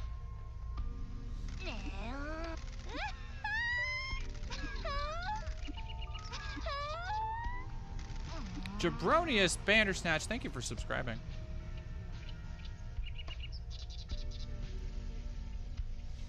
This is Keep It Real. This is Hello Dog. Hello Pup. Hello. Hello. Hello. Hello. Hello. This is Promise Mascot Agency, the latest masterpiece from Kaizen Gameworks. If you like Suda51 games, if you like unique open world adventure with Yakuzas and magical mascots and just generally supporting really talented devs who make really good and interesting games, what are you doing here? Go to PlayStation, go to Xbox, go to Steam. Go buy this fucking game. That's my assessment. And I want to say, while I did get a free code, the code was not given as an advertisement. The code, this is all me, baby. This is all based on the fact that I fucking love Paradise Killer. And so far, I am loving this game in the same way. Thank you very much. I gotta give my party the whole you do realize I decided who lives and dies right. Me and my last D&D game never did mess with your healers, friends. We're all secretly evil.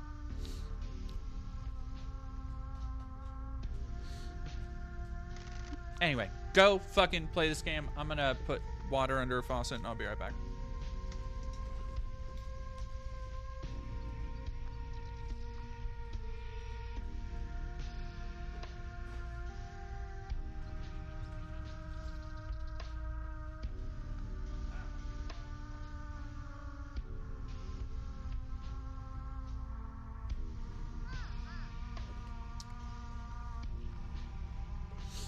All right, there we go. Thank you very much, Fighting Hobbit.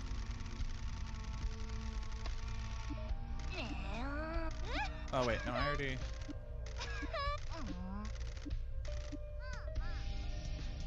Yeah, I got it.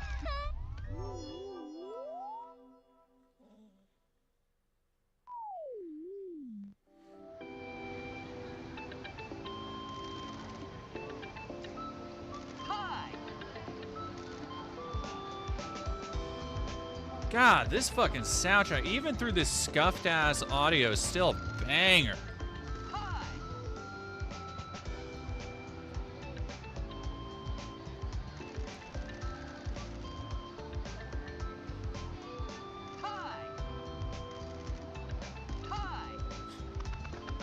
Trororo, where are you going?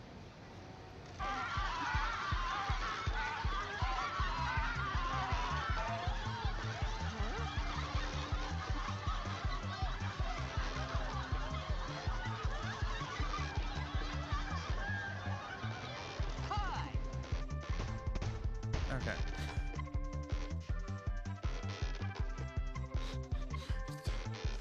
Trororo versus normal sized door. Okay, mascot's in trouble.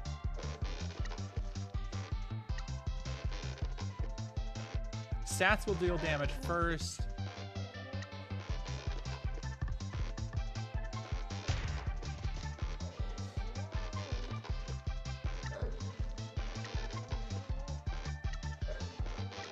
It's a card battler? What? Oh, those crazy bastards.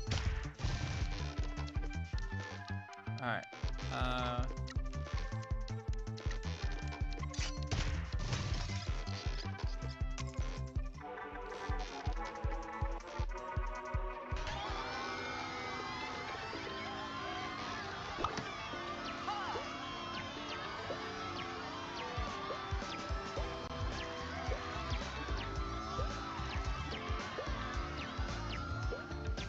This game fucking whips, dude. Oh my god, I love this.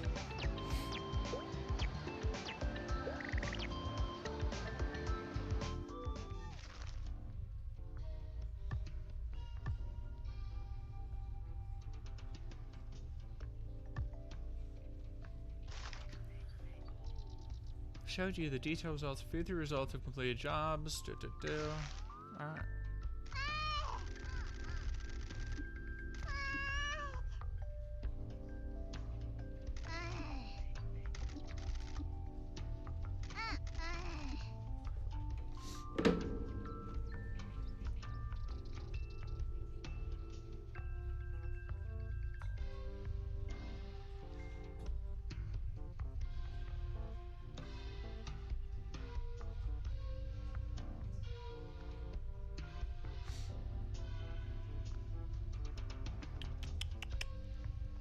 Sorry, I'm checking. Truck was back. Have you been looking at Truck?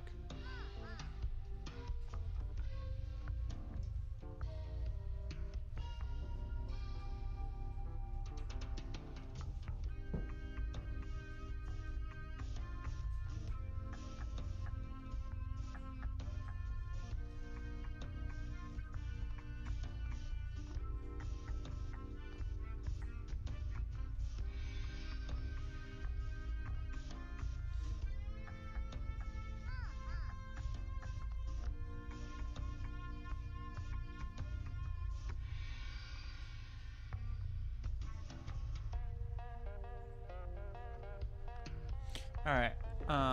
Too much of a spoiler. Oh, that's pretty deep into The Sopranos too. All right, give me 1 second.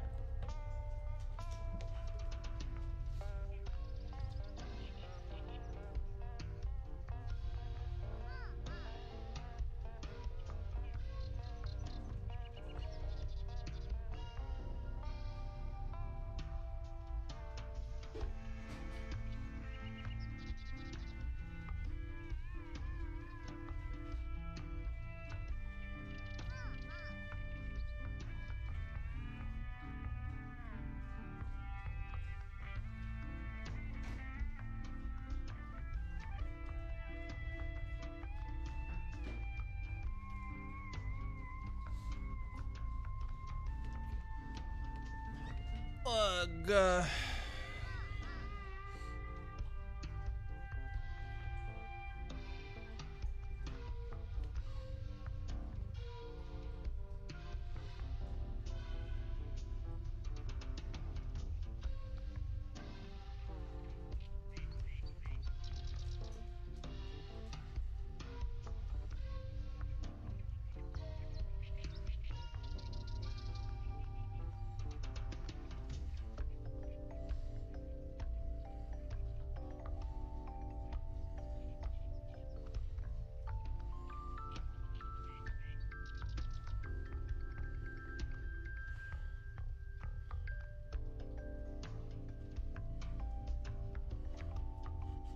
Okay. When You Cry, thank you for $5. Also, he was 6'4".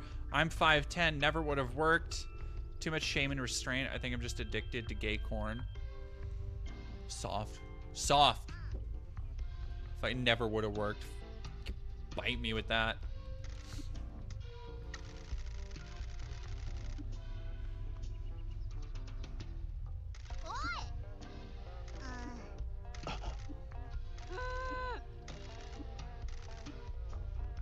Captain Sign? Let's do it. We're fucking on that grind set. All right, let's go.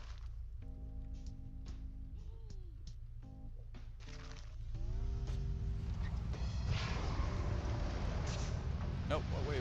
Nope.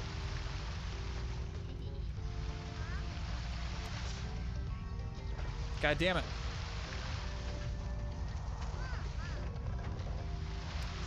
There we go.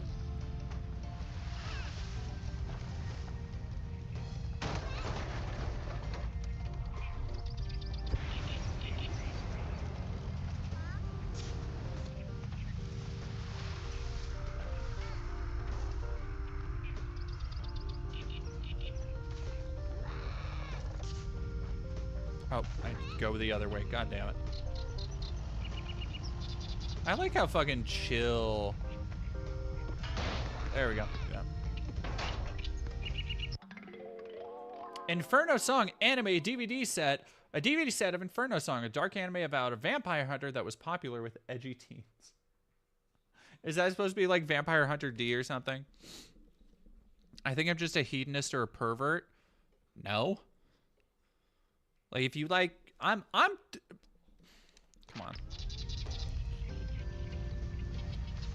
If you like dick or you like ass, that's fine.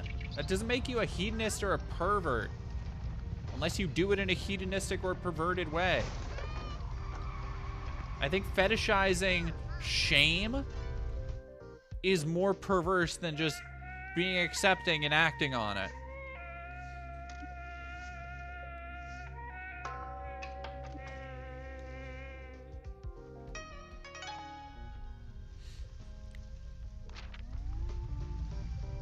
Somebody asking the truck can jump. The truck can jump. Oh wait, I need those ghosts.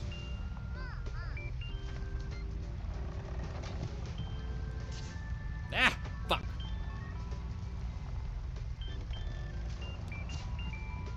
God damn it.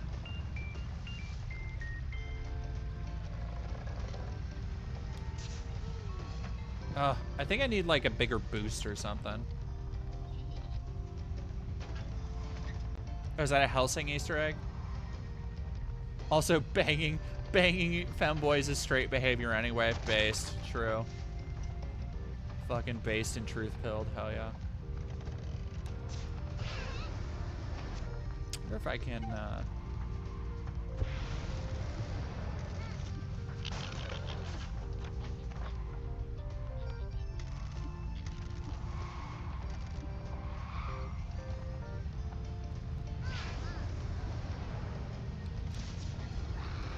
No, I might need an upgrade to get in here. I never felt this way until after gay corn. Yeah, probably because you were never exposed to somebody you thought was attractive. Not a lot of people realize they're attracted to trans women until after they see trans porn. That doesn't mean it made them that way. It means they saw somebody they were attracted to and they didn't realize that before.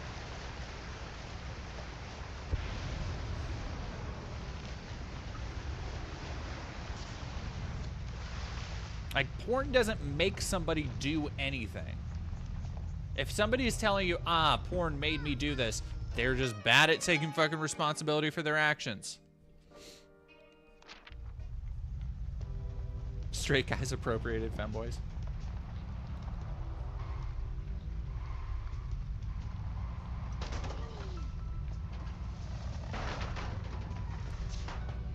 Oh, I want that. All right, I'm gonna...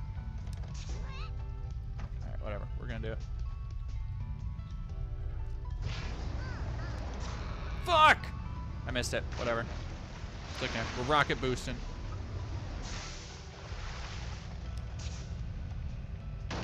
Hell yeah, that was sick. Let's fucking go.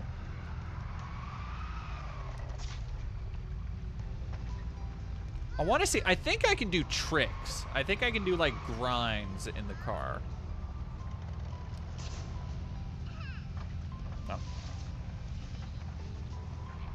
There's something up here I can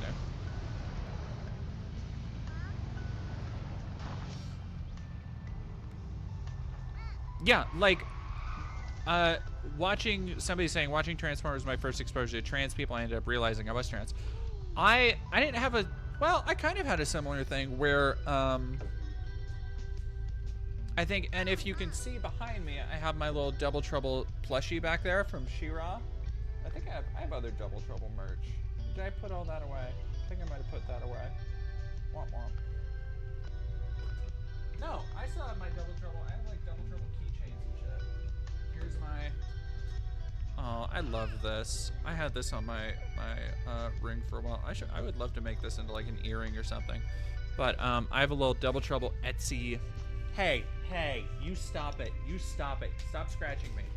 All right, give me a second, y'all.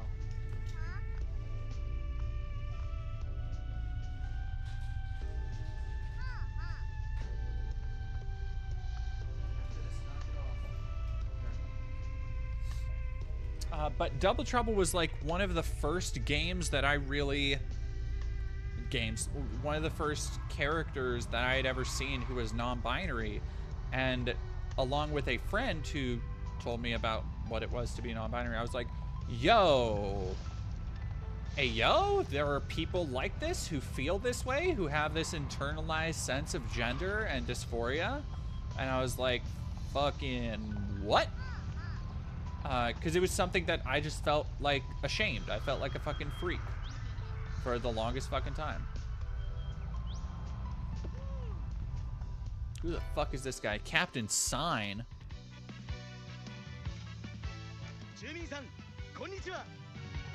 That's a common writer. What? Oh, this fucking whips. All right, I'm gonna take the... Ooh, that fucking bass line is slapping. Get a load of this dude, chat.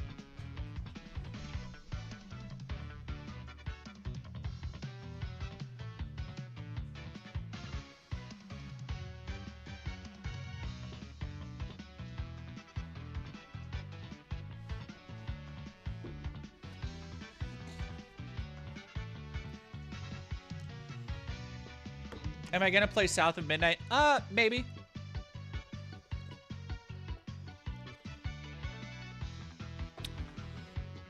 It's South of Midnight it's on Game Pass, right? I thought it was on Game Pass.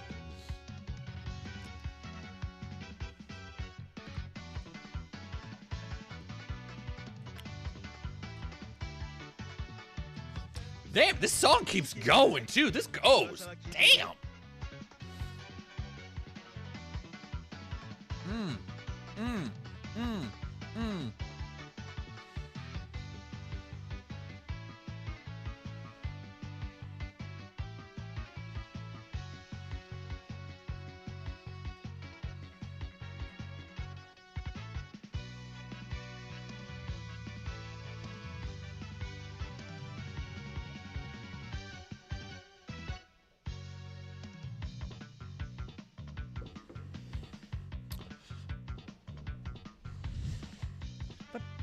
Fuck, that fucking... I'm sorry, I'm just that bass line.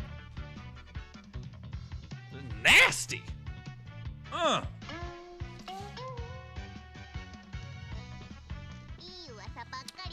Wrench in the Plan. This is Promise Mascot Agency.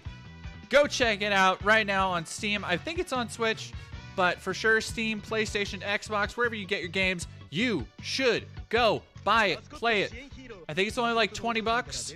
Go support good, creative, independent games that offer a ton of replay value, that offer a ton of unique characters and stories. It's really well written. It's fucking funny. The music hits. It has a unique art style. It has unique gameplay. If you're fucking tired of the same shit in games, go support the people making different shit.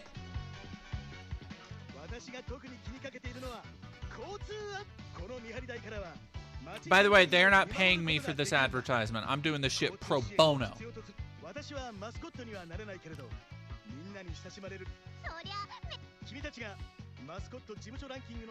20 bucks in this economy, but can you put a price on art, especially art that isn't fucking using AI? People drew this shit, motherfucker. いつでも気軽に声を一緒に仕事ができることを俺たちのマスコットを助けようと感謝なんていらないさ I like how the character model keeps switching in pace with the art. Hello, hello, hello, dog. Hello. Lady says hello, everybody. 残念ながらこの街でコスチュームを着たヒーローは私ぐらいなんだ。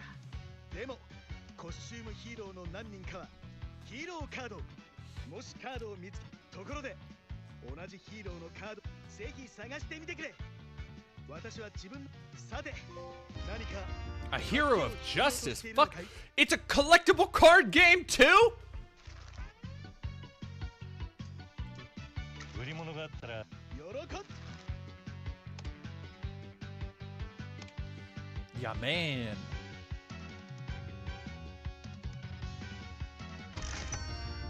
Oh, look at that fucking character design. That whips.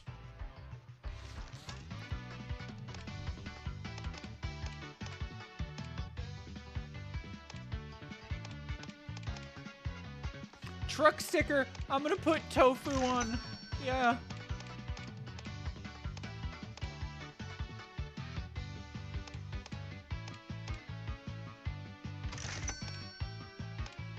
Alright, I better not. I better save for stuff that actually fucking matters. 長々と話してマスコットを仕事にアイテムがあればトラブルに見舞われてもマスコットが自力で解決してくれるだろうね。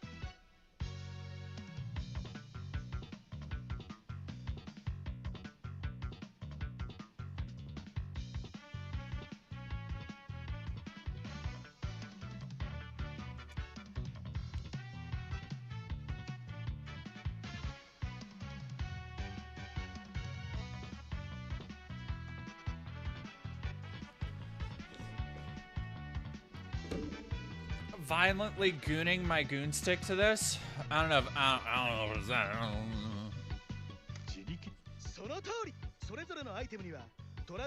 Alright, give me 1 second. I already have magic in my life. Okay.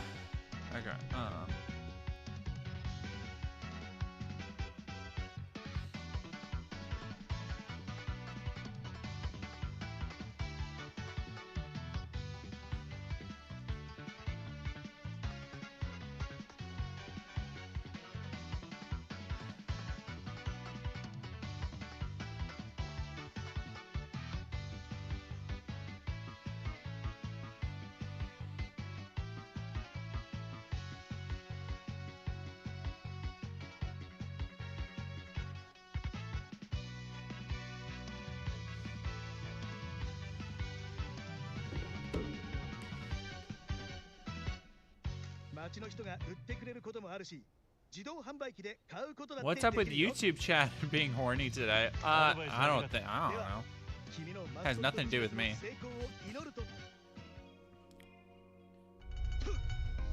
All right, go and see Captain Sign for his weird wooden platform.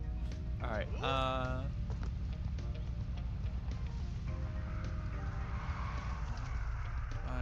Jobs in progress. Let me see if I have another job.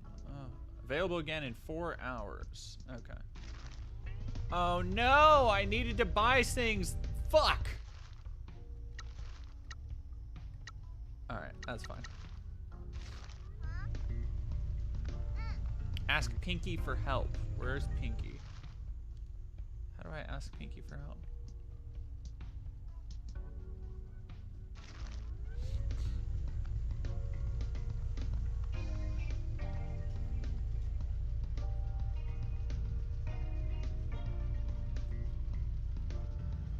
Yeah, worshiping the Olympian. He's an ex-Yakuza dealing with, hello, dog.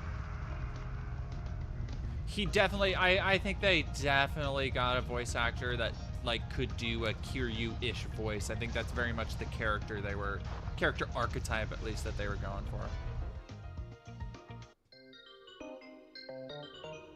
Because YouTube streamer, somebody asking, what's going on with YouTube chat? YouTube chat, a bunch of freaks. Okay, so I need to go. All right, I'm just gonna fucking vibe then. If I gotta wait for the other thing to get going, I need to go get some funds so I can go. A dropped light novel with a $1,000 yen note used as a bookmark. Fantastic. That's okay. Oh, there's shrines and shit for me to clear over here. All right. Oh yeah, let's clean some shrines, y'all. The little, oh, that's so cute. Look at the little Reiko dogs.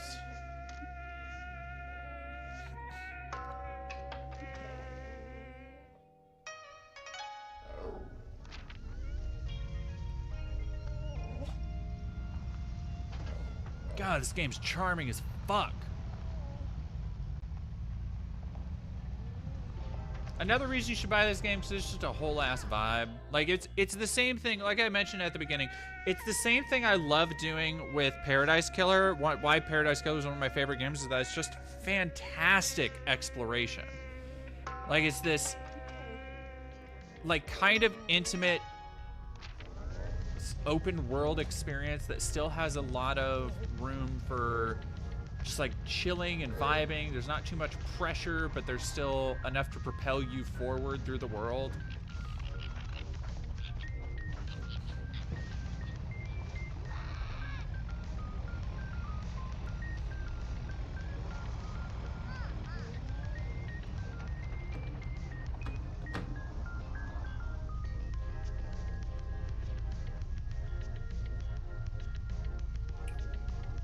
Game you're playing looks fun. It is. It is fun. I highly recommend it to be able to check out.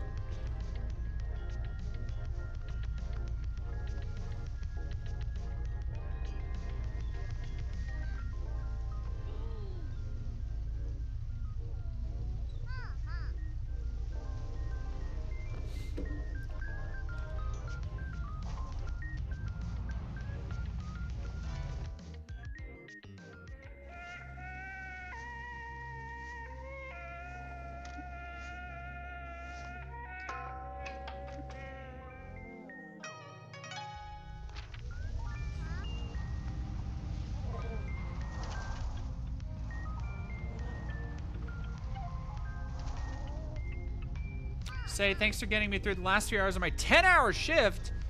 Just got home, gonna go get a snack and chill. Also, I'm thinking of changing my profile name to more reflect my chosen name. Rachel Skywalker. Oh, that's cute. What do you think? What do I think? I already interacted. That's cute. Thank you. Thank you, Rachel. Thank you. I'm glad I was able to help you get through the shift okay.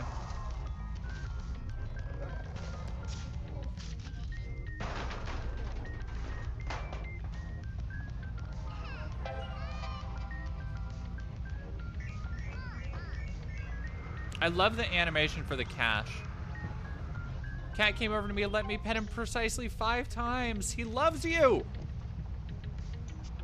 Oh yeah, no, and it sucks that whatever is happening with the sound is so fucked right now. But the sound design is immaculate. And much like Paradise Killer, another game where you can just walk around and fuck around on beaches and shit. Sound design whips. Sound design's great, and the music is a fucking just full of heaters. I have to get this soundtrack because I'm gonna be bumping this shit so hard. Also, if you hear the dog, she's fine.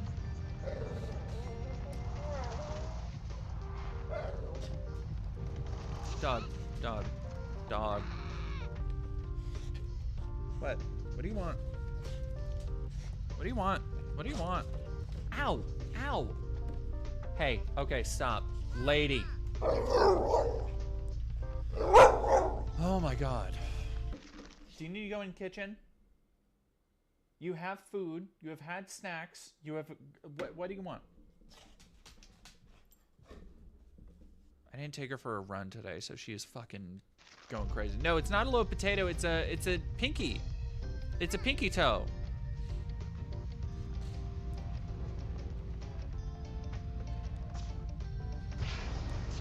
Ah. Oh my god, this animal, I swear to God, y'all.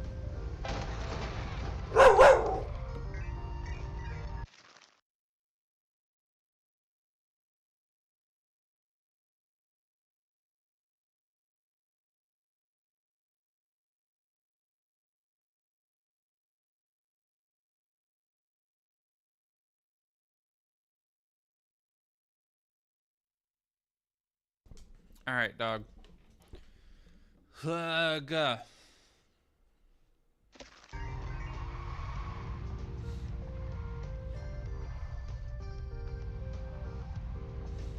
No, this is much cuter than GTA.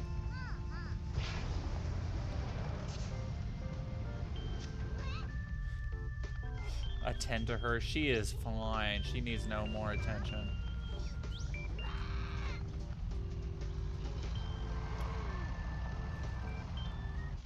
Where's my...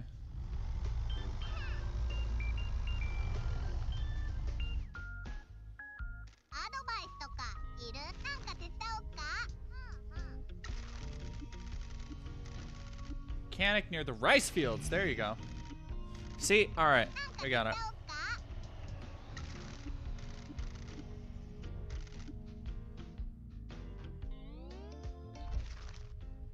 Mama-san.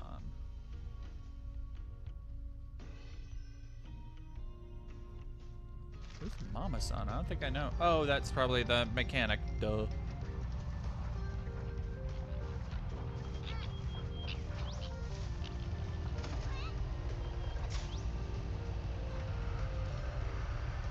Okay, fuck you, truck. Okay.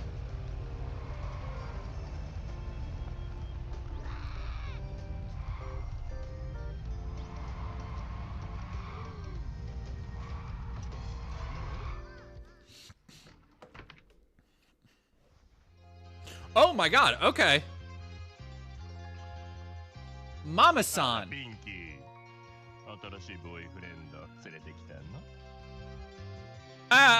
Oh.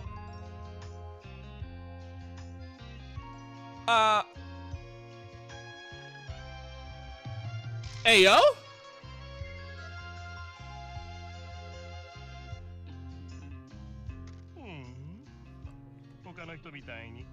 On God?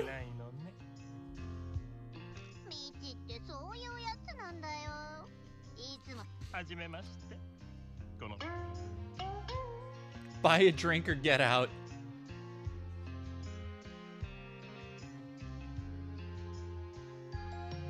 He's a shoulder to cry on, but if you've got a problem with his outfit, you're welcome to drink in the gutter. 俺の名前は道真。みんなは道って呼びます。あれ？営業おじさん？そう。おじさん。私、憎ったらしい町長の甥っ子なの。仲は良くないわ。隠すつもり。Yeah, it's a sleigh. I'm not gonna lie. It's a fucking boots the house down, girly. Just rejoining the stream. What the fuck happening? We're playing the game of the year. The fucking Promise Mascot Agency. 人気制限がないんで、たくさんの夢が潰されてきた。本当はここみたいな、そういえば福岡から新しくとにかく。I don't think he's trans because it's using he pronouns. 仕事。よかった。頼みます。Huh. 喜んでお助けしますので。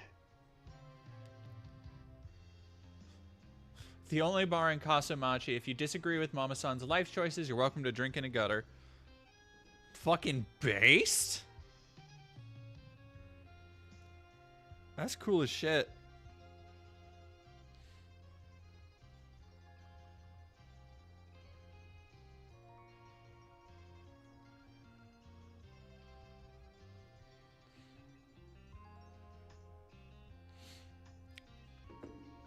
Tokoro de, バーのおつまみが余っているの。坊や、何か助けがいるのかしら。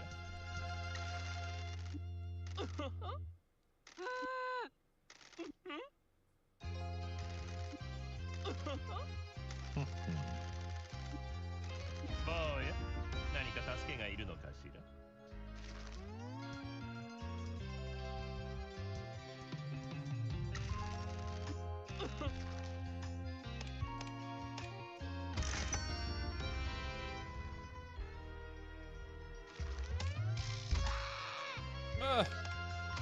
Highest quality crackers.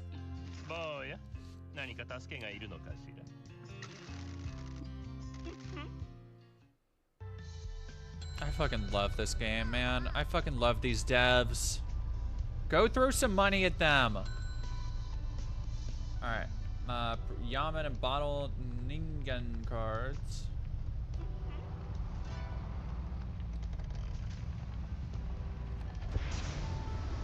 Fuck. Alright, got him. Sick.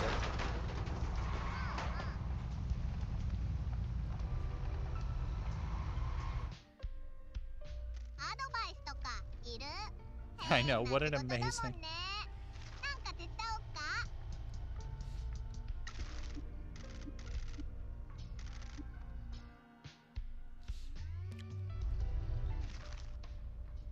There's Mama-san. How do I...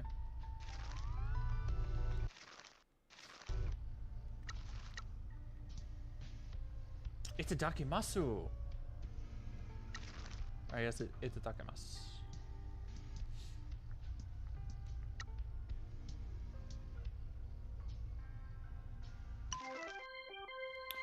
I'll do my best. Tofu is on the way.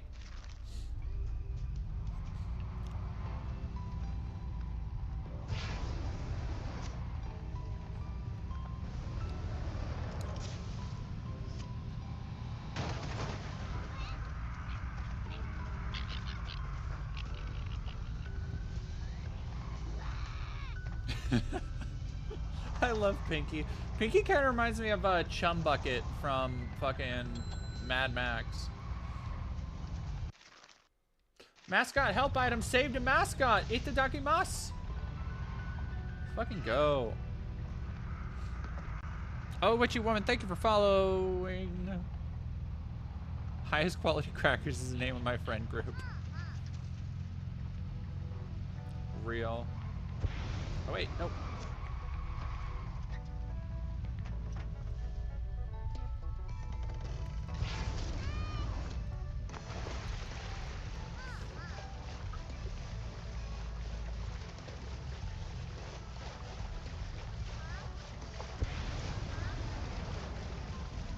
have jobs in progress? Did I have a... Okay. If they... Wait, is it... If they need my help. Alright.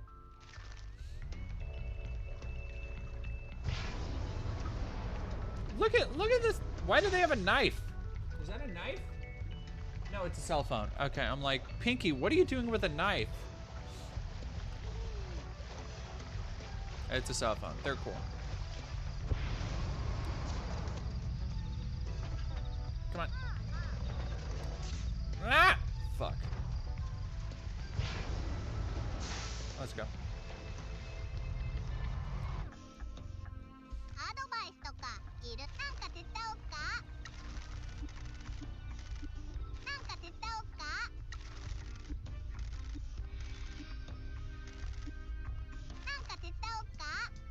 Alright, we're gonna see Endo.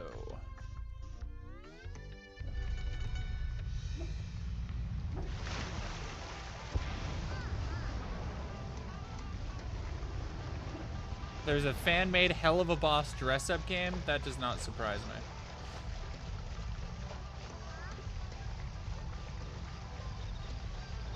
Have a good night, awesome Stella. Thank you for joining in.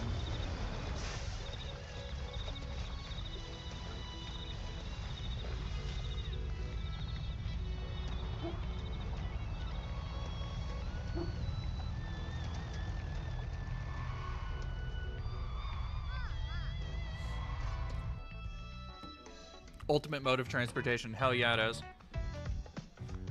This fucking thumb. There's a... So I think there's a Pinky plushie, and I don't think I'm gonna have the money to get it, but I do want it.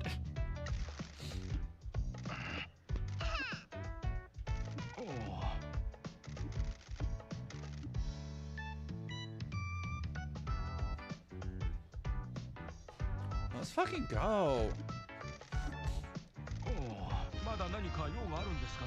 Hell yeah. Adult video store. Heard our recruited mascot wants to work in the adult entertainment industry. Hell yeah.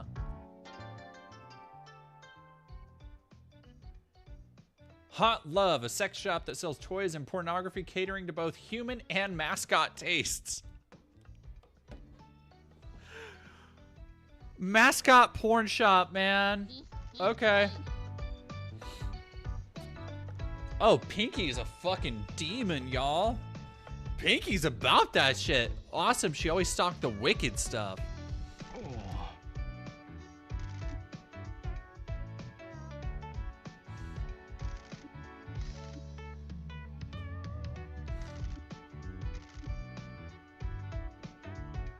Kawaii Oni. Cute demon clothing. Especially men that want to dress in a softer look than modern streetwear. Aw, that's cute.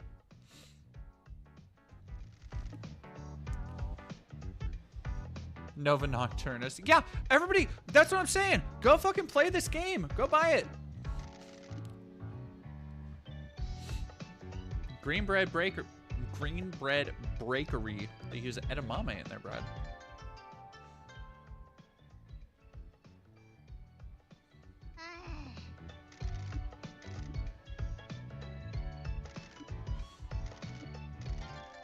Ooh, egg salad sandwich sounds kind of good too. Kaisomart.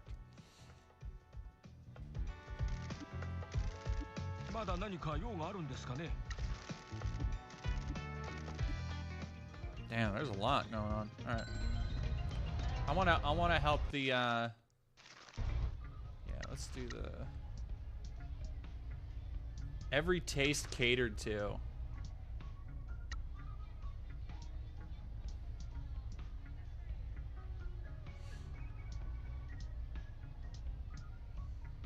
Highest quality crackers.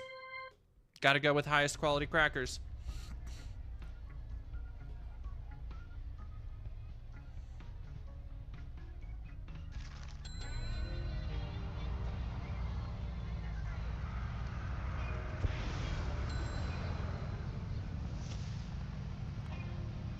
Actually, you know what? While I'm doing this, I'm just gonna do the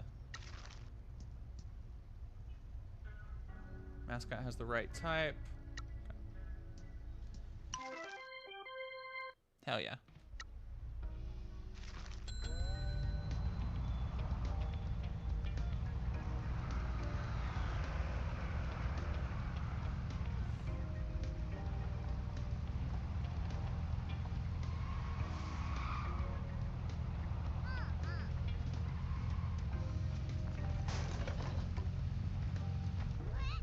Wet. I like that little wet. Tanaka Car Dream.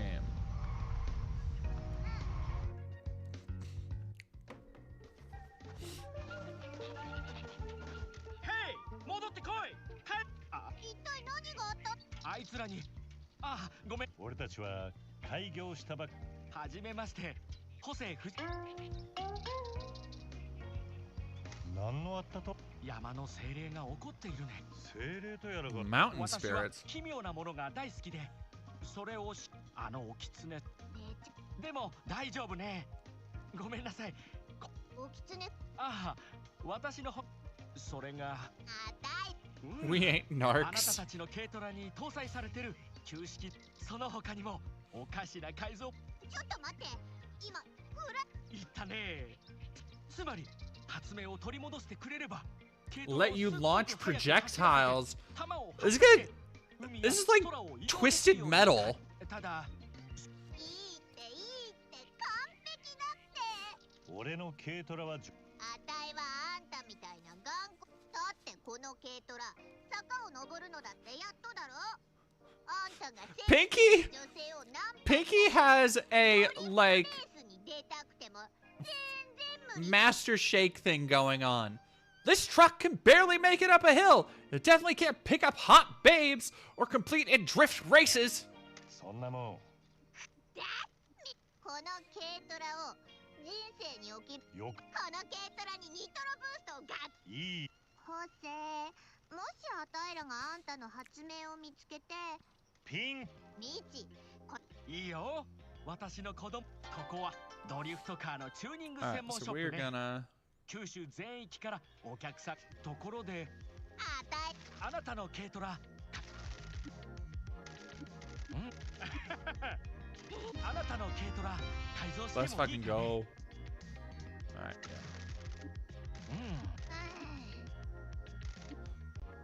Just let him know. Pinky sounds like Bart Simpson. I don't really see it.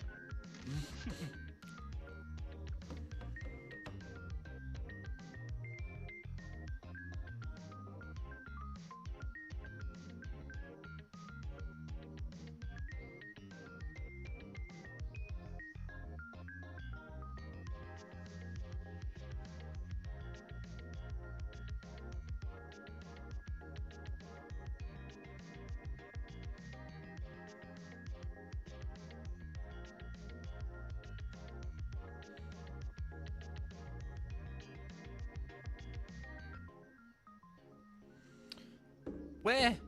You can't pick up chicks in a tank.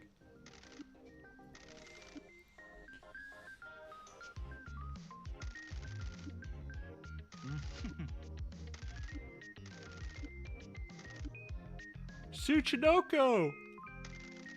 I caught one of those in Metal Gear Solid 3. Dustin the Dam, thank you for giving a tier 1 sub to Dizzy Puka. あなたの軽トラ改造してもいいかね。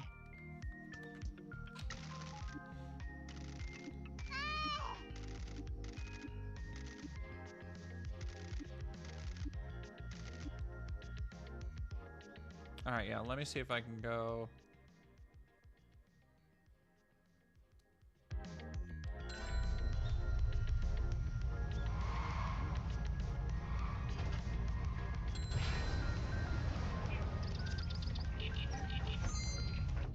Got it.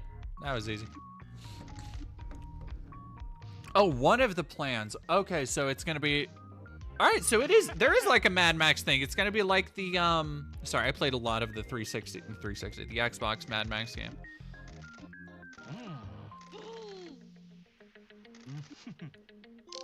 Whew.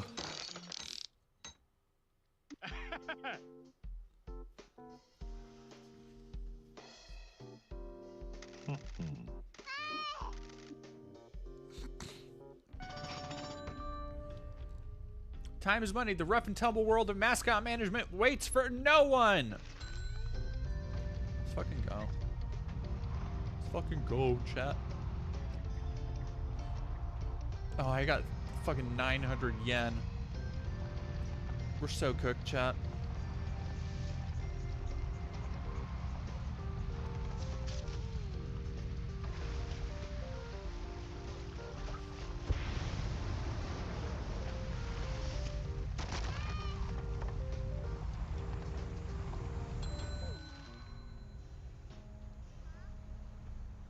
Hell yeah.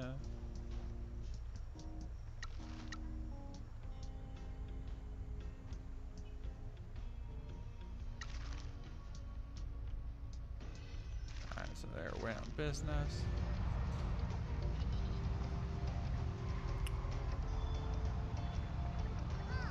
Oh, hell yeah. Alright, I'm gonna go back to, because now my, oh shit.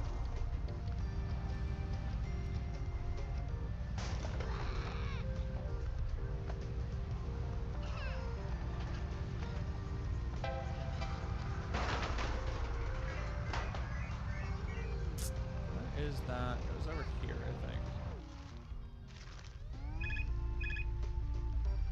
Oh no. Kofun! We need to help Kofun! Hi.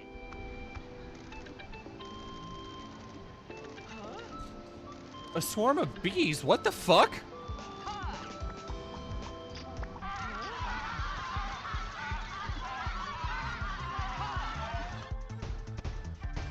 Kofu versus swarm of bees? All right, yeah, we got this. We got this.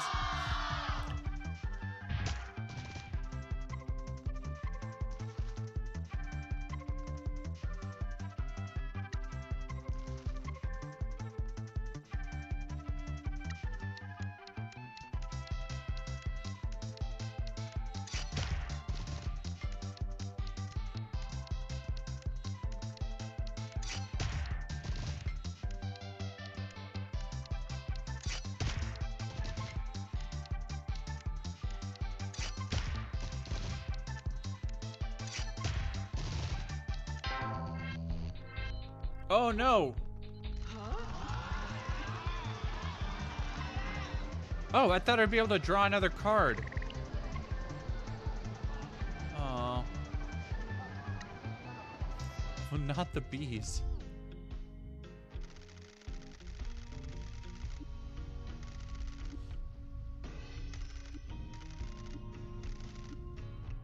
Round the troops up. I love that.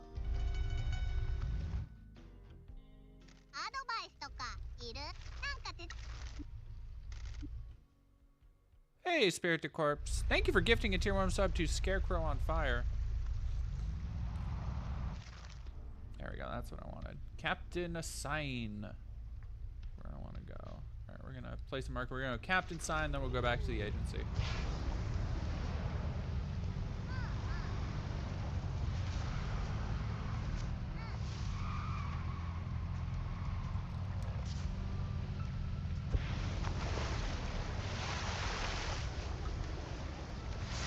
Yeah, no, there was that little speed boost did some work actually.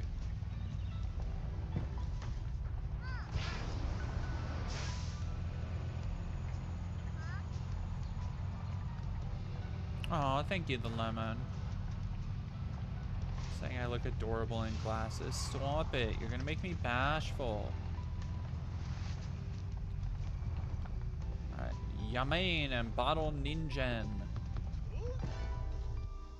Captain Assign.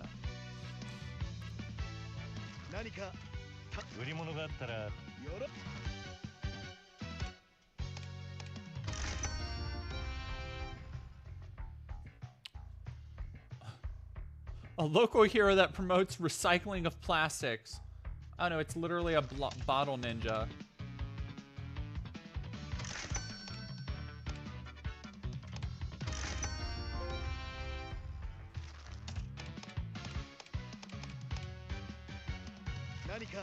Alright, fucking rad.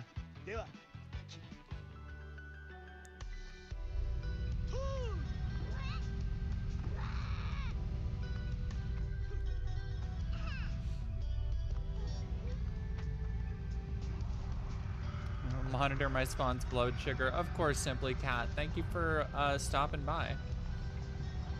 I advise everybody go play Promise Mascot Agency. Sure to be one of the most delightful times you'll have with an independent game all year.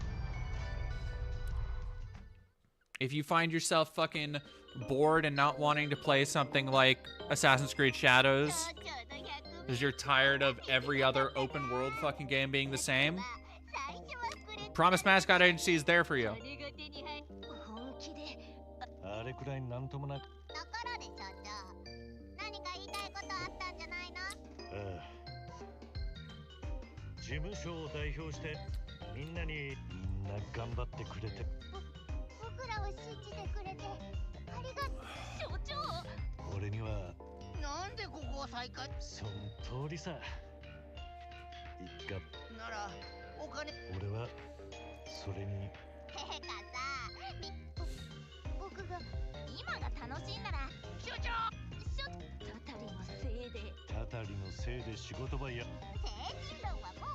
This food needs eating.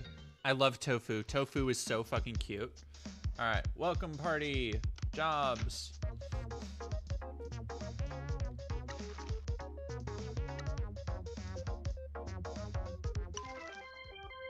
Do your best, Tofu.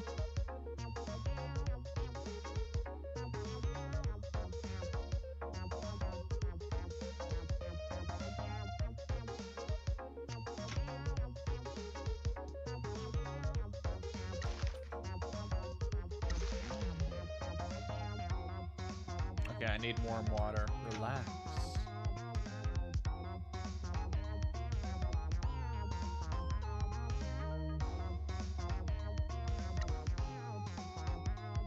You can, like, there are definitely still moments where you can tell they get a lot of their, like,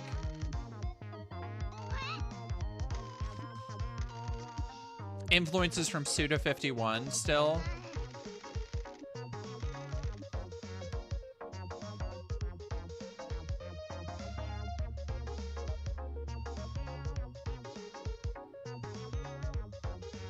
Like, this feels very much like, oh, Tempty. Oh, yeah, no, they're massive. If you play Paradise Killer, Suda 51 is fucking all over that shit.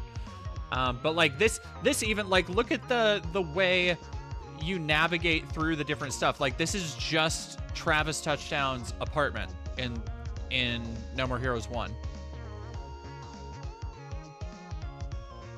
But anyway, chat. It's about that time of night. I'm fucking tired.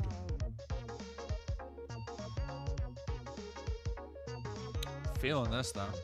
Feeling this hardcore.